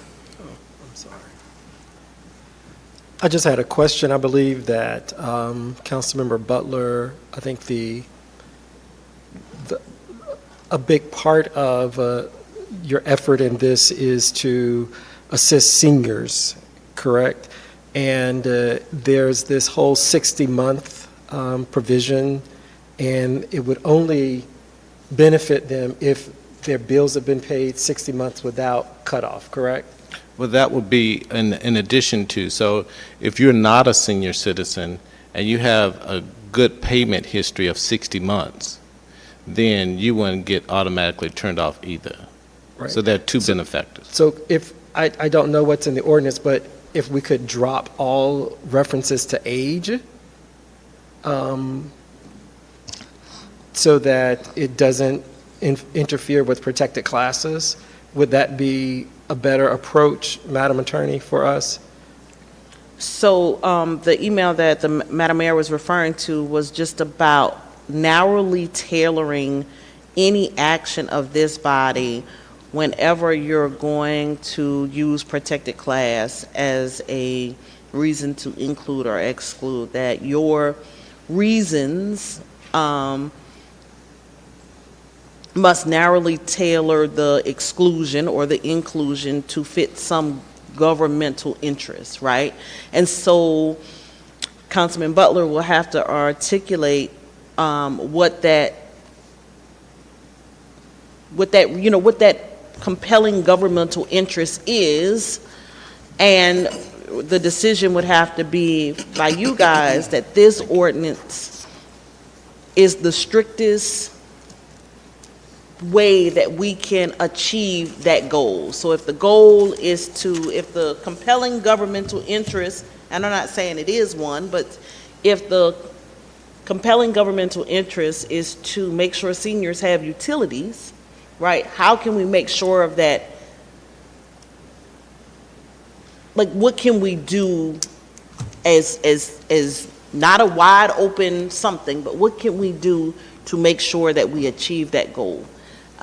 Because we would be discriminating against one class of people, right? The age. And so I sent that to you guys the same night that we discussed this, so that would have been last Monday. So if you want to take a look at that, I think that explains how you can get there, because on its face, it raises those issues, but then an articulation by the drafter can help overcome the constitutional issues with using age.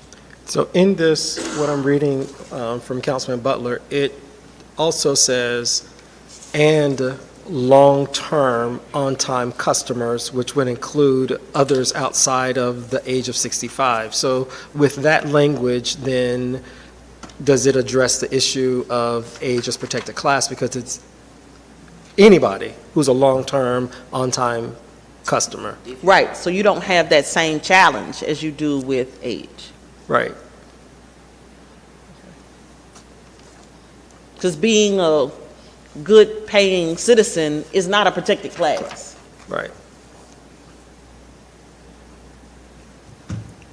So does that remedy the problem that you have? The issue that you brought up? No, your issue is not the long term, right?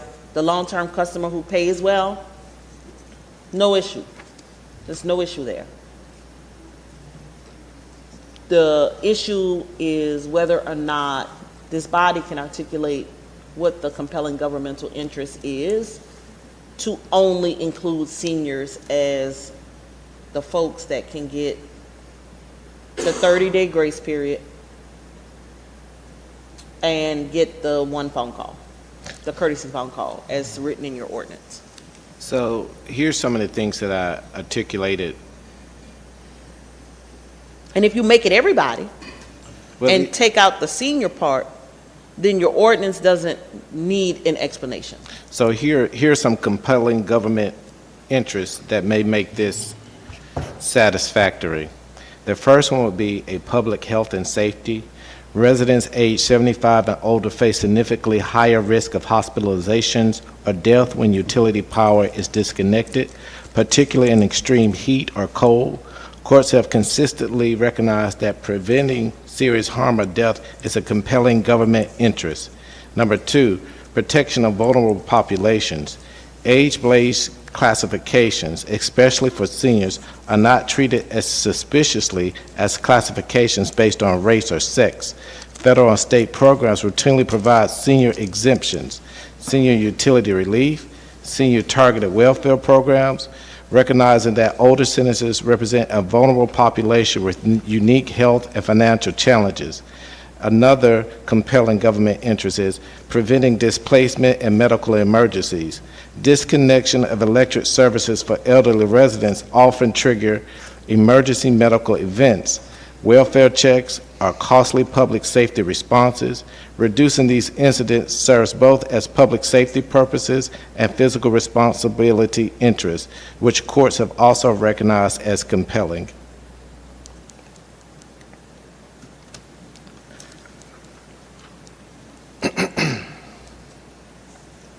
I would just ask that the whereas clauses of your ordinance include that so we can say we've articulated what that compelling interest is, and this is an ordinance to achieve it.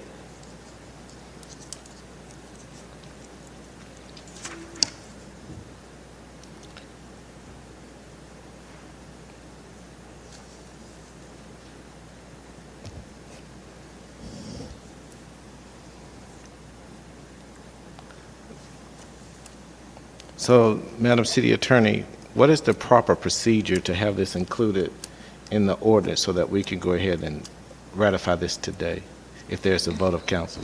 That would take direction for council. So are there 5 people that want to direct the city attorney to draft this ordinance tonight and table this item so that it can be approved? That's what we require. Thank you, Madam Mayor. Councilmember Ziegler and Councilmember Mitchell. Yes, thank you. So I agree with Councilmember Butler that we need to rewrite our ordinance for utility shut-off payments. I know that it is a constant complaint in the community that they're getting shut off without notice. The ordinance is unclear on how many days after a missed payment that they could be shut off for. And while I would really love to help seniors and things, I would agree that the utility shut-off ordinance in general needs a whole rewrite. And I think that,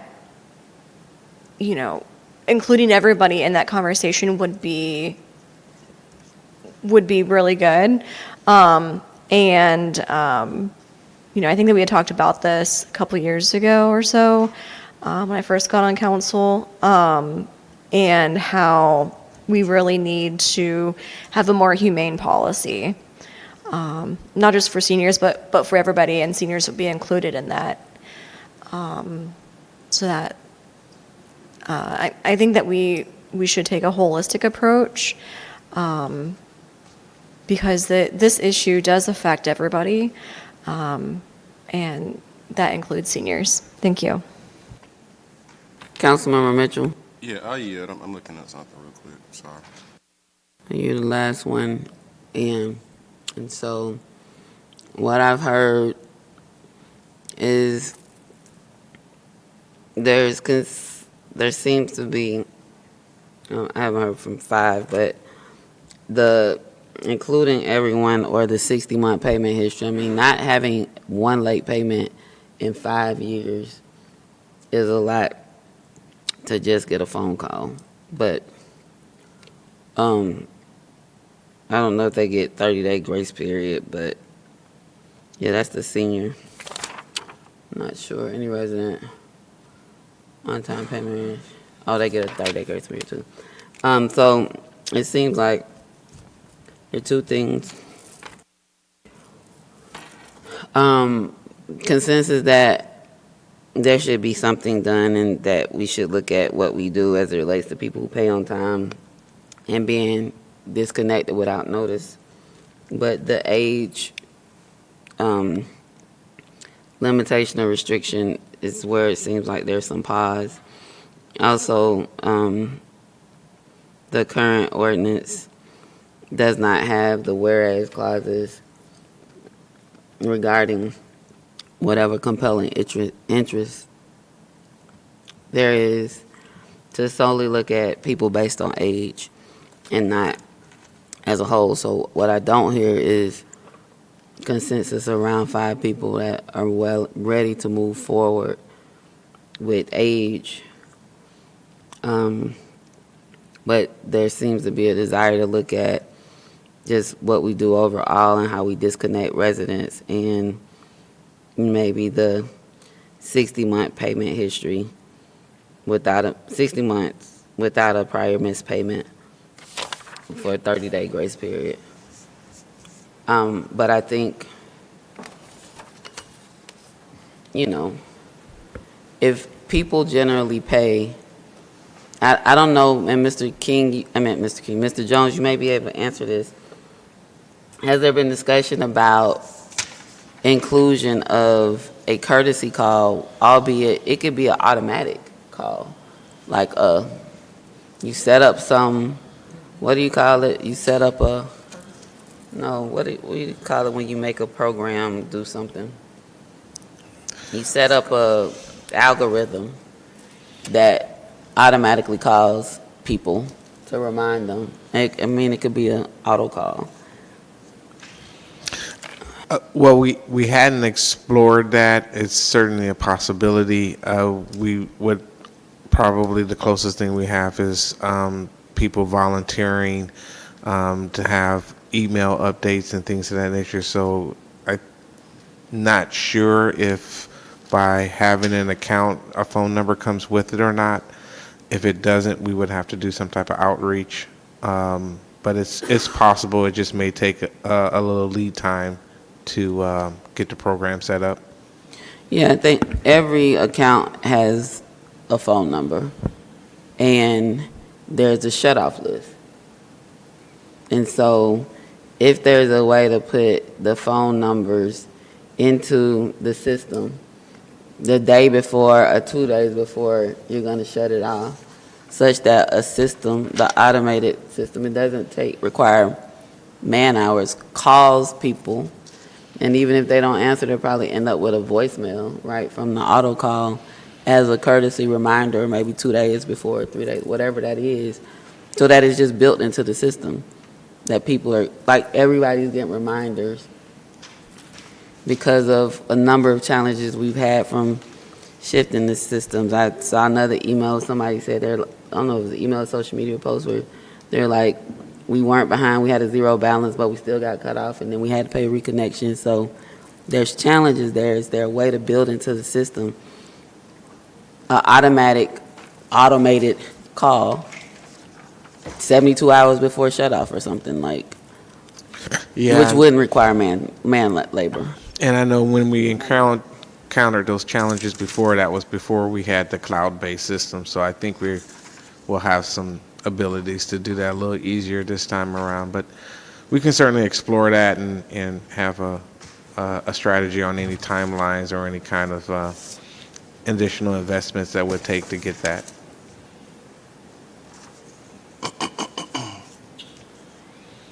Councilmember Mitchell. Thank you. So this might be for Madam City Attorney. Could we amend the current ordinance we have, or add this? Because I guess the only part I really agree with would be the 5-year. I guess it's not missing a payment. Consecutive payments. And. 5-year. He's all amending the ordinance. And then, would it be just easier to amend it or to make a whole new ordinance? And when you say our current ordinance, you're talking about, it's going to be in Chapter 2 of Part 8 of our code section that talks about, give me a second, service termination or cutoff. That's section 8-2011. Currently, your ordinance provides each customer must notify the city. I don't need to read all of that. So Yeah, I see it. you see it. So this would be amending the current ordinance because now you're including a new way of how you can get shut off or a new way how you don't get shut off. So this has to get codified into your current ordinances. What's the section again? 8-2011.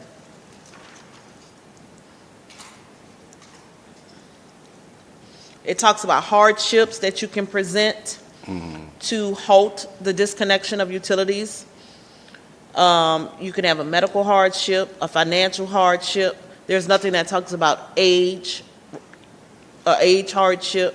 So the ordinance that's being proposed would So they actually do add have it. something. It says, customer in good standing may request either by payment plan. So it's that kind of, then they define what good standing is. Can you repeat that, sir? I'm sorry, so in section 2, in the same, which one is this? I think it's F, subsection 2. Hardship? Mm-hmm. Yes, sir. So it says a customer in good standing, then they, I'm trying to see if they define what good standing means. Yeah, must okay. one check returned in the proceedings. Okay, Yeah, it defines it in that next sentence. okay, a payment plan. Okay, so they do have something that's similar, quote-unquote, good standing. I guess good standing in this instance would be, was it 5 years of consistent payments? So so now you're creating a new category of good standing, right? Mhm. So for these two to marry, you either will have to strike what's in your current ordinance, right? Or Councilman Butler will have to be okay with the current definition of good standing. Because his definition of good standing is harder to meet than which was already in the ordinance, actually. Mm-hmm. His current definition of good standing is 60 months. This is just 12 in the ordinance now. So can you have both? Like I say, we would make a new I think it ordinance. would be weird. I think it would be, Yeah, that's what I'm saying. So, It has to be, it creates all these gray areas. yes, so I guess that's my point. So if I don't,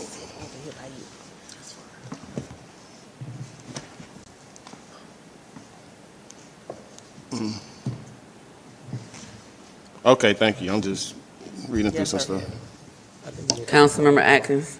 Yes, thank you, Madam Mayor. I think Councilmember Ziegler may have touched on this, and I'm glad that Councilmember Butler has brought this up today, because I personally, like Councilmember Ziegler, if that's what she said, I can't promise you that I heard everything you said. But I think that, Mr. City Manager, Madam Attorney, our utility ordinance and guidelines and regulations, I think that they're antiquated and they need a whole rewrite. I think that it is difficult for citizens. I think because we are an electric city and not regulated by the Public Service Commission, I think a lot of our practices are out of step with mainstream. And so I would like to make sure that there are protections for citizens across the city. And I think we would really need to look at all of these, the regulations and the entire code. you may be right. The only thing is that we can look at them, but what do y'all want, right? Like, you guys have to tell us, you're the policymakers, right? What makes sense to go to, what do you want changed? Right. And so the reason I said Mr. City Manager first is because this is the kind of stuff that I think the Advisory Commission on Utilities, these are the things, because they are the ratepayers and the end users. And many of this stuff is so outdated and antiquated. The number of phone calls I get, text messages I get, emails I get, they just cut my stuff off. I've never been late, or they've mixed this up, or it's so quick to do all of those things, where I think some of other utilities, there's some regulation around how you must notify, how often you must notify when there's a non-payment. And so a part of the question in the budget hearing, I asked, there's a line item under power that says miscellaneous fees or something like that. I was really asking that question is, are those the fees that are collected when folks are shut off, right? Because a lot of those persons may be individuals or households that find themselves on the lower end of the income spectrum, and now we're getting rich off of those people. We're not helping them. We're not helping them. So I think that all of this needs to be overhauled, looked at, and this is one of the ways to use citizen bodies to be able to do that, to come back with recommendations. Those bodies are staffed by city staff people to help provide staffing and guidance and all of that, and then it bubbles up to us to make the final decision on those things. But they are the ratepayers, they are the end users. And I know that we had that kickoff boards, authorities, and commissions. I don't know what happened after that.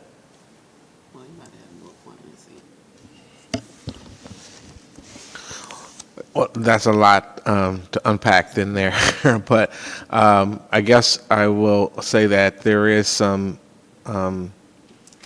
process at foot to look at the way that what is currently on the ordinance or on the books are being interpreted and implemented and operationally the way that they're intended. So there's some that I'm not 100% sure that it is.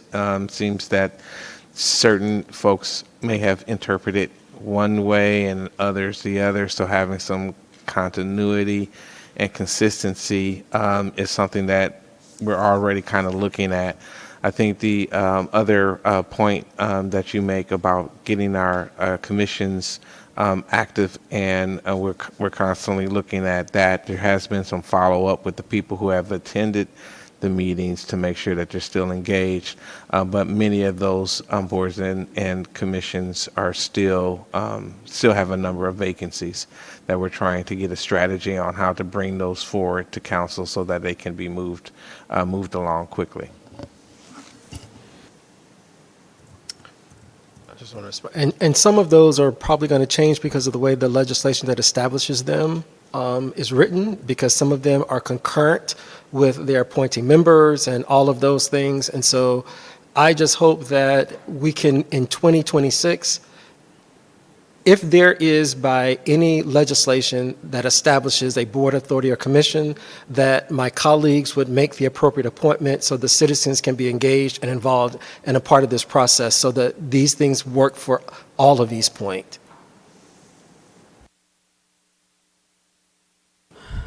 So does that mean that you all want to talk about utility bill ordinance rewrite at a future work session? Do you want to wait until after appointments are made to hopefully have a municipal utility advisory commission with enough people to have a meeting, or do we just move on? Because those decisions don't have to be made tonight either. But it doesn't sound like ready to adopt that there is consensus to adopt an ordinance tonight. If that is the case, item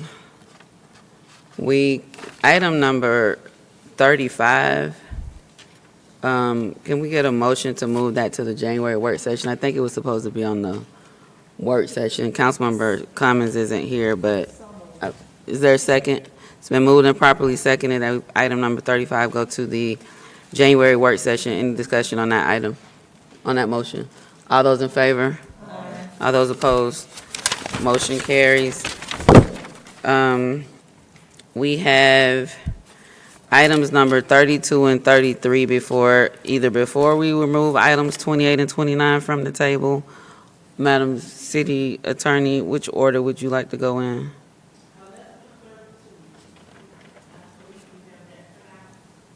Can I get a motion to open the floor for discussion and possible action on item number 32? It's been moved and properly seconded. Any discussion? All those in favor? All those opposed? Motion carries. The floor is open for discussion. Madam City Attorney. Thank you. So we talked about this at the work session, but you didn't have the ordinance. You have it now, and it is not detailed. It's very simple. Currently in your ordinance, you have a list of all the things you want from people when they file claims. This mostly refers to the property damage claims. I'm not talking about when, what's wrong? Oh, my agenda says 32 is the claims. It's not right. It's not right. What you got is not right. Throw that away. No, but this for the domestic partnership. No, but that's still not right. That's not the most recent domestic partnership either.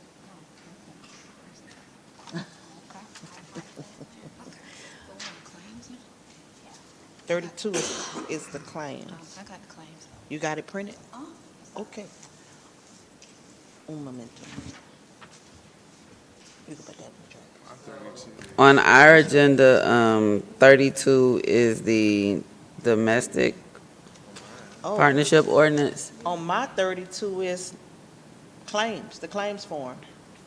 but we can take a motion to table item number 32 and go to the claims form. Okay. A motion to table 32.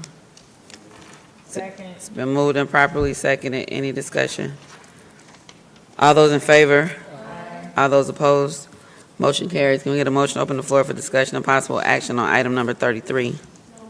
Second. It's been moved and properly seconded. Any discussion? All those in favor? All those opposed? Motion carries. The floor is now open. City Attorney. Yes, okay. So now you should have in front of you the ordinance regarding the claims form. Currently in your ordinance, which is the language that is struck through, provides for this list of documents. You got one for me? Thank you. A list of documents that you are asking for from complainants when they want to make a claim against the city for accidents. And the form that we use, though, doesn't match the ordinance. And to change the form to match the ordinance didn't make sense. Because we don't know if there are certain things that we investigate already and treat these type of claims and accidents in a much more sophisticated way than them putting it on the form. Like asking for their name of their physician or the hospital or the name of the nurses or a drugstore. Like there's no form that can even accommodate all that. The form would then be pages and pages long, especially if people are hurt in an accident where they've seen a number of medical professionals.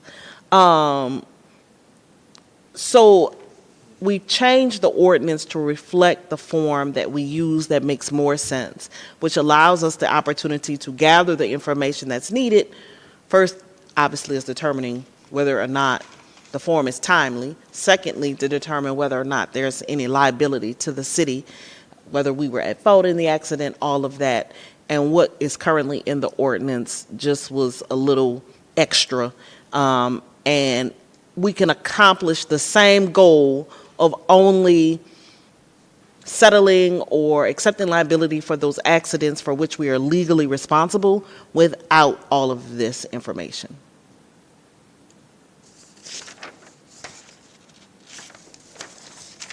Okay, there is an amended ordinance in front of us that simplifies the proof of claim form and processing of claims per the recommendation of the city attorney. If there is no further discussion and there was a desire to take action on this, the motion to waive the first reading would be needed. Councilmember Martin Rogers? Oh, Councilmember Shropshire? Thank you. I make a motion that we waive the first reading. Second. It's been moved and properly seconded that we waive the first reading. Any discussion? Councilmember Atkins? No. Oh. All those in favor? Aye. All those opposed? Motion carries. Any further action on this item? Madam Mayor, Councilmember Atkins? I move that we I move that we adopt an ordinance to amend the Code of Ordinances for East Point, Georgia at Division II Code of Local Government, Part 4, Administration, Chapter 4, City Officers and Officials, Article B, City Attorney, Section 4-4028, Claims Against City, Form for Proof of Claim Supply Forms. Councilmember Shropshire? Second. Been moved and properly seconded. Any discussion? Councilmember Martin Rogers? Discussion? All those in favor? Aye. All those opposed? Motion carries. That takes care of 33. Can I get a motion to remove items 28, 29, and 32 from the table? Second. It's been moved and properly seconded. Any discussion? All those in favor? All those opposed? Motion carries. Madam City Attorney, is there any order that you'd like to take these three in? 3 or 2? We have the domestic partnership that's still on. Oh, okay. So the domestic partnership issue was sent to So, you. hold on.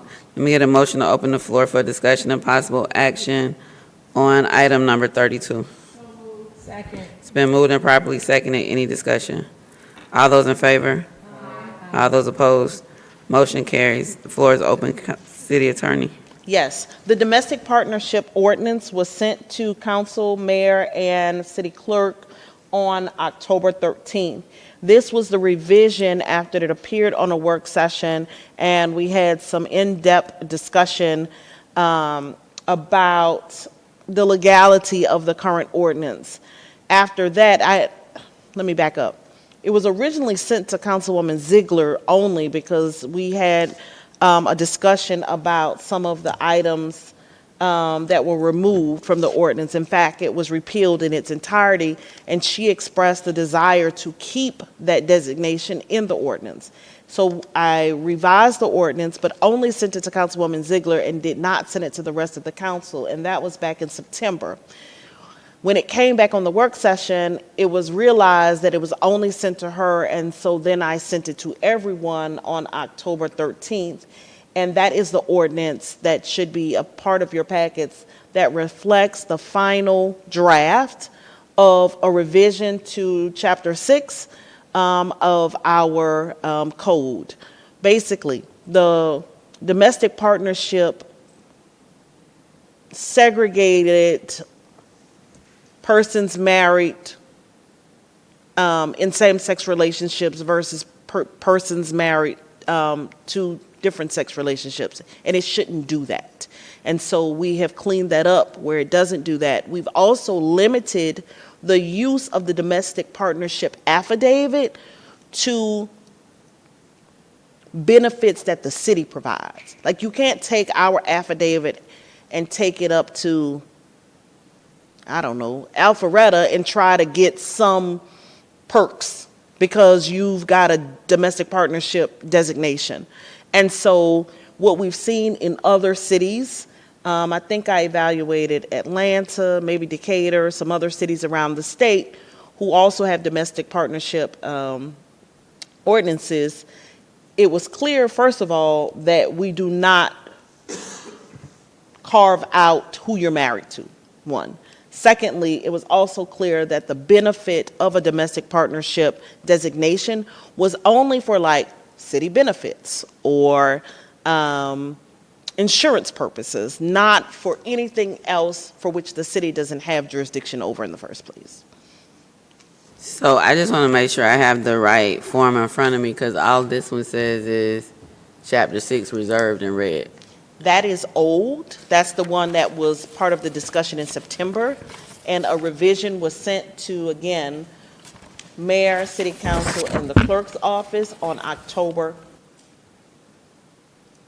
30th. 13th, October 13th. I'm sorry? It looks like the city clerk may have printed out the wrong version.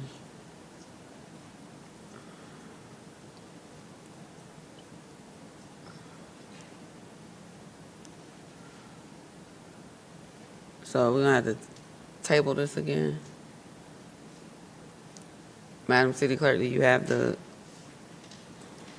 You said October 13th? October 13th at 10:57 PM. Okay.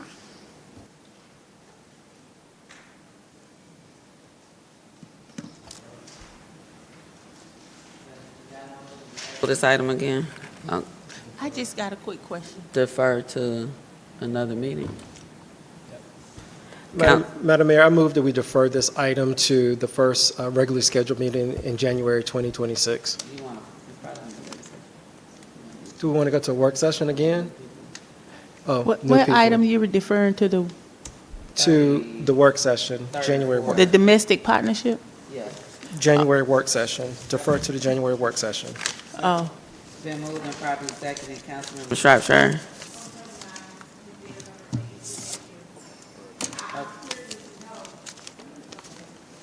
On discussion. yeah, I was curious to know, so how did this ordinance come about? Yes, ma'am. So the ordinance, the current ordinance provides, and it still would provide, that persons seeking that designation go to business licenses to get it. And so someone did, in fact. Wait, so I'm saying, how did it come to you to make the changes? That's what I'm about to tell you. Okay. So a citizen did in fact go to business licenses to ask for the affidavit. And Director Smith's team was like, what is this? They had no idea that even was a thing. And so she met with me to discuss the ordinance, and when I read it, I saw where there was that whole who you married to situation, right? And so my recommendation initially was just repeal the whole thing. We don't need to even get into that because same-sex marriages are legal in our country now, right? But so when I presented the repeal of that section to the council, we discussed it in a work session. And so the consensus of this body was do something else, right? Like, let's not repeal it. Let's keep the domestic partnership ordinance, but let's make it constitutional. So that's how I got to it, because it came up through Director Smith's office.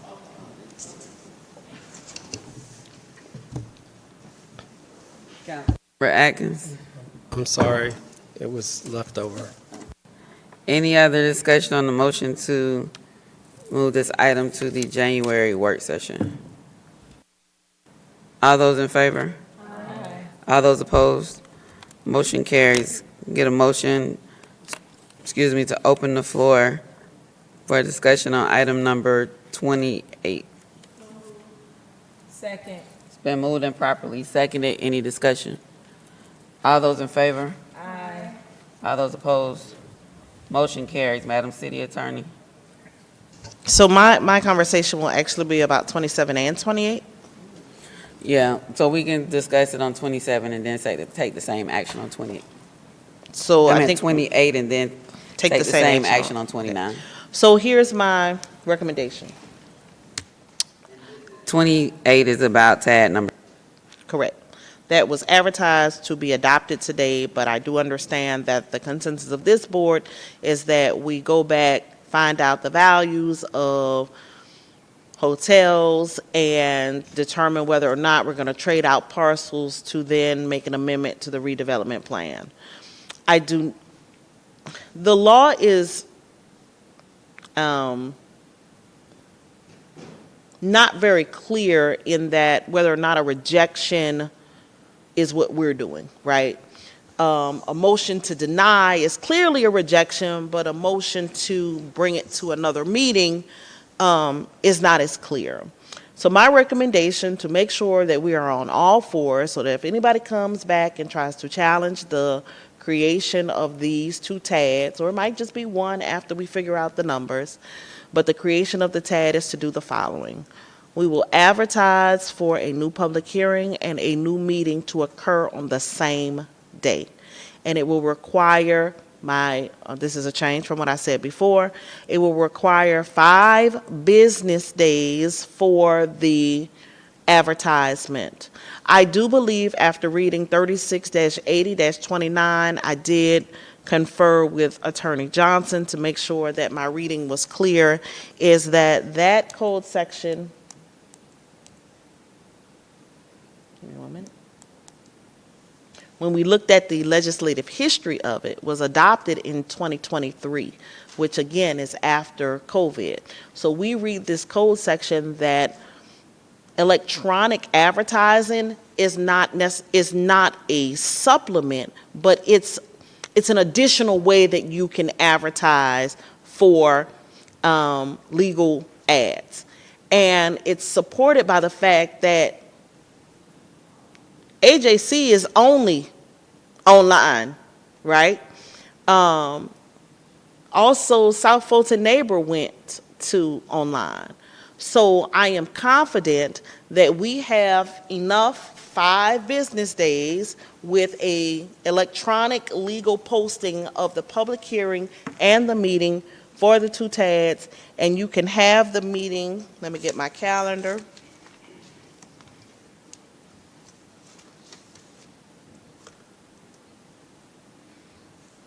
Today is the 15th.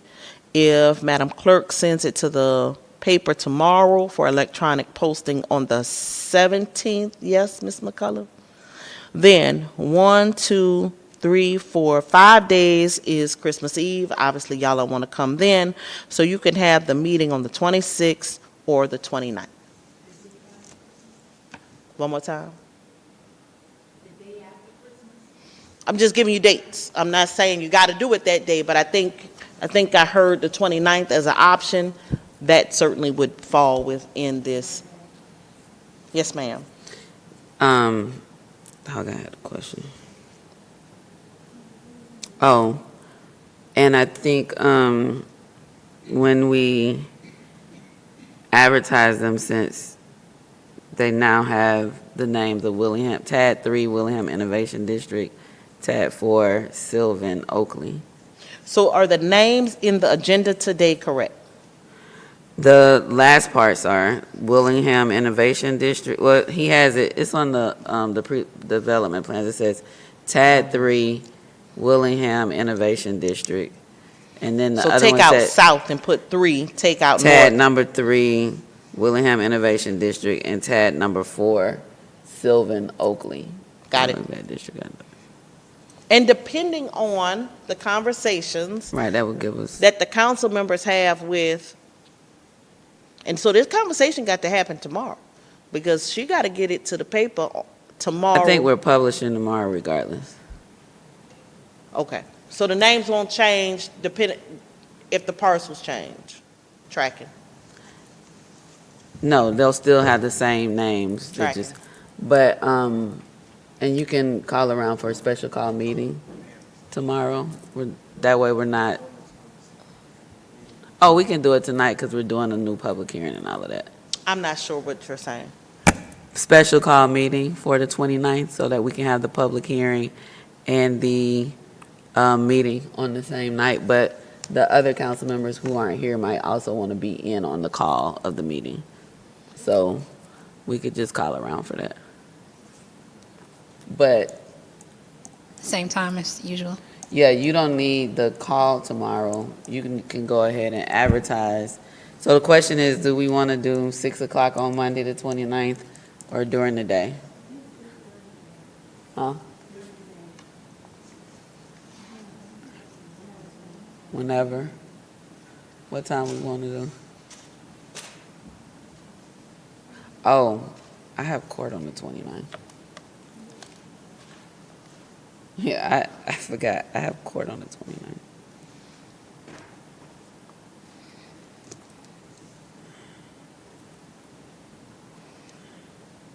I mean, I could do the evening, but I have. So are we saying the public hearing would start at what time? Y'all want to do 6? 6? And the meeting to start at 6:30? That works? Okay. I will Yeah. work with Ms. McCullough to get that sent to the paper tomorrow, and we can run it in all of them, South Fulton, AJC, to cover our bases. And You think 30 minutes is enough for the public hearing for both? on the 29th, yep, Oh, because we will. 'cause ain't nobody gonna be here. Oh, because then we'll have the meeting for discussion. That's whether or not public is here to. Yeah, and it's fine if the public hearing runs over, right? So if you say it, make the meeting at 7 and nobody comes and you waiting around till 7 o'clock to start your meeting. But you can start your meeting late. You can't start it early. I forgot I have court and it might be a full day, so. Okay. Madam City Clerk will call everyone in case the other council members want to be on the call for the meeting. So, correct, on item number 28 or 29, no action. I don't know which agenda you got. On items dealing with TAD 3 and TAD 4, there'll be no action taken tonight. Okay. Then that takes us to, I hope this is rhetorical, but I know it's not. Executive session. City attorney.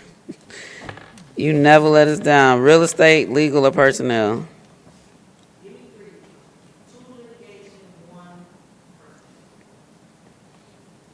Mr. Jones? I can't hear you. One real estate. One real estate, okay. Council? Another lady. Okay, she want one real estate. Can I get a motion to go into executive session for two? I got to say which one they are. Two real estate, two litigation, and one personnel. Did you? No, Lauren, you had two litigation and one real estate, right? No, you had two. She had two litigation, one personnel. Mr. Jones had one real estate, and Councilman Mark Rogers had one real estate. So need a motion to recess into executive session for two real estate, two litigation, and one personnel. Second. It's been moved and properly seconded. Any discussion? All those in favor? That's two.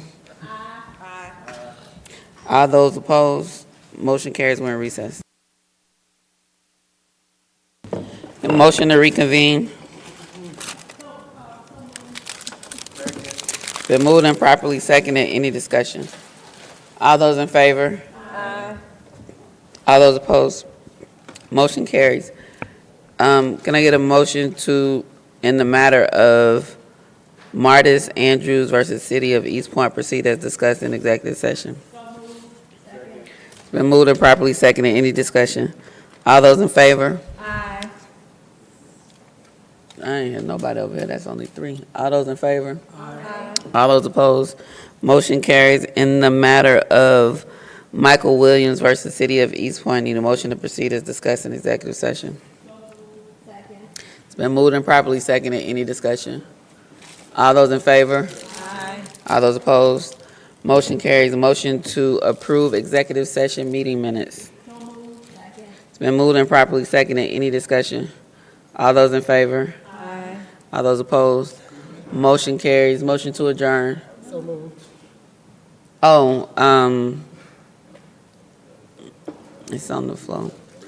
The Hens and Ham giveaway is this Saturday, December 20th at 9 at Jefferson Park Rec Center. East Point residents only must have valid ID, one hen or ham per household while supplies last, this Saturday at 9.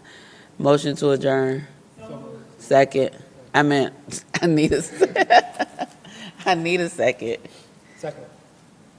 All those in favor? That's not a discussable motion. All those opposed?